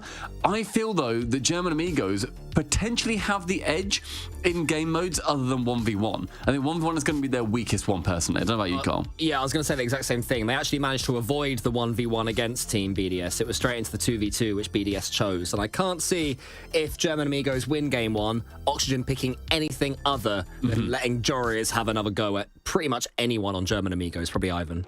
Yeah, for sure. Jorius is having an absolute stormer of a day so far, so I don't know why you wouldn't choose him. German Amigos causing upsets from the off. Can we put them in the same bracket as Koi? Because, you know, we had the potential upset, well, we had the upset happening in NA throughout that bracket. German Amigos, I feel like the majority of the viewers, myself, kind of leaning towards BDS, given their history, but German Amigos come out swinging. Are we potentially seeing a really nice run from them?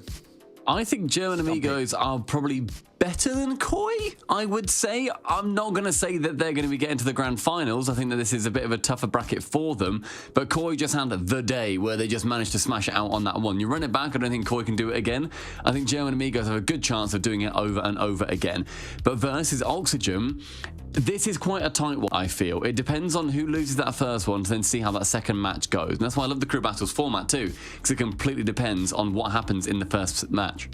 I also asked at the... Oh, go on. Sorry, more Rocket League. Let's go, boys. Rocket League, let's go. I was going to say as well that German Amigos are... there's rumours that they are trying to impress an org who may have signed them. Nothing's confirmed yet, but they've flown over to France. I'm not sure if they are in France at the moment or if they've flown back to their respective homes, but there's someone watching them sort of taking on board all their results and scores, so they'll be really trying to impress in this. I mean, I asked you guys... Well, I didn't ask you, sorry. I asked at the beginning of this broadcast about the Gamers 8 place winners. Now that the bracket is starting to form, what are your predictions of the people who are going to be, you know, getting into these Gamers 8 spots? We've already got one taken away. Who are the remaining 3? Oh, that's quite a big question. I think it's going to be one of Oxygen and German Amigos. Lock them in. Apart from that...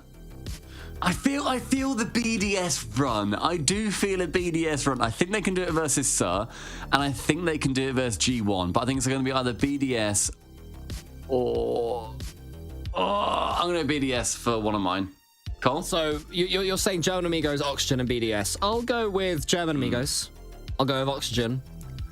And I'll go with BDS. I think the exact same thing. I just think the fact that they are world champions and they've just brought in a player, right? The occasional loss is going to happen. German Amigos 3-0. They've lost to German Amigos even at their best of BDS. So I don't think we'll look into that one too much. And yeah, BDS for me as well. Ooh, we've had our say over here at the virtual studio. It is time to meet your casters for the next match. Oxygen going up against German Amigos. Whoever wins this match claims that spot at Gamers 8. Spaceman, Lemon Kiwi, let me hear ya. It's another upper bracket semi-final, another chance for one of these two teams to qualify for Gamers 8 later this year. Welcome back into the broadcast. Listen, Oxygen, German Amigos, fun one we have on the docket for you. But when we look at German Amigos, they might be playing to impress some impressive people. But as of now, they come off of a 3-0 win over BDS. And with that, it means there's just opportunities here to make things interesting. Lemon Kiwi, first of all, hi, how you doing? Second of all, okay, one of these teams wins, you qualify, the other goes to the lower bracket. What are you feeling about this? What's in the atmosphere? What are you grabbing? It's the fact that, I mean, Dazrin said it earlier that you're not sure. It's kind of arguable whether that win over BDS was an upset or not, but that mean that 3-0 is a statement to make for the German Amigos, and this is an even tougher opponent. Oxygen have been consistent already at the beginning. 3-1 was their score against Suhhh, as you said, and Jorius was that MVP, who I think is that flex god, is what I called him. Good on 1s, 2s, 3s. You put them in for whatever. They're strong. And German Amigos, but maybe there's more on the line for them than just qualifying to Gamers 8. There's an org. There's people depending on you. Maybe that's pressure. Maybe that's something more to play for. I hope it's motivation.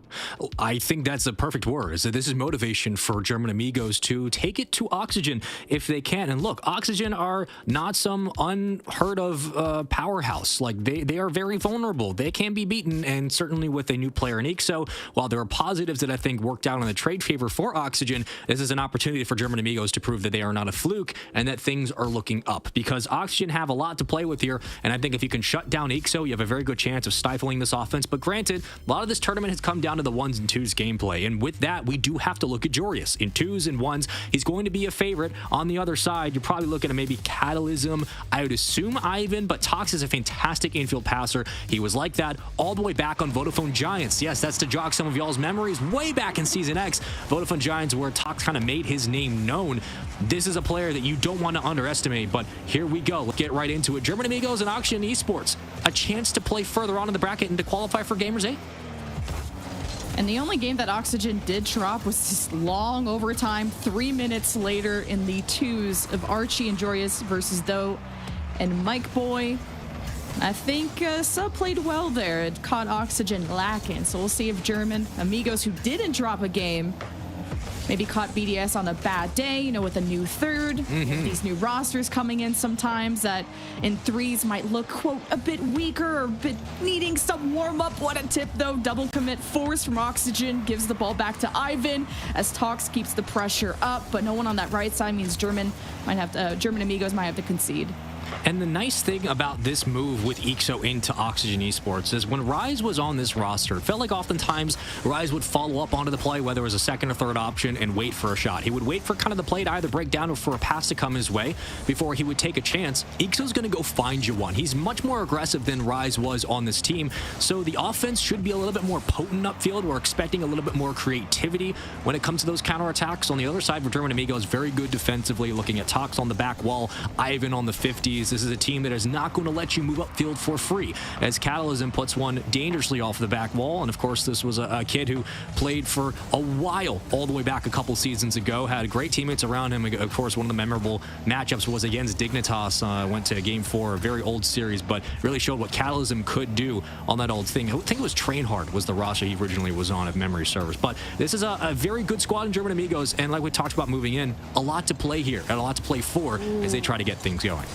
Good stop from Tox in that 1v2. That was Oxygen coming in swinging. Ixo's demoing people in the net, but still German Amigos, while Ixo's out of position, tried to counterattack, and Oxygen's defense bought time.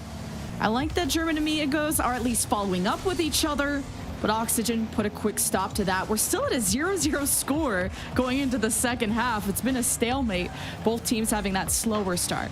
Yeah, and they haven't given Archie a lot of space upfield to work. I mean, Ixo's doing Ixo things from the sidewall, from the ceiling, but Archie is deadly when it comes to moving in the offensive third, when it comes to he rotates up into the play.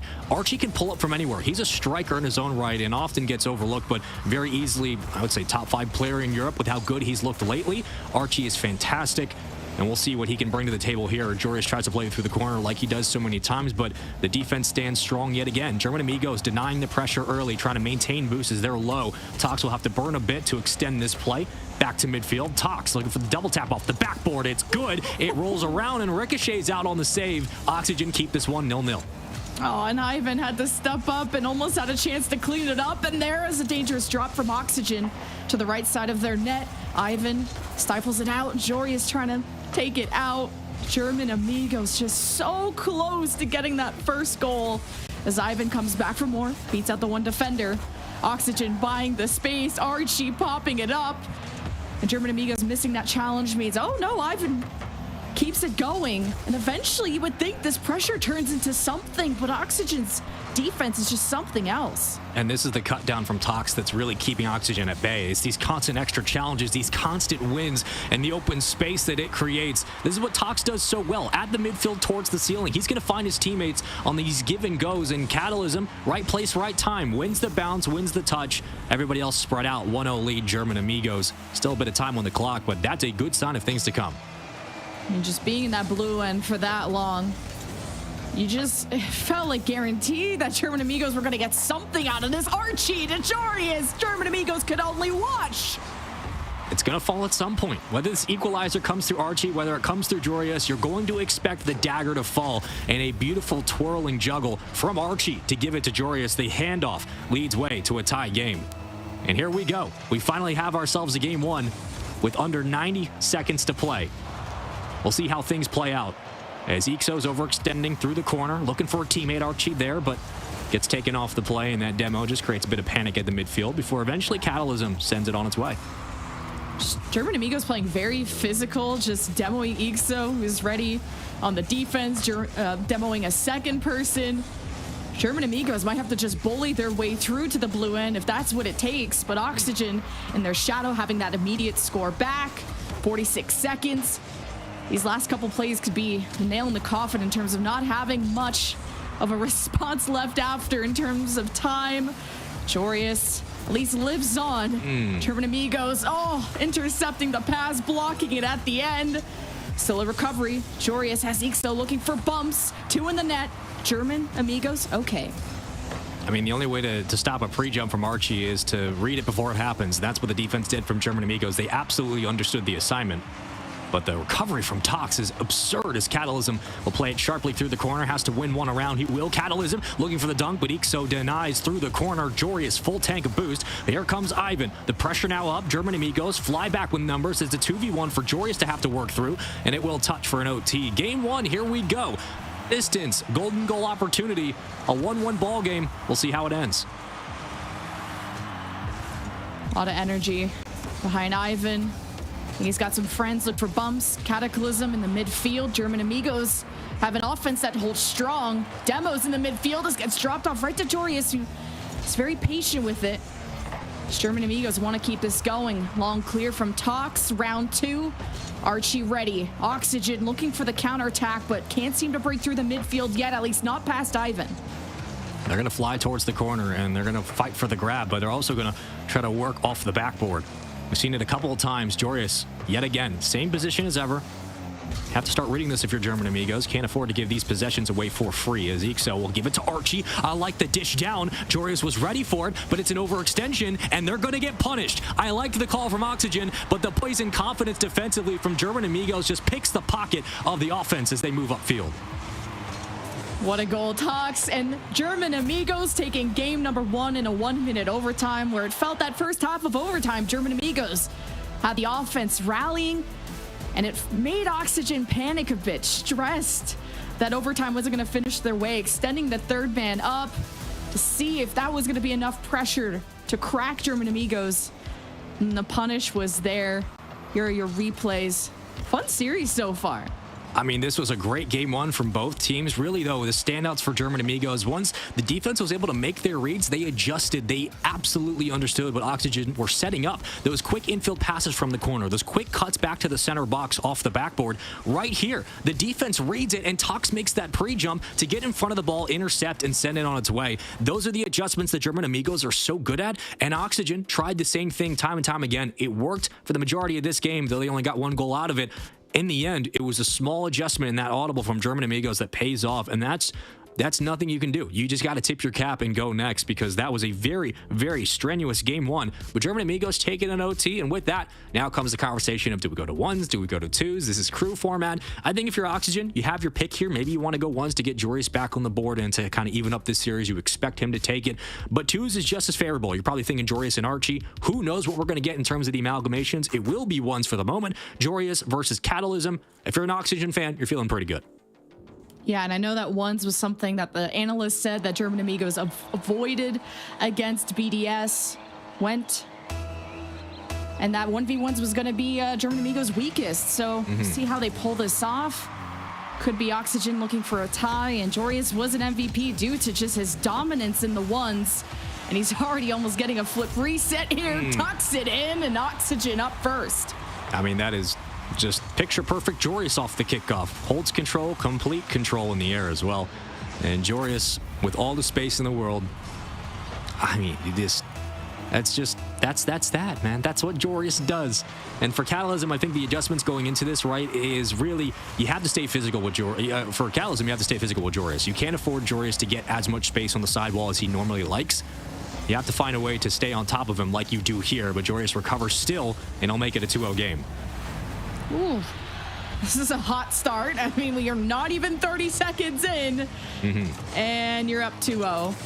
As Joreuz is just playing him like a fiddle, at least right out the gate. So we expected German Amigos to maybe be off their game when it comes to ones, but we'll see. I guess, like, when it comes to threes, I had to highlight Talks on the defense. I think really salvaged a lot for German Amigos. Joreuz is putting on the shots. And he was our MVP earlier on. And Ixo has had a good showing as that new third from Luminosity. I think both these teams are exciting, but so is Joreuz putting a third one in.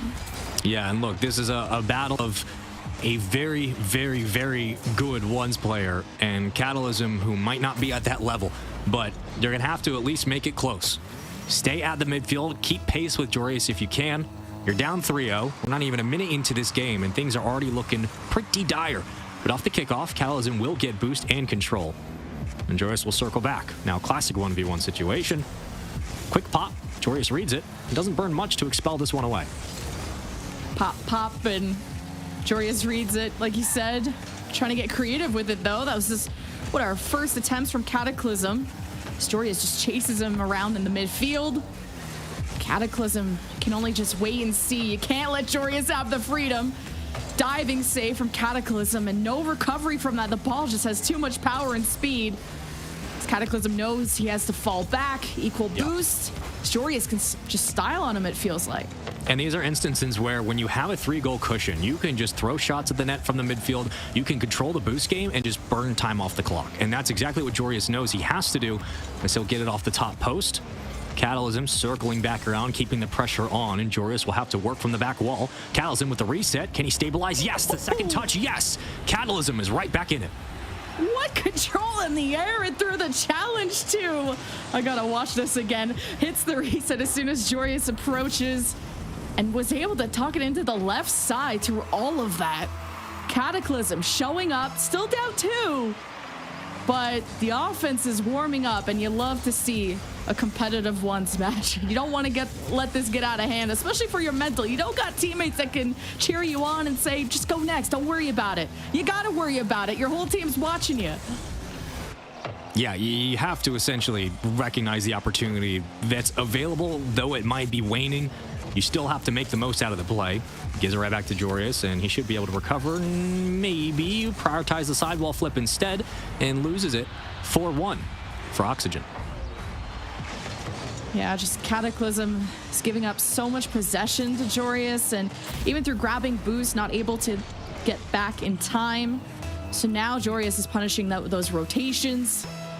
Just so much ball control from Joreuz that even now this kickoff too. Yeah, he doesn't have a lot of boost, and I don't know. Yeah, he may have grabbed that side one, so let's see what he can do with it. Cataclysm just holds on. Good control, not a lot in the tank here. Looking for the bump, just whiffs a little bit badly, but fell off the play, and he's going to get burned. Catalysm could not get back in time. I mean, really, once you lose the rotation from Joreus out of the goal line, you're done. You're cooked. It's over. He's in the kitchen, and it's 5-1. So the lead continues to build slowly. Joreus kind of having his way and his way only in this game. Certainly positives for German Amigos, right? But it's going to be a tough one. You know you're going into ones against a very favorable situation for Oxygen with what Joreus does, both in twos, but specifically this game mode alone. This is where Crew Battles really shines and where Joreus really does as well, as he's currently up by 4. It will be guaranteed a twos match where German Amigos, that'll be their bread and butter, at least hopefully, although threes has been also going German Amigos' way at the beginning. But Oxygen clearly having a response. Joreus having the freedom to do whatever he wants. Cataclysm, I mean, the one goal he had was pretty stylish, mechanically sound, and getting good reads on Joreus' approach. Let's see what he does in the midfield, though. Flicks it above, stopped. But how the recovery goes, Demo, not sure even who's remaining. Even we're looking for him. I mean, this is actually, it's not a horrible spot to be in if you're Joreus, because though you do get demoed, you immediately spawn back up right in a favorable side of your own goal line, so you can go play the backboard. You can force the shot from Catalysm, and that's actually a heads-up demo to take one from Joreus off the post. Finish your food, brother. There you go, 6-1. And it was a valiant effort there from Catalysm at midfield, but he took a little bit too long to get back in, recognized that he didn't have a lot of time to clear that space, and Joreus does what he does best. 6-1. This is probably going to be an Oxygen series equalizer if I have to be a betting man. Yeah. I think he might have this one. Well, what's the high score at the end of the day? Last time we saw Joreus in ones, 10-3. If you expected anything but a Joreus dub, you're almost crazy. Oh, Cataclysm with the backflip to save. But how does he save this game with only a minute 11 up in the air? Good control, just drops it off and not able to produce much. I mean, it's sometimes like, listen, guys, there are moments where it's like the traditional esports strata of one person at certain tiers, the other person in the other, and there's nothing but props and good things to say about Catalysm. One, in this matchup, but two, on this team for German Amigos. But this is the one's play you expected from Joreus, and Joreus, who, you know, is one of the best players in Europe who is still looking for those results to prove it. Like, a major championship would go a long way in the conversation to get his stock back. But that's what Oxygen knew when they picked up this kid, when they signed him to this roster, and when everybody realized for the moment when it was Rise and Joreus and Archie on the team, we're thinking, okay, there's nothing this team can't do in the striking capabilities. Like, offensively on the ball, this should be one of the best in the world. They've yet to put it all together, but Joreus still reminding everybody that he is that guy. Catalysm reminding us that this game is not over, but it's still 6-2. Regardless, a goal is a goal, and he finds one. After a failed attempt right at the goal line last time, it feels like when Cataclysm is in the air and hits the flip reset, he can juke out Joreus, but when you can only do that 2 times in a match versus how many points that Joreus is able to put up, it's still not a 0. So at least you're hoping Cataclysm felt like, okay, I was able to pull something off, can go into threes with hopefully some confidence and a head on your shoulder. But Joreus not hitting the 10-3 like he did against This had a few stops to get through, as Joreus wants to go for another one at the 0-second mark. Nah, can't pull it off. But Oxygen will tie it up 1-1. Yeah, they will. It was not 10-3, but it was 6-2. So do the math, chat. Figure it out. Still, a win is a win. Boo, no 10 goals, whatever. 6-2, win is a win. And with that, Joreus handles business. And I think that's the takeaway for game 2. Oxygen handled their business like they should have, like we expected. Props to Catalysm for, again, the 2 goals that he did find came off of starving out Joreus on boost and forcing the challenge on the back wall. Eventually, when the pressure caught up, Catalysm capitalized, but the midfield was all Joreus, the boost control all Joreus, the spacing Joreus, the positioning Joreus. Joreus even took a demo on his own face so he could spawn back up and be on his own backboard. I mean, those are the types of plays that this kid's going to make, and why he currently has Oxygen tied up 1-1 in the series. So now we go back to threes format, but here are your highlights, and they're just what you expect. Yeah, I think that was still a solid showing. I mean, so much so, I added an extra C to his name. I kind of thinking Cataclysm sounds like a more explosive kind of name, but Catalysm, I apologize. Good showing. Q flip resets on the 2, but we go back to threes, and you're wondering, is that going to be German Amigos taking that? It did go to what, OT? A 50-second OT in the first game. Yep. We did go But OT. both teams were very evenly matched, but you're wondering as the series progresses, who has really adapted and improved with time? I think that's the question here, Lemon, is because the game one was close. So if we remember, let's do some memory jogs, chat. It was only, what, 10 minutes ago? It was an OT. We went to an OT in game one, but it was a mistake that led way to German Amigos finding that game, an overcommit by Oxygen. Now, do we see similar results here? I don't think so. But it also is an opportunity for German Amigos to retake an advantage in this series. Oh, Ixo with a hot start too. Catalysm not letting that through. Midfield control, and even Ixo just lives in the orange end, ready for whatever dump that Oxygen throw his way. Ixo has been a target of demos. German Amigos don't like him being there.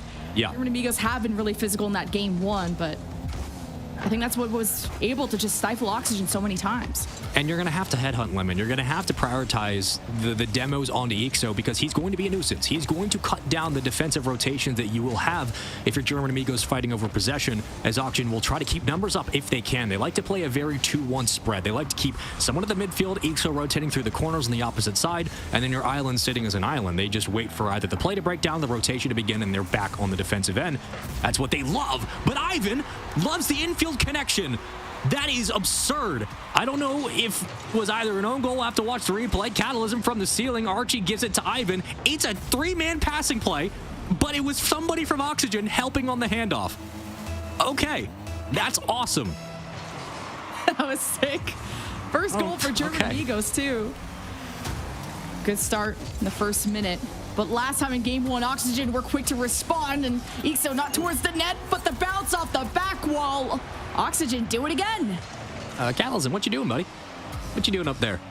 Well, you missed it, and you missed it again, and Ixo puts it through. So we get a bit of an own goal from Oxygen. They kind of give one right to German Amigos, and then Catalysm looks like a little toad on a lily pad meeting a stick of dynamite. I don't know what happened there. He just blown up. Oxygen at least tie it up however it was done. Oh, chance for Ixo. Oh, tossed away by Tox. Jorius and Archie spread out on even sides. German Amigos looking for clear. Ivan usually dominates the midfield. Got lost in the sauce. Ball back to Oxygen. But now they went back for boost. They come back for more. Ixo fights against Tox on the right side. This gets away, and Jorius too far forward. Gives the ball to German Amigos on the counterattack. Really liking the pressure right now. Again, circling through the left side of the field and winning these 50s. Ivan with another huge one. You got a bump on Ixo to clear the back line, but Tox just has to kill the ball before the eventual numbers do fall up for the boys in blue, and Archie will play low to the turf, and with that, Ivan does get the clear. He'll run point, taken away. Jory's back into the mix of things, but pops it high enough. Or you're thinking maybe Ixo's already overextended for the touch. He wasn't. And now you go back to, again, yet another situation where boom ball prevails, and with that, who has possession next? Looks like for the moment, German Amigos on side of the field. Oh, just two people from the defense need to die for that just in case. Archie, the dangerous cross in front of the net, didn't get any help. As Oxygen reestablished themselves, Jorius regaining control there to guide it to the corner. German Amigos not even approaching this one. Good defense to start, good pass, nice on the clear. Starting to see Archie get a little bit more involved now in these 50s.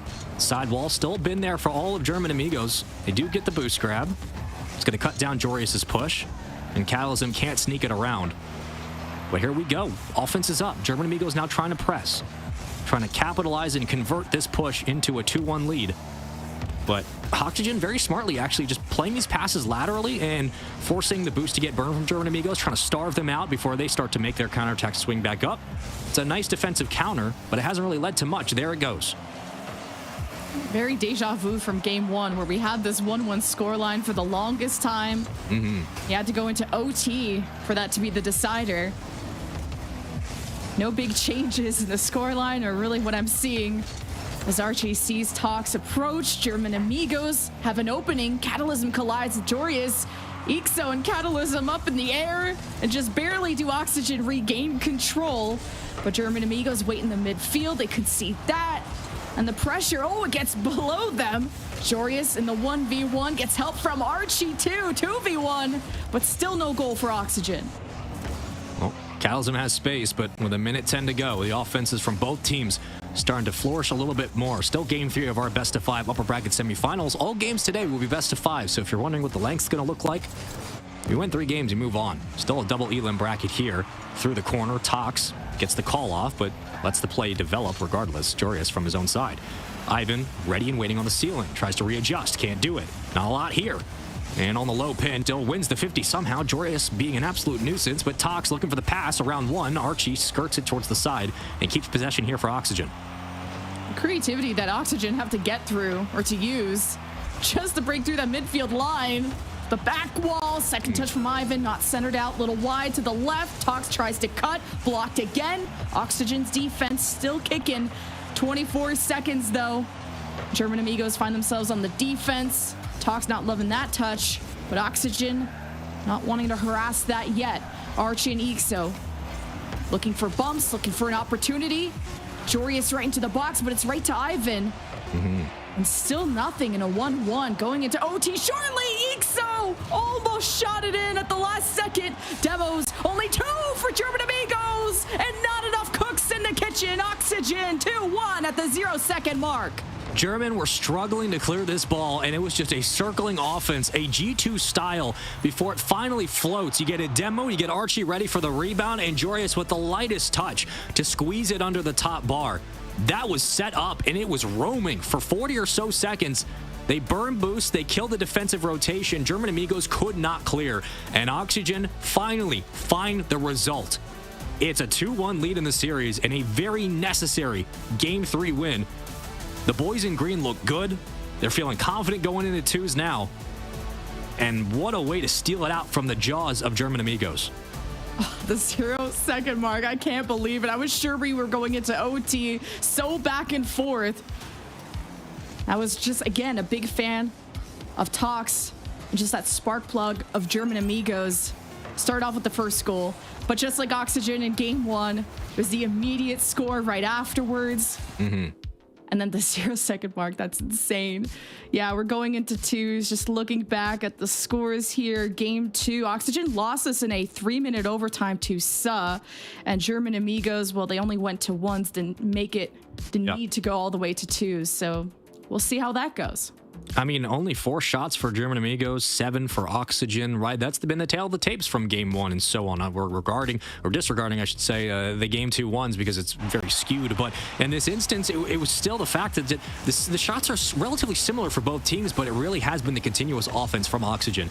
One of the strengths of this squad that we have been waiting to see for a very long time, finally coming to fruition. And the pace of play that Ixo brings is very different than what Rise brings to the table. Both individually superior in their own rights, but I think Ixo works really well with this squad, and you can even see it there, how suffocating it can be to constantly play defense against the likes of Ixo and Archie and always worry about where Joreus is in your corner. And now to 2s we go.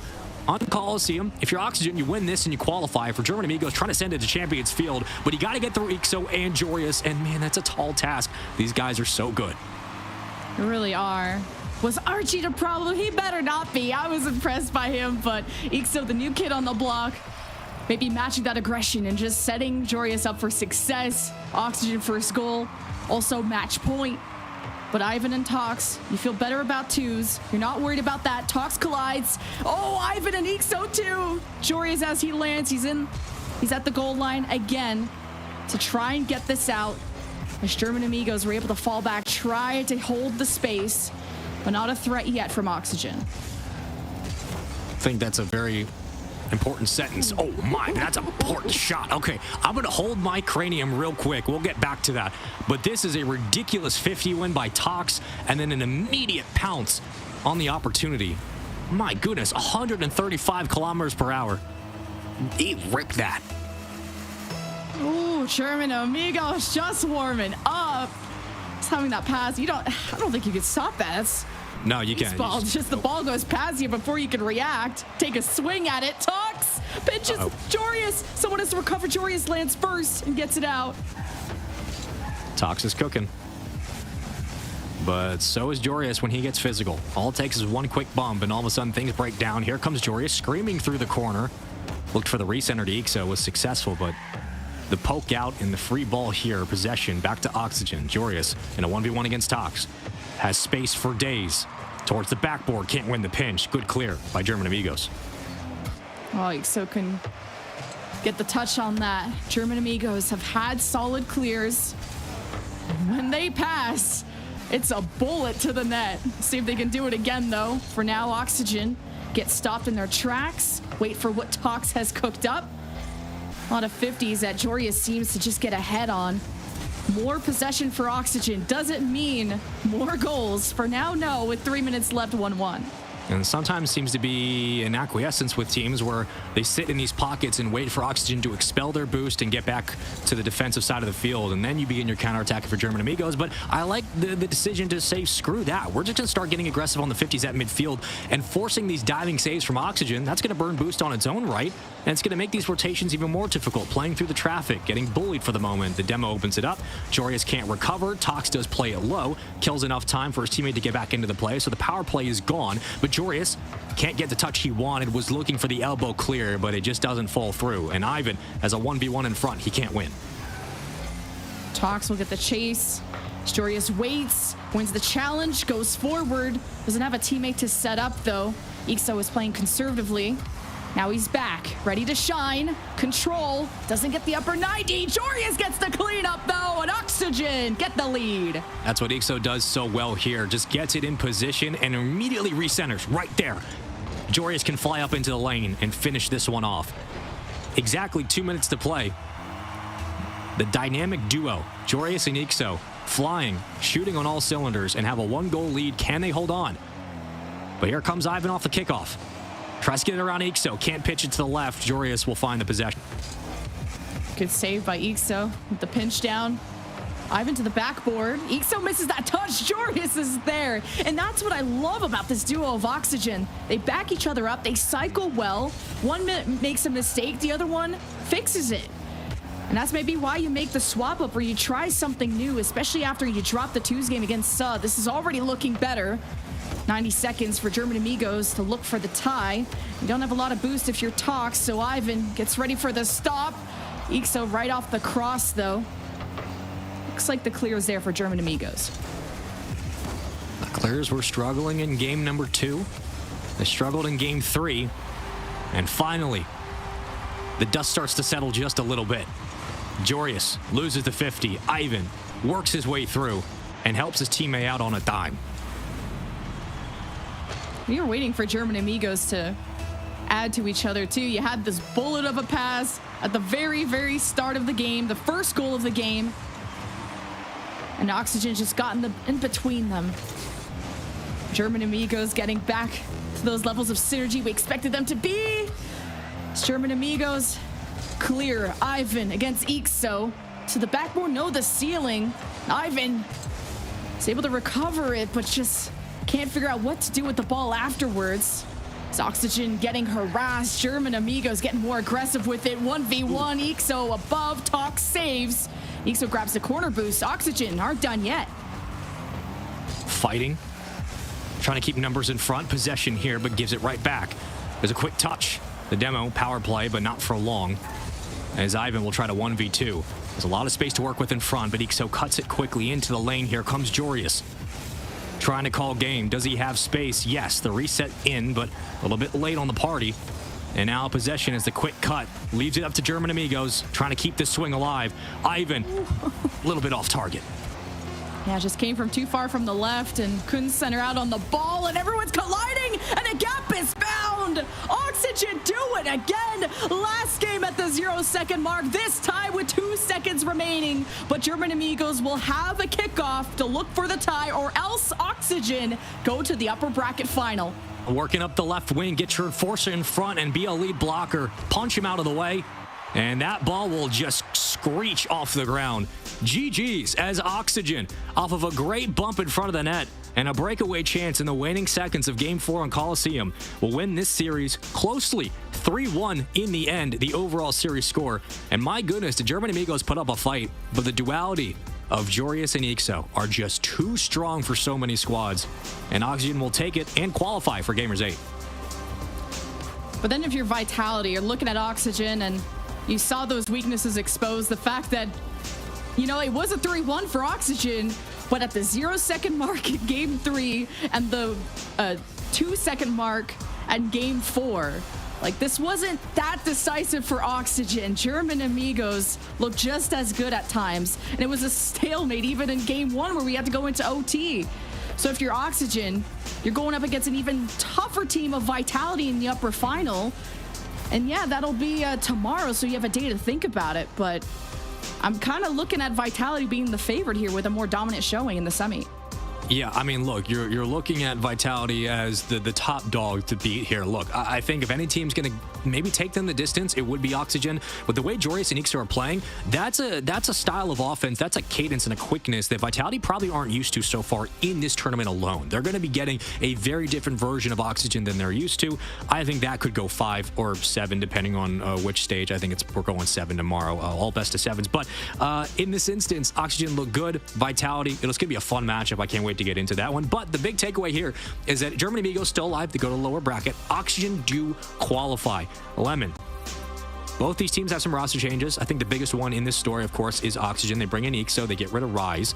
They now qualify for Gamers 8. Of course, BDS, where Rise is currently at, lost. And I don't know the current situation, but I think they might have lost again. But Oxygen qualify for one of the biggest tournaments in the world for Rocket League, and they do it with a new addition. What does that do to the mentality of a team? And for this squad, do you think it's going to help them? And you know you have to start from square one. Maybe not square one when you bring in that new third, but it is a different look when you have a third that goes to another team, and clearly you made the better change right at the end of the day. And you believe in Ixo so much that you incorporate him in the 2v2 when you originally started with Archie, and you saw how those improvements. You went from losing with Archie, nothing wrong with Archie, but the styles meshing better between Ixo and Joreuz, the way they supported each other when one made a mistake. Joreuz was there when Joreuz flopped. Ixo backed him up, and not that it was really a flop, but I like the support that they have and the trust they have in their new third to pick it up. Yeah, look, Joreuz looks fantastic. He's the MVP for my money, and I think you'd probably agree with that. He looked great in this series, but you know also looks great? What a segue that was. Banks! How you doing over there, brother? Segue of the century. Thank you so much, Spaceman and Lemon Kiwi. You know what? Spaceman, he has a way with words. You know, that's a given. But I'm convinced if he took his glasses off, we would have a doppelganger from Tom Cruise in The Last Samurai. Google it and tell me I'm wrong, Cole. All right. I'm going to do that right now. But you're actually doing it right now. Oh, fair enough. I'm going to Google it and tell you you're wrong. You've just shown your age there, Banks, quite dramatically. You know what? Do you know what? I can see it. Fair enough. It's locked in. I Googled it. Other search engines are available, and indeed he does. Oh, do you know what? Yeah, good shout. Yeah, Boomer. fair enough. Yeah, you know what? That's pretty good. But good shout. I am a boomer. I'll take it. Don't worry. I'm a dad. It's fine. Stumpy, a match. Did it live up to the expectation? We had Tox going up against Ixo, old teammates. You know how we love a storyline over here. But, you know, German Amigos came out of the gate swinging, but it just wasn't enough.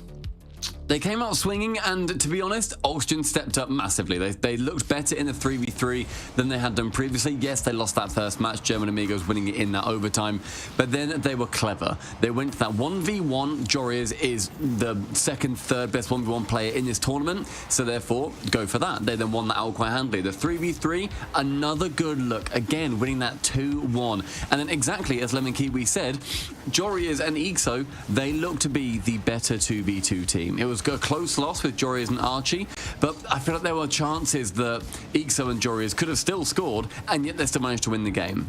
German Amigos, I had them to win that one theoretically, but honestly, Oxygen, they outperformed themselves from earlier, and getting better through a tournament is fantastic. And welcome to Saudi Arabia when you end up coming over in August. Oh, you've been there before, haven't you, Stumpy, and yourself, Cole? I mean, what should they expect? What should our players be expecting that haven't been there before? You can expect amazing food, incredibly friendly people. Everything is beautiful. It is a stunning place to go to. I do feel like that ones match was where the momentum shifted. It felt like German Amigos coming off a 3-0. It felt like things were going their way. They started off really well in the threes, and then the ones, and everything just kind of clamped down on them, Cole. I mean, in the world of RLCS, when you get to best of sevens, you have something called a tactical timeout, which you can be 3 games down on a best of 7 or a couple of games down. You have a minute to talk things through. And so often that changes who ends up winning the series. The team that takes a tactical timeout stops their opponent's momentum and ends up winning the next game because they just reset everything. I feel like the 1v1, especially when you have a player like Jorius, is like the logical extreme of the tactical timeout. Not only do you able to talk things through for a minute, you get a game on the board as well. Good job, Jorius. Now I'm ready to get back into 3s, completely refreshed. I mean, would we be seeing a very different match if this was on LAN? Because imagine, obviously, Oxygen Esports, they're going to be going to Gamers 8 later in the year. It's on LAN. Do we see a vast difference between people who compete, you know, online from the comfort of their own home and then that LAN event really getting to them and shaking them? Definitely. I think it definitely changes them. I think especially when you look at what Oxygen have done before with Archie and Jorius, they do well until they get to the top 8 or so, and then they definitely start to wobble. We've seen that previously at the Full Major in Rotterdam very recently for the RLCS. We've seen that as far back as Jorius on Dignitas, of course beaten by Archie back in the day by Semper, but still not being able to perform when it comes down to it. Oxygen looked like one of the teams to win at Rotterdam, and I'm not going to say they choked, they didn't throw, they did not play up to their expectation. I think when you look then to see this team starting to form up differently online, hopefully this gives some confidence. Vitality, if they can beat them, that is a very, very good team to have confidence against as well. Oof, well, we're going to have your MVP of that match showing up on your screens right now. Cole, are you going to predict who it is? I haven't seen who it is yet. I think it might be the guy who is absolutely carrying them in 1v1. It is Jorius. I mean, it's sort of weighted these MVPs towards the 1v1er, but they have to do the job. It's like taking a penalty in football. People can say, oh, it was a penalty, it doesn't count. It does count if you miss it, so it definitely counts if you score it. And Jorius is knocking down all those skittles in 1v1, and he's doing it brilliantly.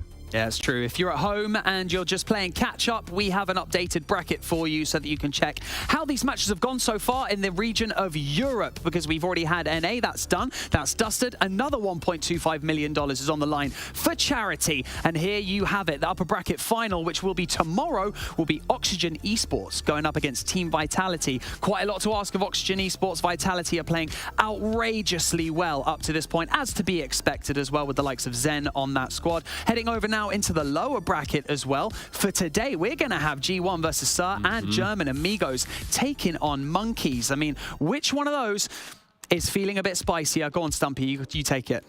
Before we get to that, very quickly, BDS are out. BDS have been beaten by Suhhh. Suhhh have made it through in Game 5. That is...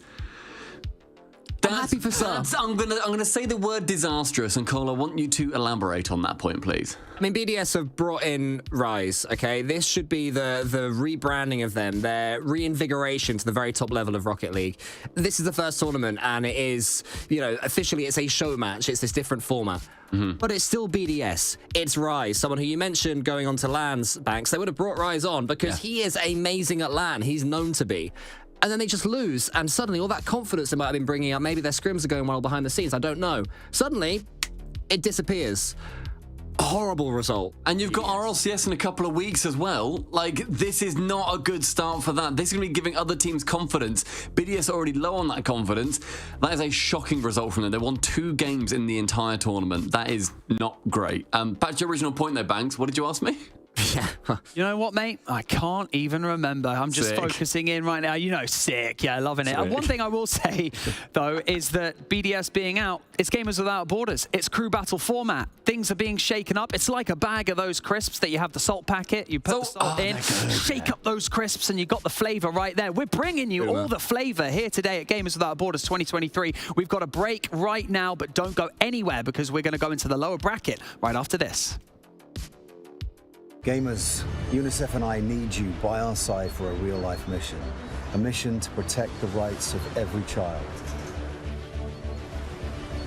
After news cameras have left, UNICEF is here. Every day, everywhere, but particularly where it's needed most. Did you know that more than 170 million children need UNICEF's humanitarian aid this year? At Gamers Without Borders, many of you have already chosen UNICEF, and I thank you for that. Choosing UNICEF is the easiest and smartest decision you can make, because you're investing in a child, and investing in a child guarantees lifelong returns, not only for that child, but also for their community and for our world.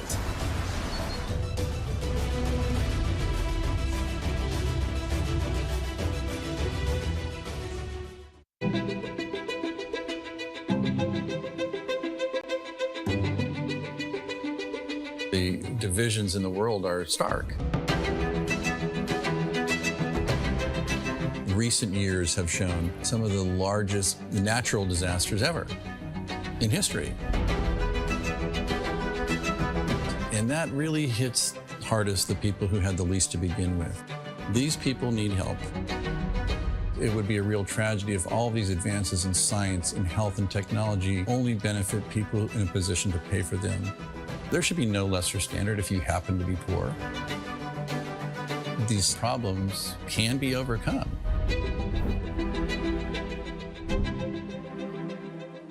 Direct Relief is a humanitarian, nonprofit health organization. The focus has been on the least fortunate, most vulnerable people. On a good day, things are tough for a lot of people in this world and in this country. And what we can do is mobilize private resources for their benefit and make it available free of charge. We're the first nonprofit in the history of the United States to obtain accreditation just like a commercial distributor. And it's been expanded geographically to every country in the world and every state and territory of the United States. What's now Direct Relief officially was started in 1948 as a private effort of a war immigrant businessman named William Zimden. The basic guiding principles of a war immigrant businessman really influence what Direct Relief has done ever since. And they begin with just serving the people who need help. We have this great privilege of engaging with people who come in from very different backgrounds, but with the same purpose of trying to just do something good. It doesn't matter if you're typing or talking on the phone or working on the warehouse floor. They're all part of an effort that means something bigger, and that is the fuel that kind of keeps you going. It gives you some sense that there is a way to make meaningful progress, even for a little organization that started at a kitchen table, but that's what provides motivation in life.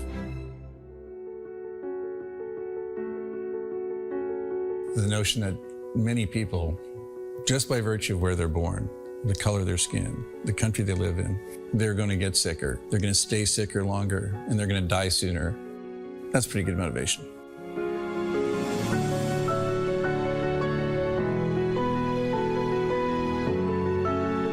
These issues are too big for any one organization to address. We really work hard to honor these guiding principles, invite people to participate, and we are sure thankful for the thousands of people across the country and world who have become part of Direct Relief by virtue of their participation.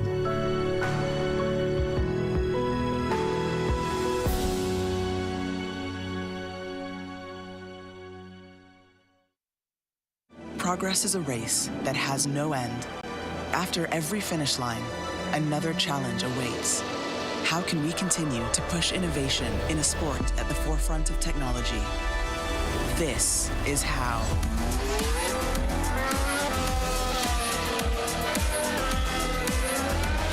Discover how Aramco and the Aston Martin Formula One team aim to meet Formula One's sustainable fuel targets.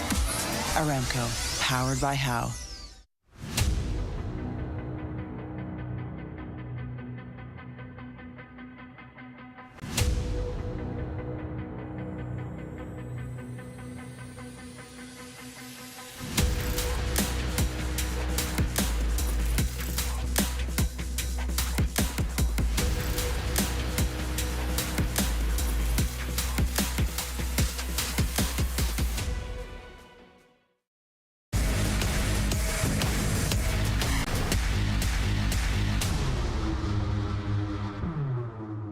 Welcome back to Gamers Without Borders. 4 matches into our charity event. We still have more to come. The upper bracket is set, so it is time for some last chance matches to close out this broadcast. We are now in the lower bracket, Cole. German Amigos and Monkeys. Who's going to buckle under the pressure?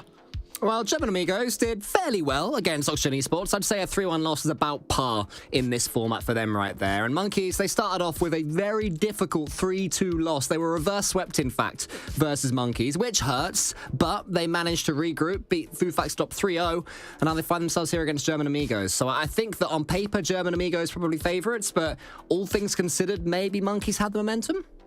Okay, Stumpy, German Amigos coming off the back of a loss against Oxygen Esports that we just saw, in case your viewers are catching up.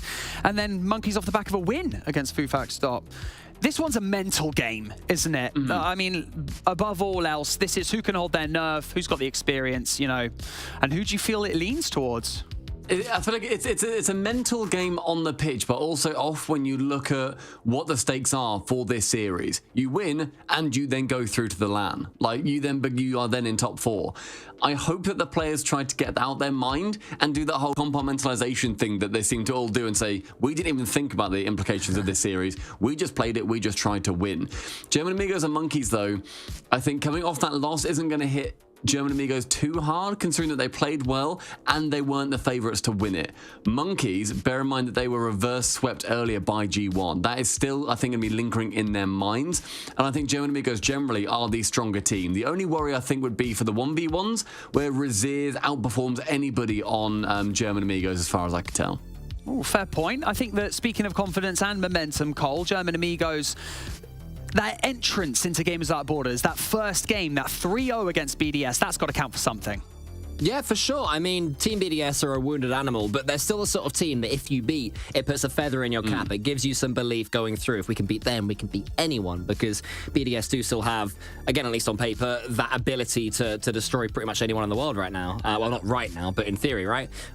So yeah, German Amigos will be not so much riding high on that because they then lost to Oxygen, but I think... Yeah, I think German Amigos, as Stumpy mentioned, their biggest worry will be the 1v1. If they can bank the 2v2, I put them as favourites.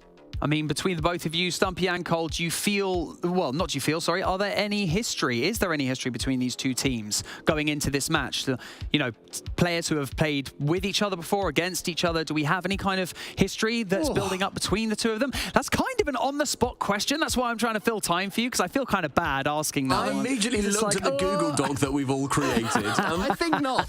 As far as I know, there isn't. Just generally, as far as I know, there isn't. There would have been a little bit of crossover with them just at various events when they play in regionals and such. But as far as I know, they've not teamed with each other in any notable way. There's no team-based rivalries. No one's been sacked off by the other, and this is now that big redemption arc. We could make something up if you want. Maybe German Amigos coach Verge and Monkeys coach Anna the Mandy. Maybe they once had a really intense game of Uno, and they never talk to each other now. Other card games are available, they're just not as fun. Other card games are available. Right, I'll come to you both for scoreline prediction, please. Cole, let's start with you. Scoreline prediction. I'm going to go with German Amigos 3, Monkeys 2, all the way to the dying embers, this one. The distance. I like that. It'd be good to see one. What about yourself, Stumpy? 3-1 and Monkeys win the 1v1. That's the only one that they get. German Amigos take it. Okay, we've had our say here. Dazarin and Corelli waiting in the wings, eagerly anticipating this next best of 3. Let's dive in to our lower bracket. Thank you very much, Banks. We've got a huge matchup here with German Amigos and Monkeys here in the lower bracket quarterfinals. And you heard the Daz talk about it, Daz. I want to hear what you have to say about the matchup. Monkeys, German Amigos. This is really interesting because we saw Monkeys earlier today, almost won a 5-game series against G1. We saw German Amigos take down BDS. And these are teams that going into today, I did not really rate that highly. Seeing them in an elimination match, but also a qualification match is something that I think is super interesting to kind of keep tabs on.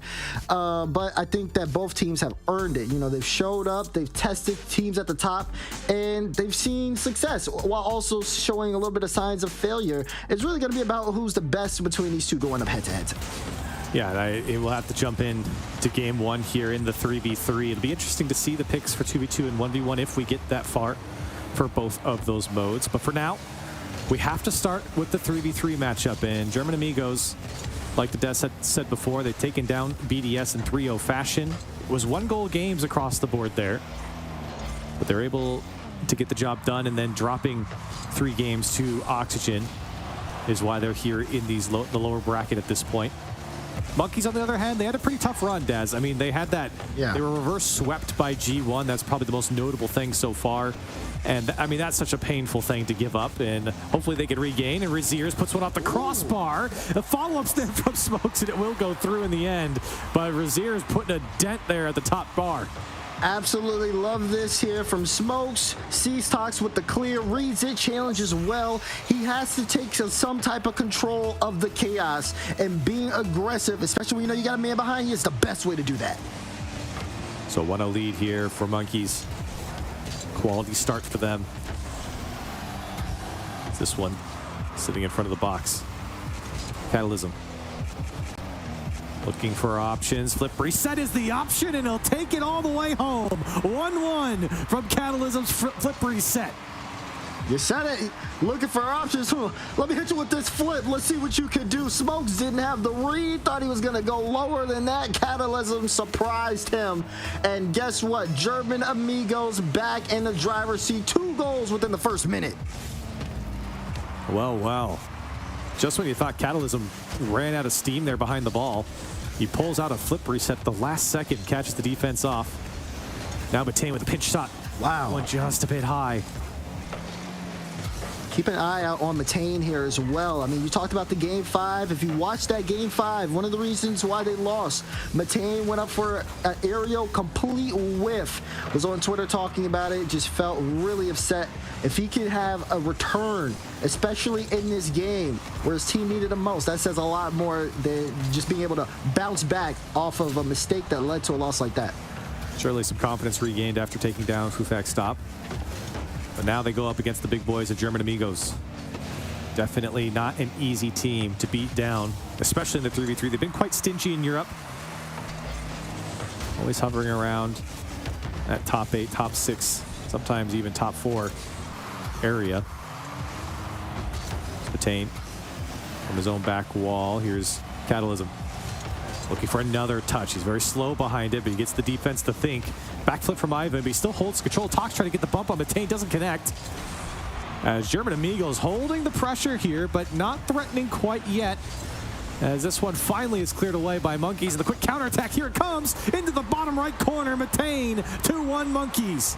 There you go, Matane. That's what you want to see out of him. I mean, it's a great pass off from Razier, switching the lanes, going across. Matane has to get there before Tox, and does. Slots into that lower right corner, and Monkeys back in the lead. Just before halftime, and Monkeys out in front. Here's German Amigos trying to find their footing after giving up that goal. Tox and Ivan can't get through Matane. Now Catalysm has to buy some time. Dodged the demo and is able to get up and clear this one away, but only as far as Raziers. Raziers looking for options. Passes this one across, and German Amigos there to eat it up. On their own side, undisturbed for now. A quality challenge, and Catalysm slowly playing this one out. Still, German Amigos very calmly navigating the pressure here from Monkeys. Here comes Raziers, shot down and denied once again. Watch out, Ivan's trying to push things forward, trying to set up. German Amigos, they have that consistency that can be dangerous at times. In a game that can get super chaotic, they can remain composed. They're going to need that composure now, especially with the time ticking down. They've been even managing the ball really well while it's on their own half. They played it from one side to the other, got it upfield. They need to continue to add on to that pressure and keep that possession that they worked so hard to get. Here's Tox, see what he can do. We talk about pressure, and right now it's been pretty even. Oh, whoa, whoa, whoa, whoa, whoa. This one going the wrong way. Catalysm has to bail him out. And a quality pinch down the sideline to get out for his team. A really great recovery there. And now the demo from Matane. Can he put this one on target? He puts it high. It was wide open for him. If he was able to put it on target, a free goal. Still, Monkeys hold their lead, but only for maybe a moment here as German Amigos trying to get a hold of this one as players demoed left and right. 45 seconds left. Monkeys holding on to their 1-goal lead. All right, German Amigos, let's see what you can do. Where's that push forward? Ivan trying to get a bump out on Matane. Forces the ball in the air. Catalysm, drop down. The shot is blocked away. Great read on Smokes, but not done yet. 30 seconds to go. Chance here for German Amigos to get themselves back into the game. They've got to look at the length of the field. How much boost do they have? They're all trying to work together. Ivan with that pop-up, forcing Raziers to take this lightly. Ivan's going to go for the aggressive challenge, but no one there to follow up. They're all playing on the sidewall. Final 10 seconds. Catalysm looking for the 50 low. Confusion in front of the orange net. Tox got a flip, but Smokes got to the ball first. 3, 2, 1, it gets away, and Monkeys survive in game 1. And they certainly survived there at the last second. That one just above the crossbar. It was pinned there. Monkeys come out on top here in the 3v3. So you look to German Amigos to see what they will provide us in the next game. Is it a 1v1 or a 2v2? As we'll find that out and when we get into game 2. Monkeys, though, quality win here for the 3v3. And it's so, I think, important for a team to win game 1, especially because it's 3v3. It's the one that these teams were built for in most regards. So to come out on top in the first game, it just gives you a plethora of options going forward, especially late into a series. You just have that one game advantage already. Yeah, this is going to be really tough here too. I mean, we all know how well Raziers is in the ones department.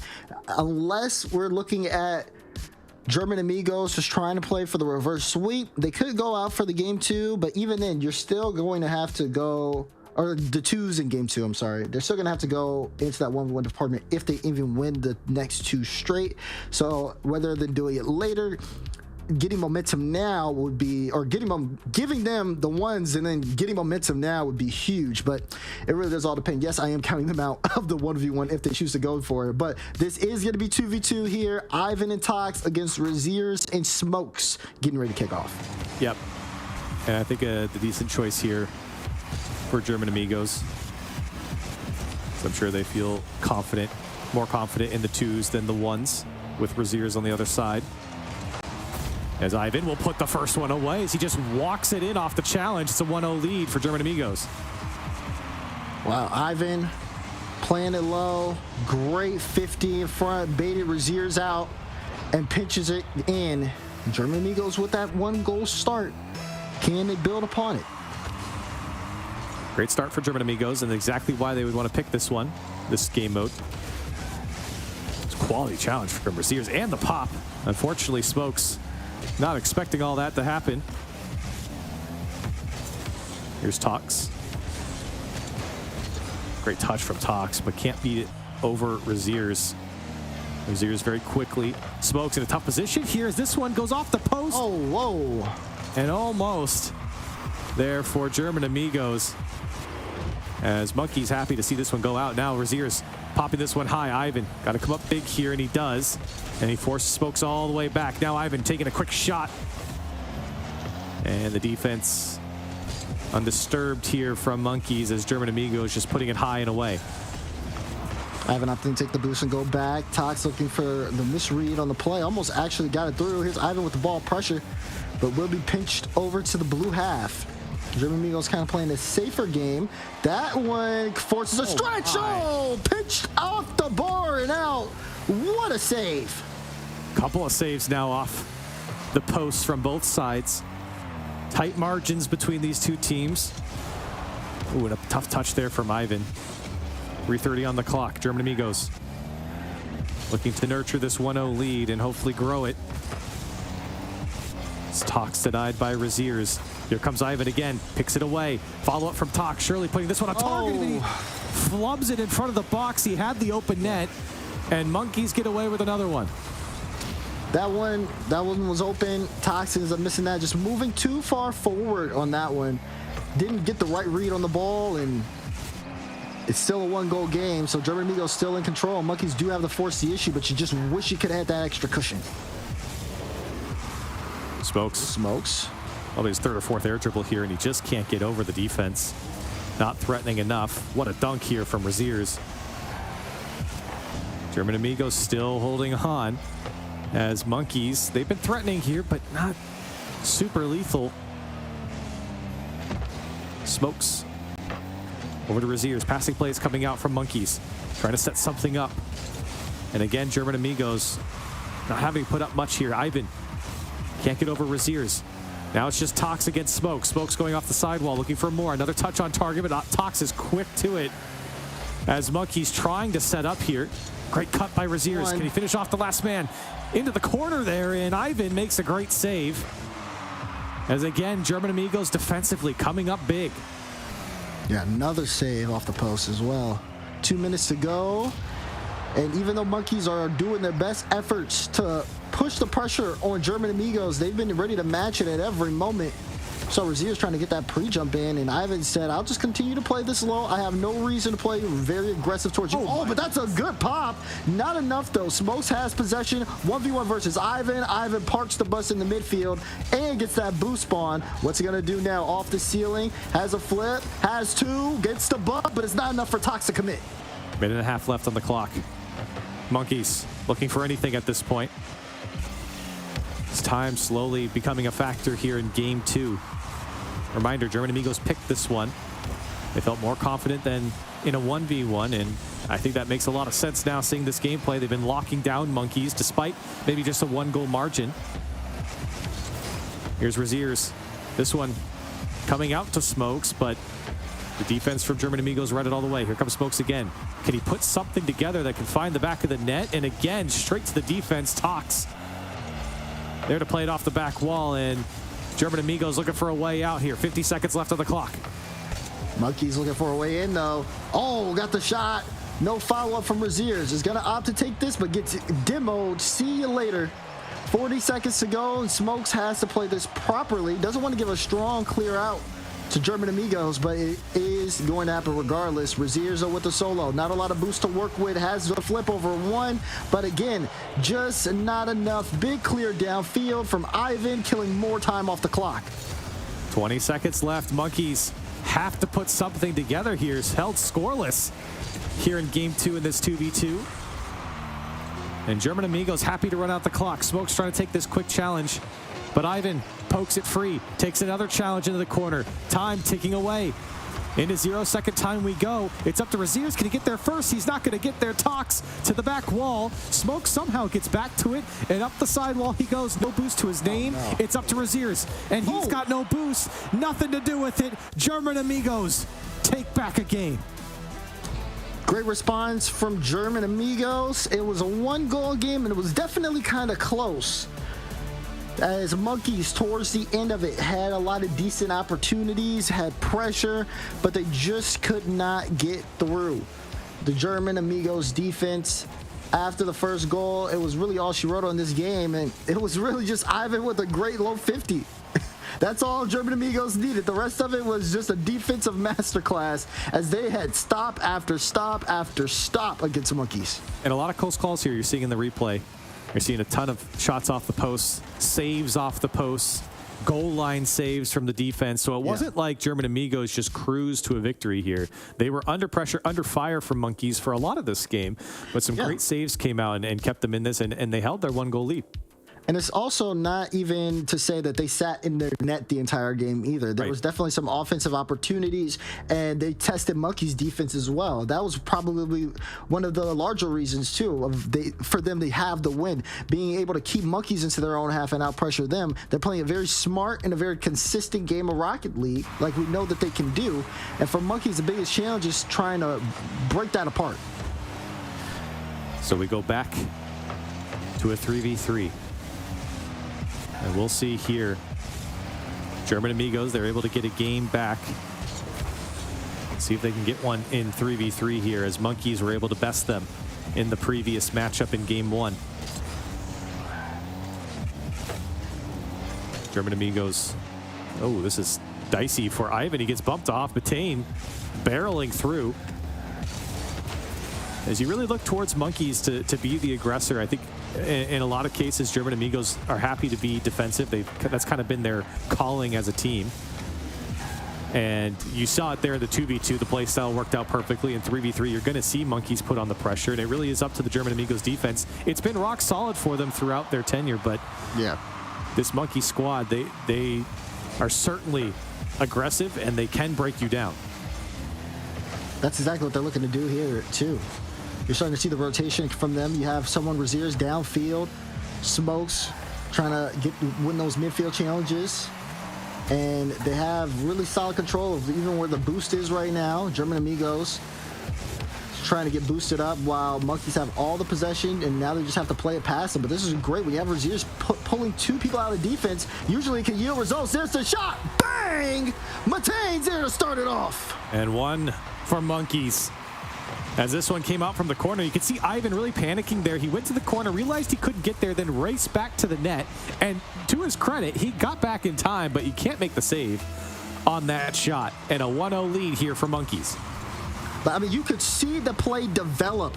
Even from before where you saw Razier's on the ball, you knew, okay, they've got the boost. They're able to keep it back because they have to stay boosted up. Who do we have leading the ball? Razier's. He get it past 2 in the air. Then you have the defense in just a tough spot. Monkeys, instead of just having the next man up take the shot, opts to get the pass. That's great team play and great communication. And another goal. This time it's Smokes making a splash. What happened here on the defense? Because this one came across the net. Tox just holding the near post, and it was just perfectly placed. You got to give credit to Smokes. Perfectly placed there.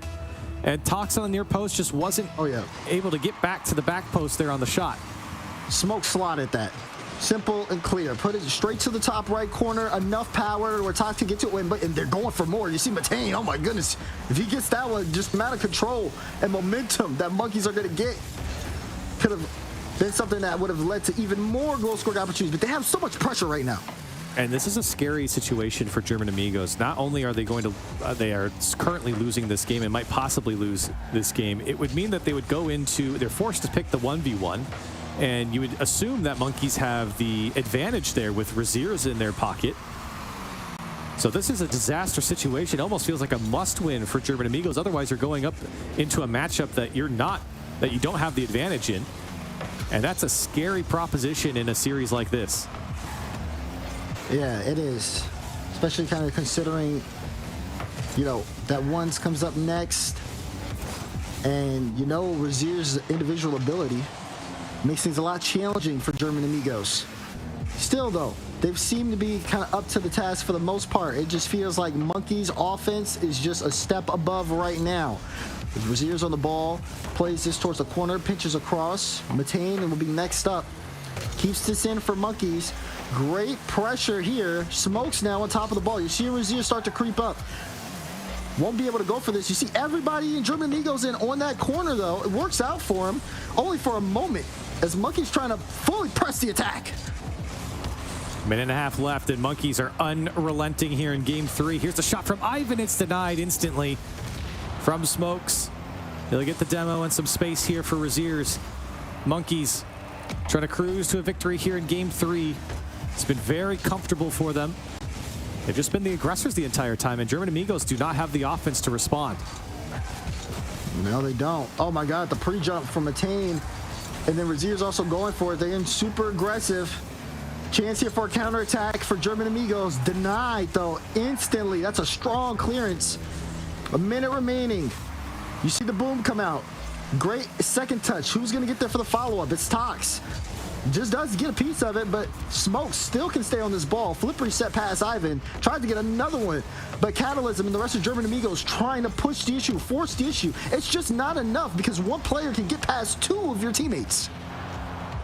Now under 40 seconds, and a shot on target, and big save coming out from Matein. Another pass. Surely this is the one, denied again by the defense. Monkeys, they can do no wrong defensively. They have denied German Amigos time after time.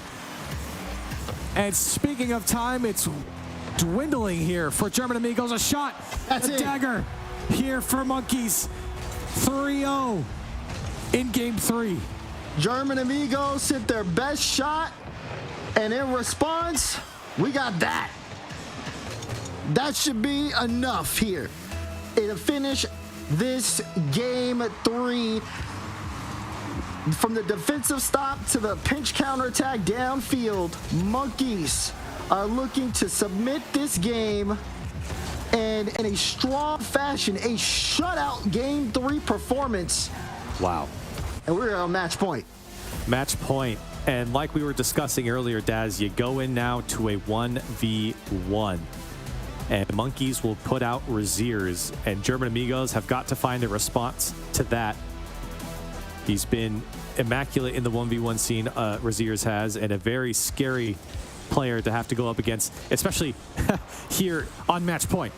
Need I remind you, in the lower bracket, one of these teams is going home, and right now, German Amigos in some trouble.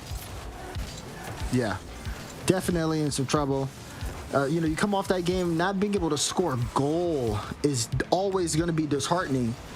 And then having to play here and only being able to send one person out into a tough situation where your tournament life is on the line, they're really going to need to dig deep. Meanwhile, Monkeys, that aggressiveness is paying off big time. They're not giving up anything for free here against German Amigos. They've been pushing the issue, forcing German Amigos to step up.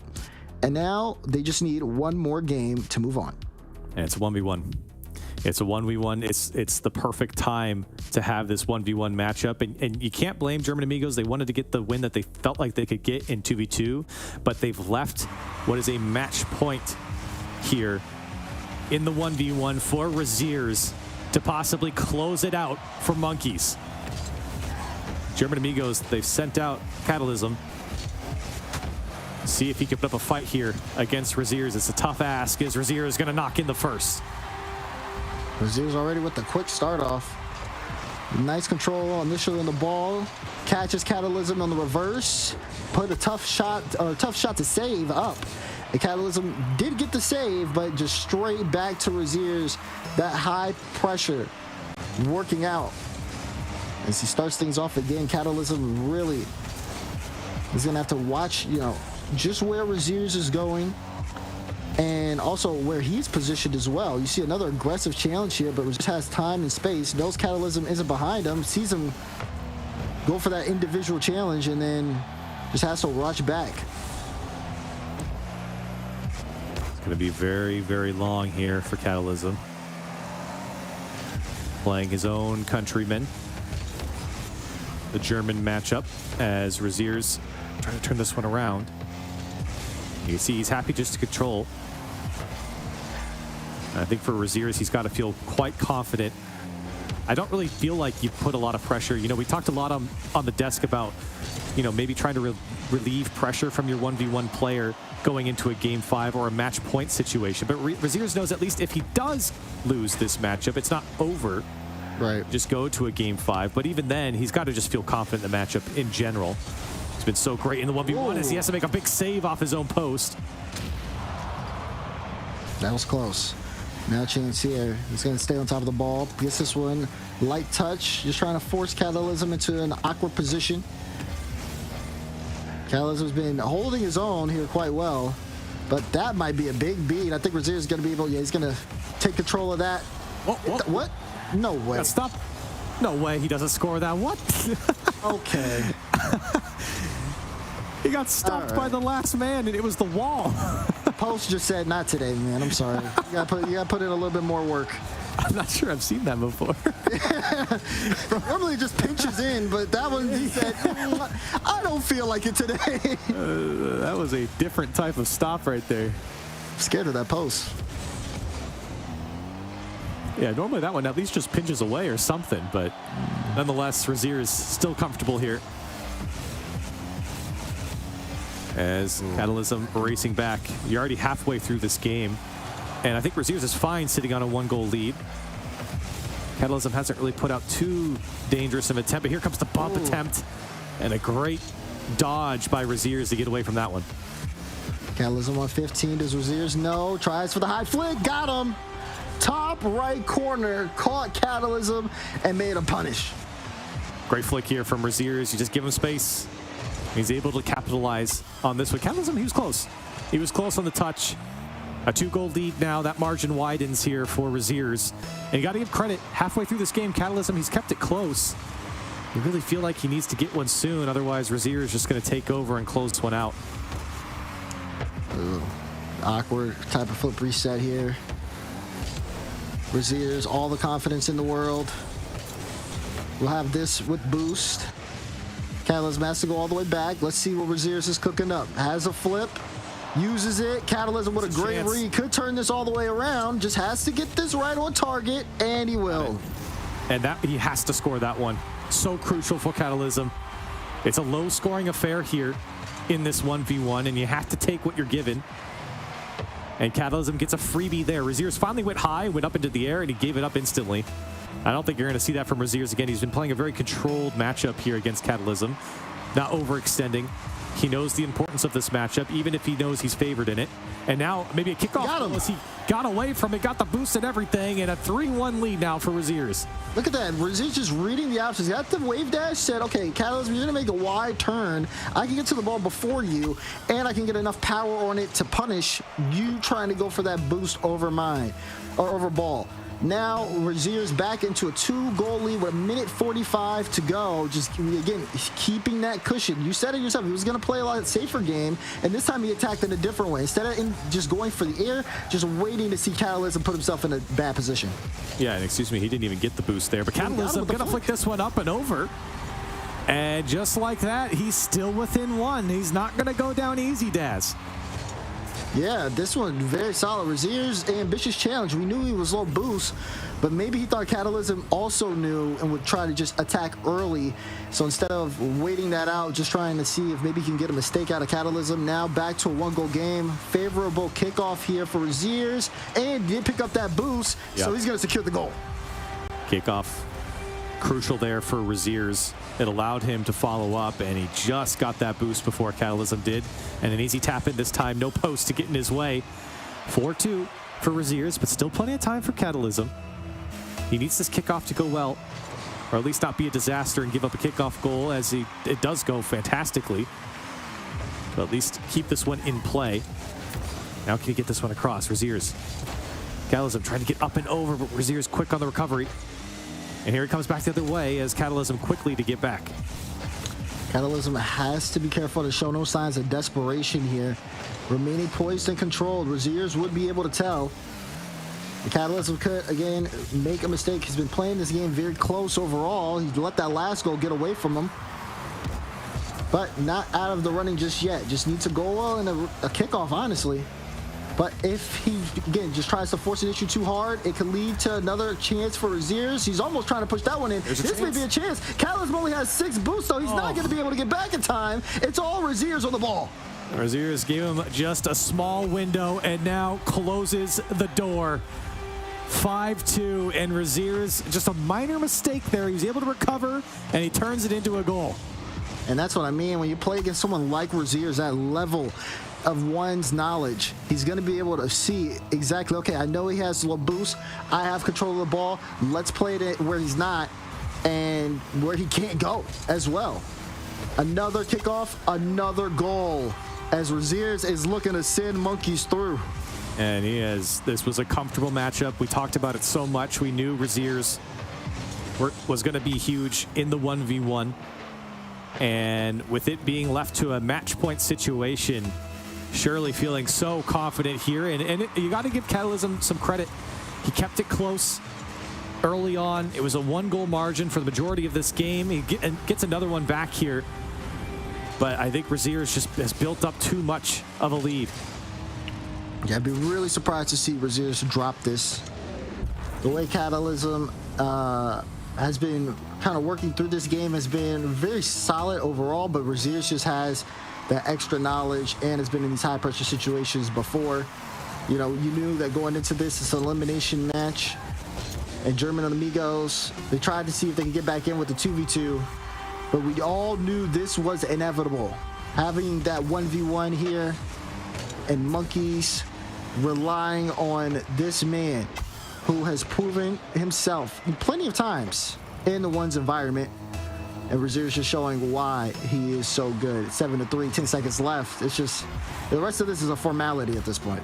He wants to go back, and Monkeys are surely going back to Gamers 8. What a performance here from Raziers.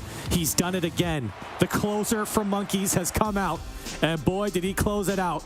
Raziers taking down Catalysm, Monkeys taking down German Amigos. As they move on, they qualify for Gamers 8.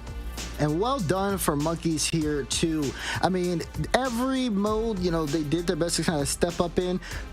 even in the twos, it was a 1-goal game. They had a lot of pressure, but 3v3s, 1v1s, I mean, it just felt like they had the recipe here in this particular matchup. Came down to, you know, the wire in some of these games, very close, but overall they relied on their strengths. They kept their confidence up, and they played just very good Rocket League here. The speed from them was something that German Amigos could not handle, and of course their ability to rely on each other offensively too. I think Monkeys, they definitely deserve to, you know, a trip to Gamers 8. Yeah, and well managed here from Monkeys. I mean, throughout our discussion about this team against German Amigos, you got the aggressive nature of Monkeys and the defensive nature of German Amigos, and you could really see the aggressor won here today, and then that control here in this final game from Raziers is really the icing on the cake. And you know, Monkeys, they could do some damage here in Gamers 8. They are not some slouch of a team. Clearly they've made it to the semifinal and they've qualified, and I think they have a decent team composition here. 3v3s are going to be a little bit more scary, especially when they play up against teams that are matching that aggression, but I still think Monkeys, they're formidable in this European qualifier, and they will be at Gamers 8. Yeah. And we'll end up having to see what they can do on that main stage. But I think that this is a sign of good things to come. Being able to see what Monkeys have been able to show us, and even show some of the top teams in Europe. You know, you talk about that series from G1, the bounce back from Matane over the course of the day as an individual, as well as, of course, the rest of the team stepping up into their own roles as needed to be. Monkeys are definitely a formidable opponent. Yep, and we'll see how they do at Gamers 8. I think for German Amigos, this was a kind of a devastating loss. They tried to get back into the series by taking that 2v2, and I think it was the right call, but at the same time, you leave that 1v1 and that opportunity. The plan fell apart for German Amigos in the end, and I think that's really what came back to bite them. And listen, Daz, they had a decent run, right? They took down BDS, and losing to Oxygen isn't really a bad loss here. So for them to go down to Monkeys, though, is a bit devastating, and I think maybe an underperformance for them in the end.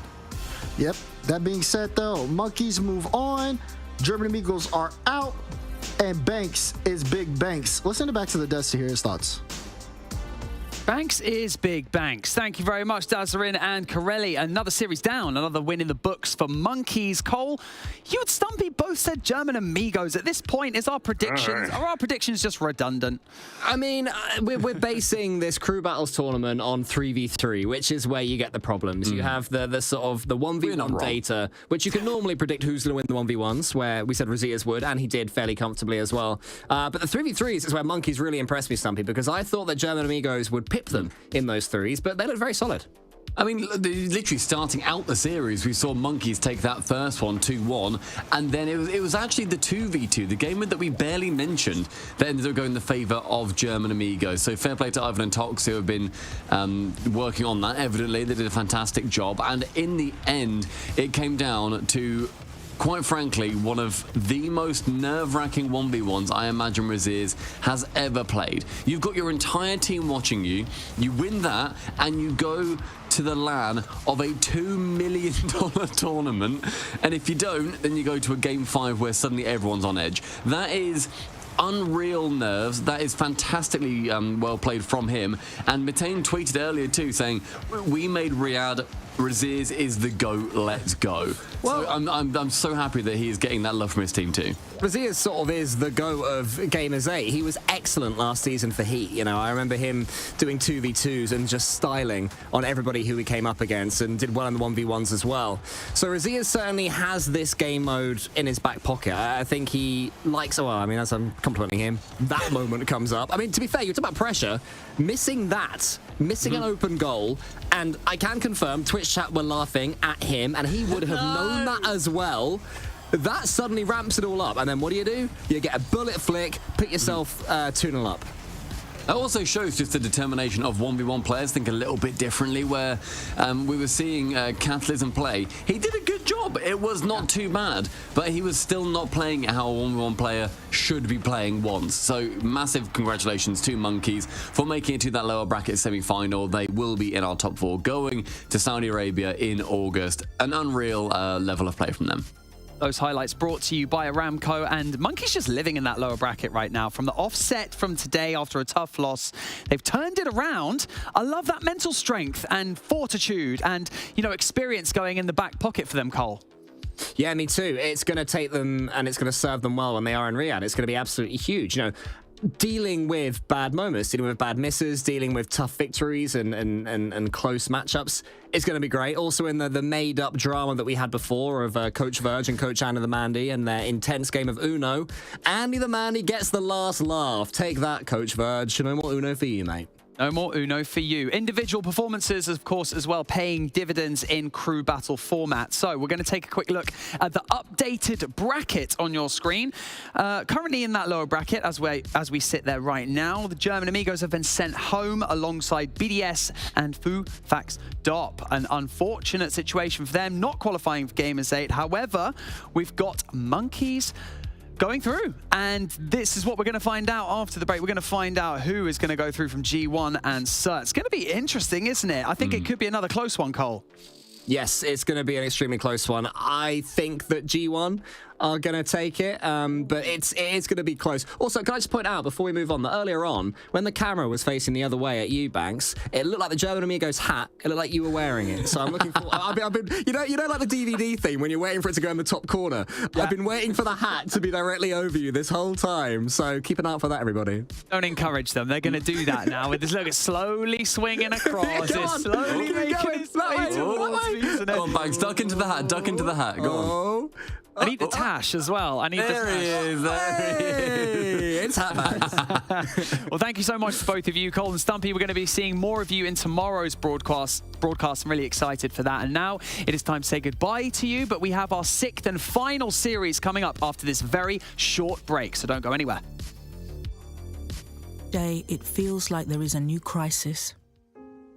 Families displaced by violent earthquakes and wars. Warm hearts sleeping under cold blankets of stars. Lives destroyed and washed away. Families fleeing into the unknown. But look closer. See the hope everywhere. See the ones running towards disasters to help. Compassion exists all around the world. Kindness is healing wounds, bringing hope for a brighter tomorrow. Look closer and see the many families like Layla's who've lived through unimaginable hardships and yet haven't given up. Please don't give up on those forced to flee. Donate now.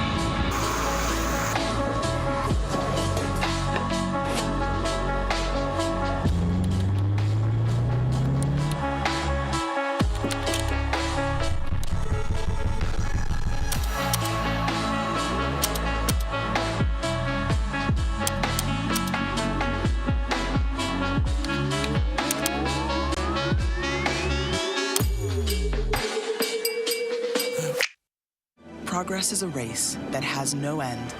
After every finish line, another challenge awaits. How can we continue to push innovation in a sport at the forefront of technology? This is how.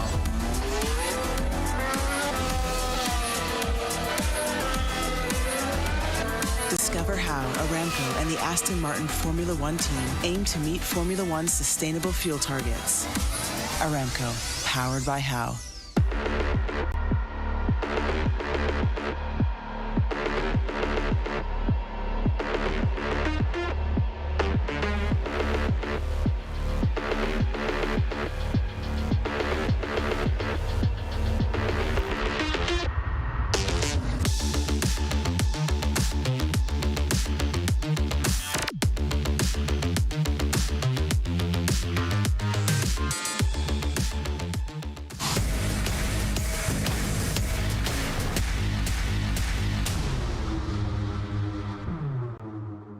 Welcome back to Gamers Without Borders. It is here, our final match of the day. One last attempt to creep towards that grand final tomorrow and claim that lion's share of $1.25 million. What a ride it's been up to this point. It's only going to get better as I'm joined by Spaceman and Lemon Kiwi in the virtual studio.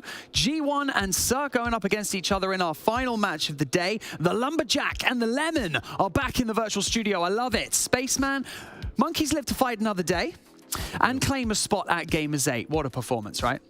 They really do. Look, me and Joby were talking about it in the green room. I'm a big fan of this German Amigos roster. I think they have a lot of potential, specifically on the defensive side of the ball. But Monkeys also came in with a bit of a chip on their shoulder, and I think that comes down to Raziers and Matane. Matane again, and Raziers, both veterans of the EU side of the field. Guys who've been in circulation on a lot of different teams as of late, but they finally find something that works. And the fact that they qualify through German Amigos, which is no small feat, is a huge task because we know what German Amigos have with the work potential. But yeah, this is a good win for Monkeys. Yeah, I feel like it was strong, and I feel like they live to fight another day in the lower bracket final tomorrow. I'm excited to see how that's going to go. But, Lemon, we've had 5 series today so far. Solid performances, the most obvious being Vitality, but that was a given. Who's impressed you today so far? I gotta say, like, G1 just coming back in that reverse sweep. They're coming up next too. Like, yeah, I was bummed that they couldn't have a stronger fight against Vitality, but how do you take that loss and turn it into something good? That's what's cool. Also, Suhhh having some surprising finishes, able to take a game off of Oxygen in the long OT right out the gate, to taking out BDS in the lower bracket. That was unexpected. So it's even on the North American side of things, we've seen these underdogs have these surprising showings, and not just in the 2v2 1v1s. Like, Suhhh won the 3s against BDS, so really expect the unexpected. Yeah, crew battle format shows every facet of every team that we have here on this roster of teams competing for the Gamers 8 qualification spots, and of course all that money for charity on the line. The real reason why we're here. But Spaceman, let's focus in on the match at hand. G1 going up against Suhhh. Suhhh, let's just start with Dan, coming off a win against the world champions, BDS. Sorry, I had to have a quick check of that. G1 with the demoralizing task of facing off against Vitality earlier. Shake it off. Who looks more dangerous?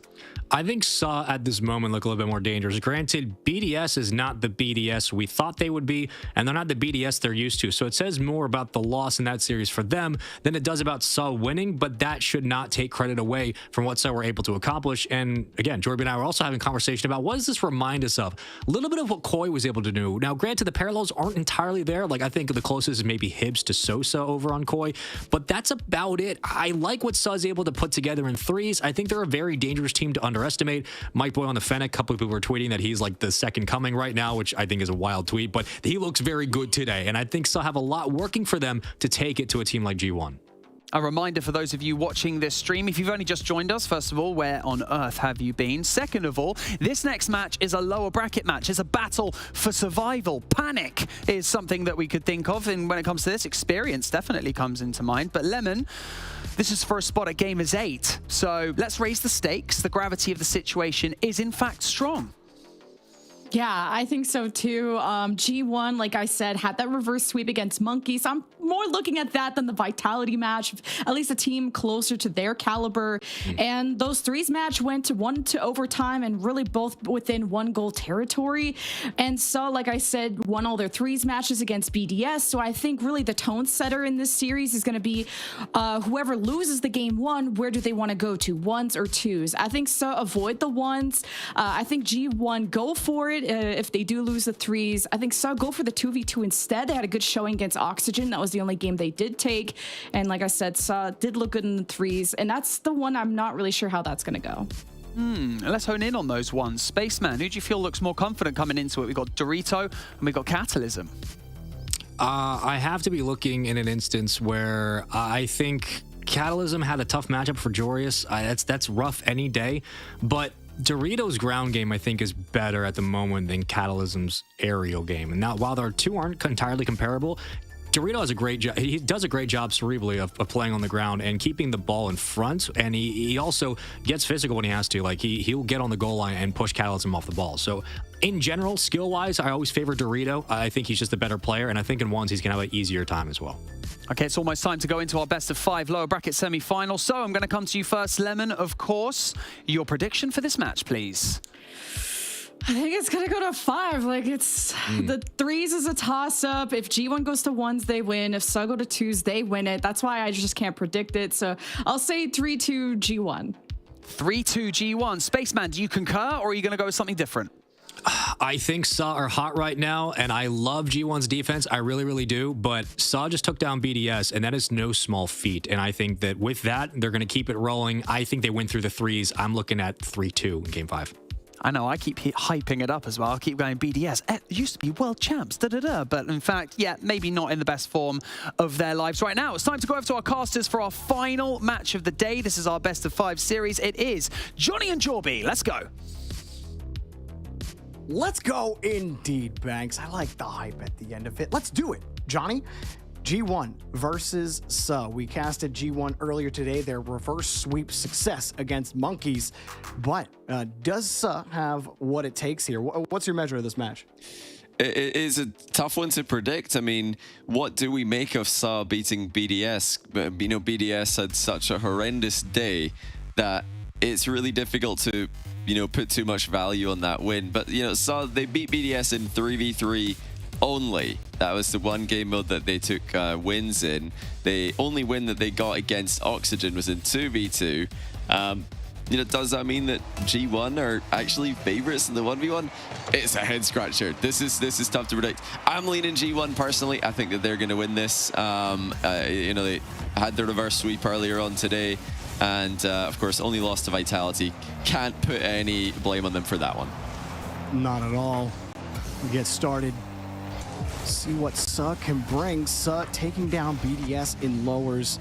Definitely a result that I think a lot of people felt like could happen, and a lot of BDS fans hoped it wouldn't happen. Now they're right here, 1 match away from qualifying for Gamers 8. Just have to win this one here. For G1, you know, a lot of their runs, no matter what tournament they seem to find themselves in, always seems to be difficult. Now Atomic makes Oli stretch for his own touch right towards his net. Dorito has to kick this out. All of G1 having to wait for SUHH here. Yeah, a lot of little rivalries here. Oli, Tho, and Mike Boy, of course. But Hibs is going to actually be the first one to get the goal. He's kind of like the guy who's not really related to any other players in this lobby, perhaps. They've just brought him in for this split. Massive bump connects there to leave the shot wide open for Hibs. And he'll slot it at the near post. Very interested to see how this team's going to synergize, because Mike Boy and Tho, they have a long history of playing together with many different thirds. Will Hibs be the ones to really get them all to click and take them to the next level? I feel like this is Bubble the team. Like Tho, Mike Boy, and Hibs, like 3 players that have consistently gotten into top 16 in Europe, but not really much higher. And sometimes they don't even make it to main events, these 3 players, but they always seem to stick around, and they have a performance or 2 where you're like, oh, these guys are pretty good sometimes. But as far as making that next push up, you know, you never really know what you're going to get out of this team. And that one pushed out. So no chance on that 50, and G1 look like they're going to take control here. But not much really developing at the moment. Yeah, G1 will know that they need to put down their marker early in this series. And qualification is on the line. The pressure is at a climax, and this is really, I think, the highest pressure match, the highest pressure round in this tournament. You know, usually it would be the final, but not right now. And Suhhh are rising to the occasion. Tho on the breakaway puts in a second goal. This one has to get through. Dorito cuts in, and Atomic still needed time. Not the best cut there from Dorito. You know, it's not a bad idea to catch that, maybe follow it up on a 50, but just misexecuted. Ball skirts away from him. As last man, you gotta protect that rock for enough time for Atomic to get back. Yeah, no. How are G1 going to play this? The lucky thing for them is that they like to be aggressive anyway. You know, some teams, when they get that 1-goal deficit, they don't have to wait for long to see how they're going to respond. You know, some teams, when they're behind, they have to leave their comfort zone of defense and start to attack. That's not where G1 want to be in the first place. They're all about attack anyway, so making comebacks is really what they do, and they're already started with this one in game 1. Both defenders respecting Atomic's touch that never came. And now on the pop and attempted flick from Hibbs, he lets it drop down. Does Hibbs just get the goal? Oh. He does! He sits in the sea of blue and comes out the victor. This just didn't look like he was going to be the first to the scene, but he does recover beautifully and slots it past Dorito just before anyone could get goal side of the ball. It was barely enough as well. I mean, Dorito nearly saved that somehow, so good try. Hibbs with the better 50-50. Got the goal through. 2-goal gap again. It's a booming touch there from Oli, but it's kind of what Suhhh wanted. They were already on the backboard and waiting for it. A ball here for Suhhh to receive. And getting a little physical in front, though, trying to find a bump, but Hibbs just could not find a way towards the box. Mike Boy forced to sit back deep on the midfield line. G1 pushed right back in, but now how do they get set up? That's part of the difficulty right now for G1. That 50 right there, that's not going to get it done. Your second man sitting far wide. Third man only gone back. He's beat. Hibbs beats the defense, and Suhhh rolling in game 1. This is a brilliant setup by Tho. Air dribbles all the way out from defense. Beats Oli to the second touch, and then Hibbs dusts Dorito as well. I mean, the speed of Suhhh has just got G1 scrambling in defense. They have not had an answer. Not the look G1 won at all, especially with how they looked earlier. Again, because even when Monkeys took early in the series in the upper bracket, those games were still close. G1 still competitive in them, but Suhhh, I guess they got the "we just beat BDS" buff on from their last match. And rocking it out to a 3-goal lead has to feel nice. Nothing much developing here. Even right there, Oli, he does get a pop-up, but that's only Suhh's ball. He wanted the bump as well. He gets the bump. Maybe G1 can push there. Those plays aren't developing the way G1 are trying to make them happen. You know, this is the revenge arc as well for Mike Boy and Tho. A year ago, they were in this exact stage of the tournament with Oli, believe it or not. Solary were eliminated in this round. Lower bracket round 2, lower bracket quarterfinal, one stage short of making the event. So one of them is going to go there. It's either going to be Oli or it's going to be Tho and Mike Boy. You know, this is the rivalry here. Well, they're all trying to prove, you know, who the problem was in last year's attempt to qualify, where they lost out to Luminosity, who actually had Atomic playing for them. So really a lot of returns here to the same stage. You know, will Atomic thwart Mike Boy and Tho for the second season in a row? Maybe it's the Hibbs diff for Suhh, but really, I mean, Tho had a nice play. Oh, that's just in. Oh. That one just pinches down off the wall and right into the net for G1. Yeah, it looked like this shouldn't have really been a problem, but Oli has read it very well, in fact. I don't know how he manages to get that angle shot on target. I mean, it doesn't look like it's really possible to score from there, but he's actually found a scoring angle. Inside of the post. Why is that the inside of the post? I'm not going to lie. I watched that in the game, and then I watched it on in the replay in the game. Then I looked at my other monitor to watch it on the stream, and then again in the replay on the stream. I watched that goal 4 times, and it still doesn't really make sense how he's managed to get that angle. I mean, that's really quite extraordinary. I'd love to see a Oli POV on that goal. Yeah, it doesn't make sense from the wide view that he's pulled that one off. Well, time still expiring. Suhhh did enough to get the job done. 4 goals is good enough. Just like that, Suhhh take the first game, and now we talk about the skill nodes, Johnny. 2v2, 1v1. Which way do G1 go? Do they pull out their random star in Dorito? It's so difficult to say. I mean, Dorito, he did have a great game to start off the day in 1v1, keeping G1 in the upper bracket for a little bit by taking down Raziers. I mean, that is just a phenomenal win. But then, yeah, he lost to Monkey Moon. Oh, no, sorry, he didn't lose to Monkey Moon. He lost to Zen. Sorry. So, yeah, you know, that...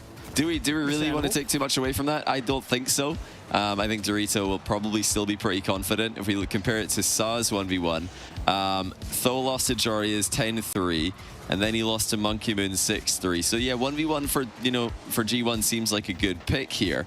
2v2, maybe not so much. G1 lost the 2v2 against Monkeys. They lost the well, and actually they didn't even play the 2v2 against Vitality, but I think they probably would have lost it. Maybe I would bet on Vitality today, given how well they're playing. Suhh's 2v2 hasn't gone too brilliantly either, though. I mean, I think you pick ones. Personally, I think you just go for it. You just try and reset the momentum. And also, key factor, tilt Tho as early as possible. I think if Atomic or Dorito, you know, probably Dorito, given his performance, if you could tilt Tho, that would be huge. It's not going to be one, so you can see 2v2 lining up. G1 have picked this. Atomic and Dorito against Tho and Mike Boy, 2 very well-known duos. We've got the Netherlands against Spain in Game 2. Yeah, Tho and Mike Boy are kind of a sneaky deadly twos duo, but I do remember last year, and maybe this is still true, maybe it's not. I guess Tho's going to show us, but I do remember you said the best way to get through Tho was to hit right at him. And that right there, Dorito just needed to hit the ball in the net. Couldn't make it happen. Atomic's got the boost, but can't stretch for it. Dorito, now the pop. Atomic, free ball, and a free goal. Yeah, good pressure from G1. Suhh not able to get a clear, not able to get control. Dorito just outplayed the last man. They're not too concerned about putting it on target because he knows Atomic's coming in behind him with the easy finish, and already looking like a good pickup here in Game 2 for G1. Right off the bat here, Tho trying to keep that opposite side of Dorito. Atomic trying to size up Mike Boy here. Mike Boy seeing where his teammate is, just trying to drill the 50. Tho jumping back pretty far back for that, but he got a 50. Squared up nicely on the ball. Sometimes the more aggressive position really doesn't net you the win in 2v2, but here's Mike Boy in the air. Is he going to get a chance at it? He saw Dorito, came back down, and at least keeps the ball locked. Dorito gets no boost spawning for him in the corner. He's going to lose that. Atomic's going to lose the ball. Now Tho in a one-on-one. Here he goes. Big shot for Tho to tie it up.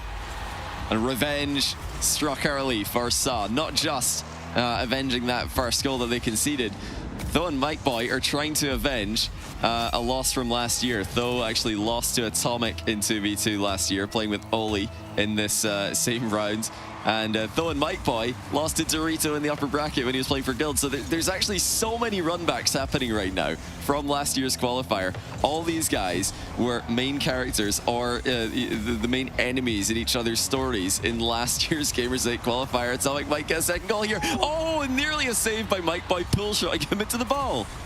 Oh, it was almost genius, but Atomic recovered well. See him landing. He actually just runs into Mike Boy himself as he comes across, but it wasn't enough to pull him off the line of the ball.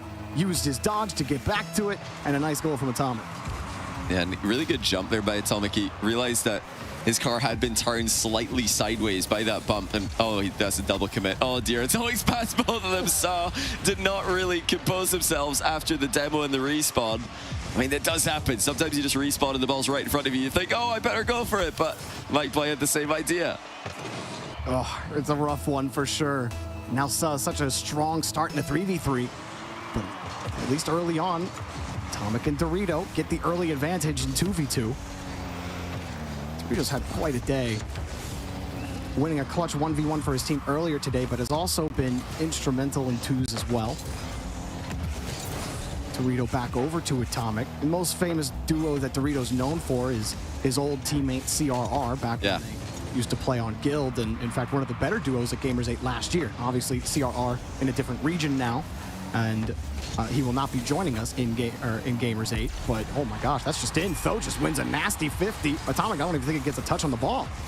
You know, it's just so exciting to watch G1 play because they score a lot, they concede a lot. You're going to get goals when these guys are on the field. I mean, Atomic did not need to go for this, but it turns out to be the worst possible 50 for him. Just over 2 minutes in, we're 5 goals in, and we might have another one here because Doritos used all of his boost. Mike Boy's got an open net, and he scored it. Oh my goodness, G1, can you just be a little bit more careful, please? Oh, the ball, not the blue car, all right? If we need the cheat sheet to know what am I supposed to hit, like maybe we can put that up. That'll help them out. That one not working out. That's 2 kickoff goals. First double committed on 1 off the demo. And then Dorito just runs into Atomic that time, and they give it right back. Now, Tho, another bump. Oh! Back into the ball. Doesn't work out. Mike Boy makes a nice move. He's got a lot of boost. Atomic waiting for him on the wall. And Mike Boy tried the low 50. Here comes Tho. Beautiful setup from Mike Boy. Well, the rarely seen air dribble bump defense by bumping the attacker back into the ball did not really count for much because after that, saw plow right through with a 4th goal. I mean, G1 were scoring at ease at the start of this game. Now they can't keep anything out of their net. It's up for Atomic. Nothing there. Oh, it's so aggressive from Dorito as well. He's going to get... Wow. Dorito comes across. He tries to get a demo on Tho. Tho just lets him drive right by him. And now, it was Atomic who done it, not Dorito. And Tho had a free clear out. Atomic went for that corner boost. It's such a risk to do in 2v2 when you don't have clear possession of the ball. If you don't get that bump, you need to be turning back the net and running quick because that's an easy clear into a goal. And it's just so unnecessary again from G1. They're both in the offensive corner. Neither one of them really have a clear route to the goal or a clear route to outplay any of the opponents. So I really don't know what they were hoping to get in that position. So much risk, so little reward. But, you know, that's just what they do. They just take all the risks. That is their play style in 2s. And it's a lot of their play style in 3s as well. Just a hyper-aggressive team who want to put pressure on their opponents. But now that Suhhh have a 2-goal lead, I think they're going to be much better at holding it. Really hope I'm not cursing them here for their sakes. But they tend to be a much more disciplined team when they're in front by 2. So they've actually scored 4 straight goals since G1's initial 3-1 lead. Yeah, it's not been a pretty 3 minutes, or really 2.5 minutes for G1. Still got some time on the clock here, but Dorito, he gets caught again with an aggressive challenge. Wow. Goes right over his head. That's a blunder. It's just too easy, isn't it? I mean, you can't be getting outplayed by little touches like that. I mean, Tho doesn't even expect that to be an outplay. He's just thinking, I'm just going to hit the ball back into the midfield, kill a little bit more time, and then get ready to defend the next attack while we maintain our boost totals, we stay relevant in the play. Oh, we've scored another goal because G1 are out of position for yet another goal this game. I mean, yeah, G1, it's really quite obvious what they're doing wrong. They're just overextending. You know, BDS made this same mistake against Suhhh earlier on today, and German Amigos have been abusing a lot of their opponents. Is that just overconfidence against Suhhh? Like, because I don't feel like that happens in every other 2v2 European match I watch. Like, it seems to only be against Suhhh that they get so aggressive and they get punished. Oh, well played. That's a great bump. I mean, they have to go all in now. This is the problem, the difficulty of the situation they've put themselves in. I don't think that they've come in disrespecting Suhhh per se. I think that they've just got the balance wrong with their aggression. But no, nothing for it now. You're in the final minute, down by 2. You've got to pull out some kind of cheeky kickoff strat at some point. There it is, fake kickoff immediately. So thank you very much, D1, for the timing on that one. And it will result in a goal. I mean, okay, you know, we criticized them earlier. Now that is exactly what they needed to do. So they're now doing something right. I love that Dorito. He at least puts himself in position against Tho. Tho thinks, okay, I'll pop it over his head. You know, we can play it from the corner, but Dorito pulls off at the right moment. Tho gives up the They demo. Oh. You really wanted that one here. Oh, I really wanted the He's got the ceiling reset. Wait, this is control, Johnny. Hang on, look at this. This is a big one. How about that one? Whoa, how's that one, buddy? Oh, that's all the buffalo cheese for Dorito. Well, you know, just hesitation from Suhhh. Really well played by Dorito, but nobody challenged him. They just let him advance the entire way. And if you're going to challenge that late, you're asking to get scored on. and they have been scored on 6-all. What on earth are we watching? As another kickoff goes extremely risky for both teams. Tho's going to pick up the ball. A great early challenge by Dorito, stopping him short of the goal. Mike Boy. And underneath Dorito on the 50. Can he shake Atomic off this ball? He does get a little back pass, but it's not enough. Atomic stayed with him. Well, it was Suhhh who scored 4 unanswered to take that 6-3 lead, and now it's 3 unanswered from G1. Maybe 4 as it's head downfield, but that's an easy grab for Tho, and a good follow-up from Mike Boy. Dorito's actually caught with nothing here. He's got that corner boost, needed help, he's got it. Not a lot of time left. That one caught, 1v1. No way. Got the ball at 0. Mike Boy up in the air, Tho getting a bump. Mike Boy's only got 17, let it drop. They've got a demo here. Come on, it's a Spanish 2v2 team. We've not seen it yet. We're just going to see a double 50-50 again. That is actually free for Dorito, but not the best bounce. And Tho collects it, but they're struggling for boost. And yeah, Atomic and Dorito know that. That's why we're seeing so many aggressive plays immediately there. We might actually level out to midfield play. Who's going to make the first mistake? Who's going to make the first big play? Hasn't been as aggressive from G1 on the last few plays. Second man has followed in behind first man instead of going out a little wider, but still they're starting to lose these challenges in front of the box. Dorito with no boost. Tho had left to the midfield line. Oh, what's that? Isn't going to get it done from Mike Boy. Absolutely gave that one up. Yeah, I mean, they had all the options there, and he just hits it the worst possible way. It somehow ended up awkward for G1 regardless. Their boost is really running low here. They've been demoed. Boost stolen again. I mean, literally, for a moment there, 13 boost for G1 combined. Tho and Mike Boy are all over them. Free shot goes wide. Had to avoid the defender. Tho, wait a minute, he just found the gap! Oh! Mike Boy turns on his guns and fires that one through the G1 wall! They just couldn't stabilize. They were trying to find boosts in, you know, the small pad positions, really, because the big ones kept getting stolen. They were trying to hang on, but it just wasn't meant to be. Saw 7-6, looking like a 1v1 score in the 2v2 there. And G1 have to reverse sweep for the second time today, or they're going to be eliminated. No Gamers 8 for them. Man, that would have been such a bad loss for Suhhh had they dropped that in overtime. Even in regulation, you're up 3 goals, and the number is 6. It's not 3-0, it's 6 goals, and you let that one go.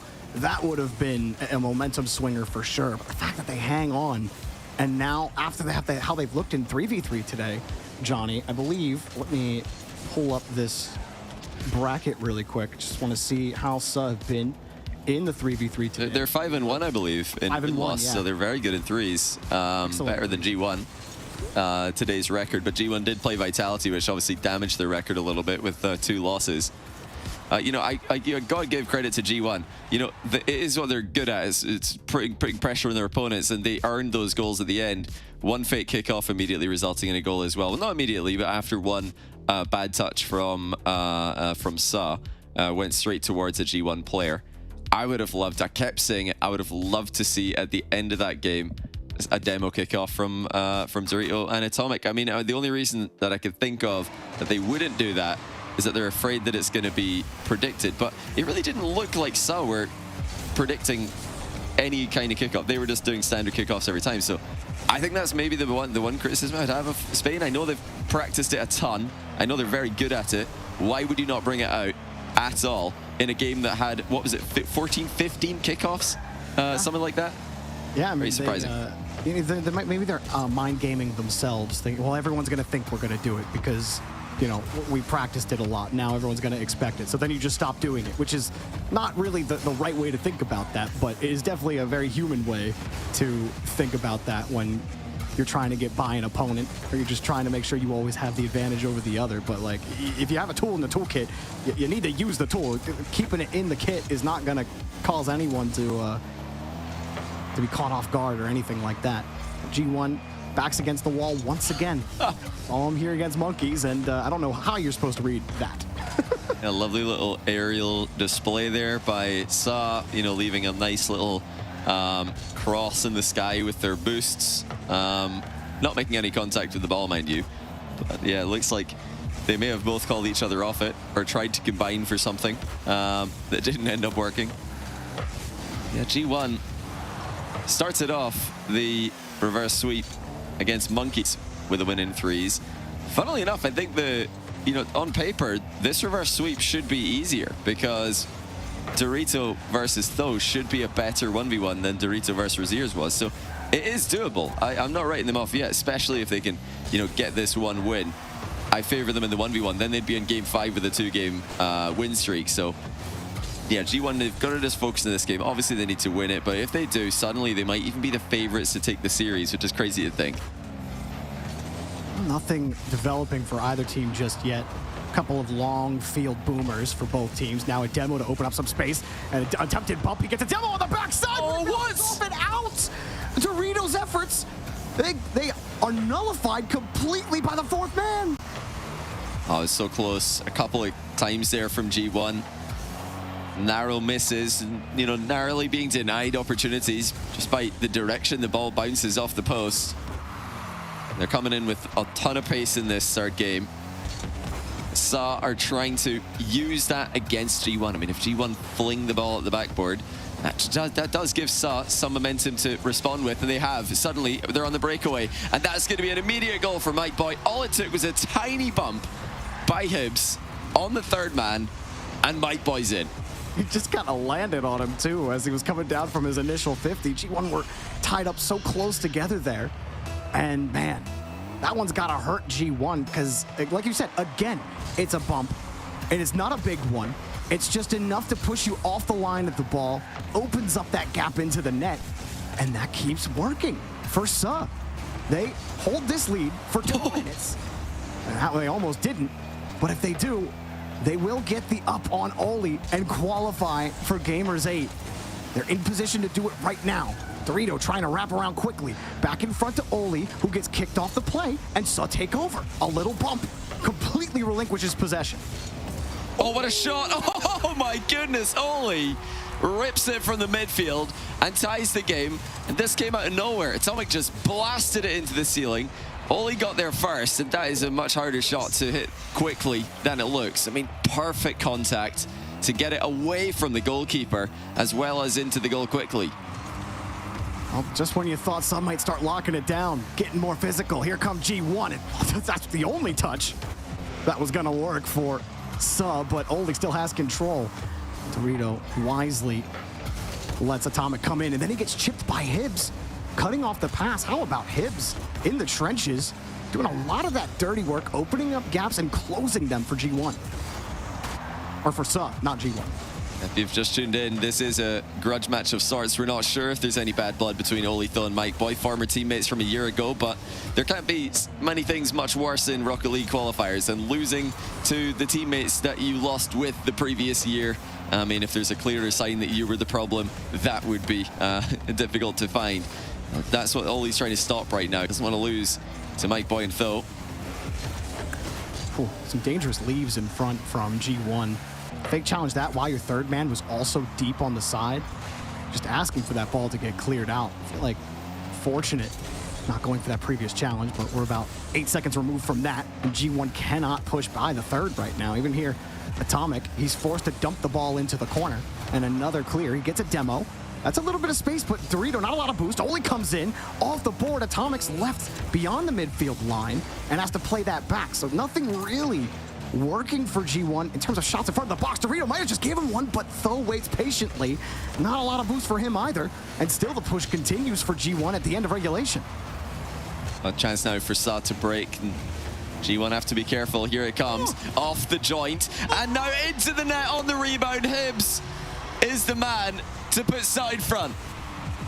Oh, Mike Boy again makes it too awkward. He puts the ball on the far side. Oli's coming out of net, trying to read exactly where Mike Boy's going for that. He goes up to defend a potential double as it's coming across, but he just doesn't have the angle. His jump was wrong. Mike Boy gets a free touch off the bar, leaves an opening for Hibbs, and the recovery was decent enough, but now it's the end of the game. G1 needs to score. Can they even get this ball? Oli puts it down. There's no time. It's over. Wow. They've done it. They've qualified, taking down BDS. Taking down G1, and they move on to Gamers 8. Well, congratulations to CEST. They are eliminating former world champions BDS, at least 2/3 of them, former major champion Rise in third of BDS, of course, and now G1, who have just picked up Holy. They know that's supposed to be an upgrade for them on paper.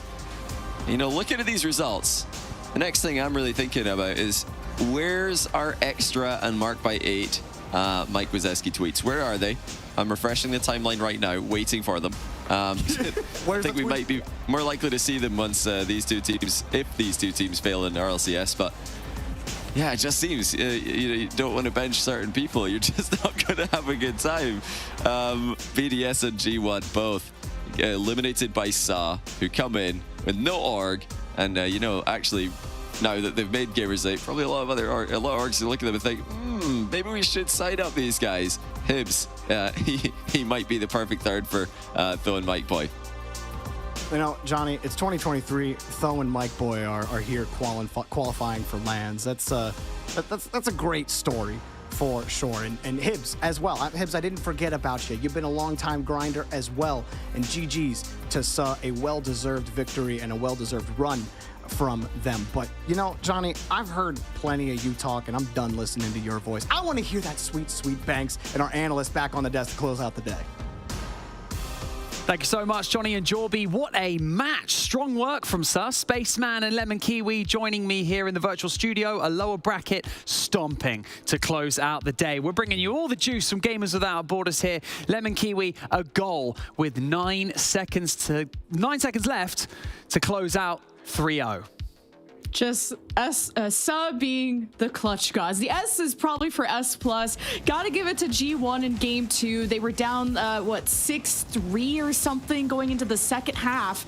And they were able to score 3 to force the OT, which Suhhh ended up taking. Yes, it's a 3-0, but it's all been very close games, in my opinion. Like you pointed out, with the 9 seconds left for Suhhh clutching in game 3.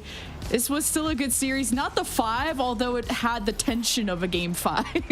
Highlights presented to you by Aramco on your screens right now. Spaceman, expectations were high for G1. What happened? I mean, this is the story of this roster, at least today, has been close, but no cigar and not good enough. The offense just hasn't been there. They've been great defensively. Their counterattacks start, but they don't go anywhere. They have a lot of trouble sustaining offense downfield, and it often feels like when plays start to break down to the midfield, G1 will fall back and play defense before getting aggressive and being proactive. And this is just credit to Suhhh. Feed the hot hand. Look at how these guys are moving with the ball. Look at the challenges they're taking. They're getting aggressive. They're playing with risk, and the risk is paying off. And they really brought it in all 3 games. I didn't expect it to be a 3-0, but I am just surprised that when it gets to this point, the people who step up are usually the ones with more to prove, and Suhhh certainly had that in this tournament. I mean, the twos match, I have the stats in front of me. 3-1 G1 to 6-3 Suhhh to 6-6 overtime. Mike Boy claims that final goal for Suhhh in the twos match. And I feel like after that, it was just a little bit demoralizing for G1 at that point, and it was an uphill battle from there, Lemon. It was. I think the 2v2 was the most exciting game, to be honest, with, like you said, the 6-3 start from Suhhh. And I always thought that G1, they start off hot and then they kind of trail off as maybe they get into their own heads. But that was a game where they bounced back. And that's why I thought G1 had a lot of spirit. And after taking some tough, losses in some of the bracket, I thought G1 had it in them to start, not a reverse sweep, but at least take game 3. And then it was close up until the end, and Suhhh just clutched up. Just something, wasn't it? We just wanted something from G1, but Suhhh just overpowered them in the end. For the final time today, we're going to take a quick look at the updated bracket. We have gone through the lower bracket today. We've got the lower bracket semi-final, coming up tomorrow, followed by the upper bracket final, then the lower bracket final, and that grand final. Suhhh going to go up against Monkeys. An interesting match tomorrow. Really excited to see how that one pans out. What's the story here? Suhhh and Monkeys. Go on then, Spaceman. What's the story? I think the story right now, for me, has to be Suhhh. I mean, look, they're reminiscent of what Koi was doing over in North America yesterday and 2 days ago. They're making a run. And now, granted, they're probably not on the same caliber as Koi. I think Koi's a little bit more of a well-rounded team just on all positions on the field. But Suhhh are making it work, and they are proving that they can go toe-to-toe with some of the best in 3s. They took down BDS. They can go very toe-to-toe in 2s. They just proved it against a team in this series, right? And looking at how this bracket's played out and how the permutations have spread, I think this is a team that could be a dark horse candidate, and they can certainly make a run to the grand final, but they're going to have to go through eventually the loser of Oxygen and Vitality, and that is no small feat because both those squads are the two best in this tournament. It's true, Oxygen have only dropped 2 rounds today, Vitality dropping 1. I mean, if they can avoid the ones as much as possible, do Oxygen stand a chance, Lemon? I think yes. Oxygen only lose 1 game in all their series. Okay, you can still get degrees with a B+ or an A-, whatever you want to consider that, but Vitality look untouchable. Maybe just dropping 1 game at the start is whatever. I'm a little bit sad we don't get the G1 Monkeys rematch from that reverse sweep at the start of the day. That was the most exciting part, in my opinion. But no BDS, no G1. Of course, the Oxygen Team Vitality was maybe to be expected, but the G1 BDS dropping out early was surprising to me. Well, speaking of tomorrow's schedule, we're going to get the schedule up on the screen for you right now so that you can see all of the timings. Don't forget that all these timings are in CEST as well. Convert them into your time zone. First up, we're going to have Suhhh taking on Monkeys at 6 p.m. CEST. That'll be a best of 5. And then on to Oxygen Esports taking on Vitality at 7 p.m. And that'll be our first best of 7 of the day, followed by the lower bracket final and then the upper bracket final later that evening. It's going to be spicy. I'm excited. Spaceman, any final thoughts? I mean, look, you're in for a gauntlet now, and I think Suhhh the biggest challenge in front of them, other than the fact that Monkeys and maybe if they get through that series, Oxygen or Vitality, you're now moving into best of 7 territory. So all bracket finals, lower and upper, and your grand final, you have an extra game. That means an extra chance for a 1s, an extra chance for 2s. Regardless, that is a different step you have to hit. You're not going to be a V1 where you can coast through some of those game modes and just rely on winning the evens or the odds. For a lot of teams here, if you're going up against a top dog in Vitality or Oxygen, you're going to have to be prepared for that extra game, and they got to make sure they come up ready tomorrow. Looking forward to seeing more of you and Lemon Kiwi tomorrow, taking us through the matches and joining me here in my space station. I said it again. I called it a space station. It's my spaceship. This is my spaceship, okay? I'm enjoying it. Thank you so much to everyone who took part today. Thank you for further forwarding this incredible esport. All the players just coming up with new and inventive ways to capitalize in this esport. It's really fantastic to see. Thank you to the production for creating this amazing virtual studio and everything that comes with it. Thank you so much to the viewers at home for supporting your favorite teams, and thank you to all of my Rocket League talent who have joined me here at this desk. It's been fantastic so far, and tomorrow we will round out the EU bracket. $1.25 million will be donated to charities of the winners' choices, and all of our Gamers 8 qualifiers will be back here to battle it out to see who can take that top spot and that $300K that they can donate to a charity of their choice. So I'm excited for tomorrow. I hope you are. My name is Banks, and I'll see you then.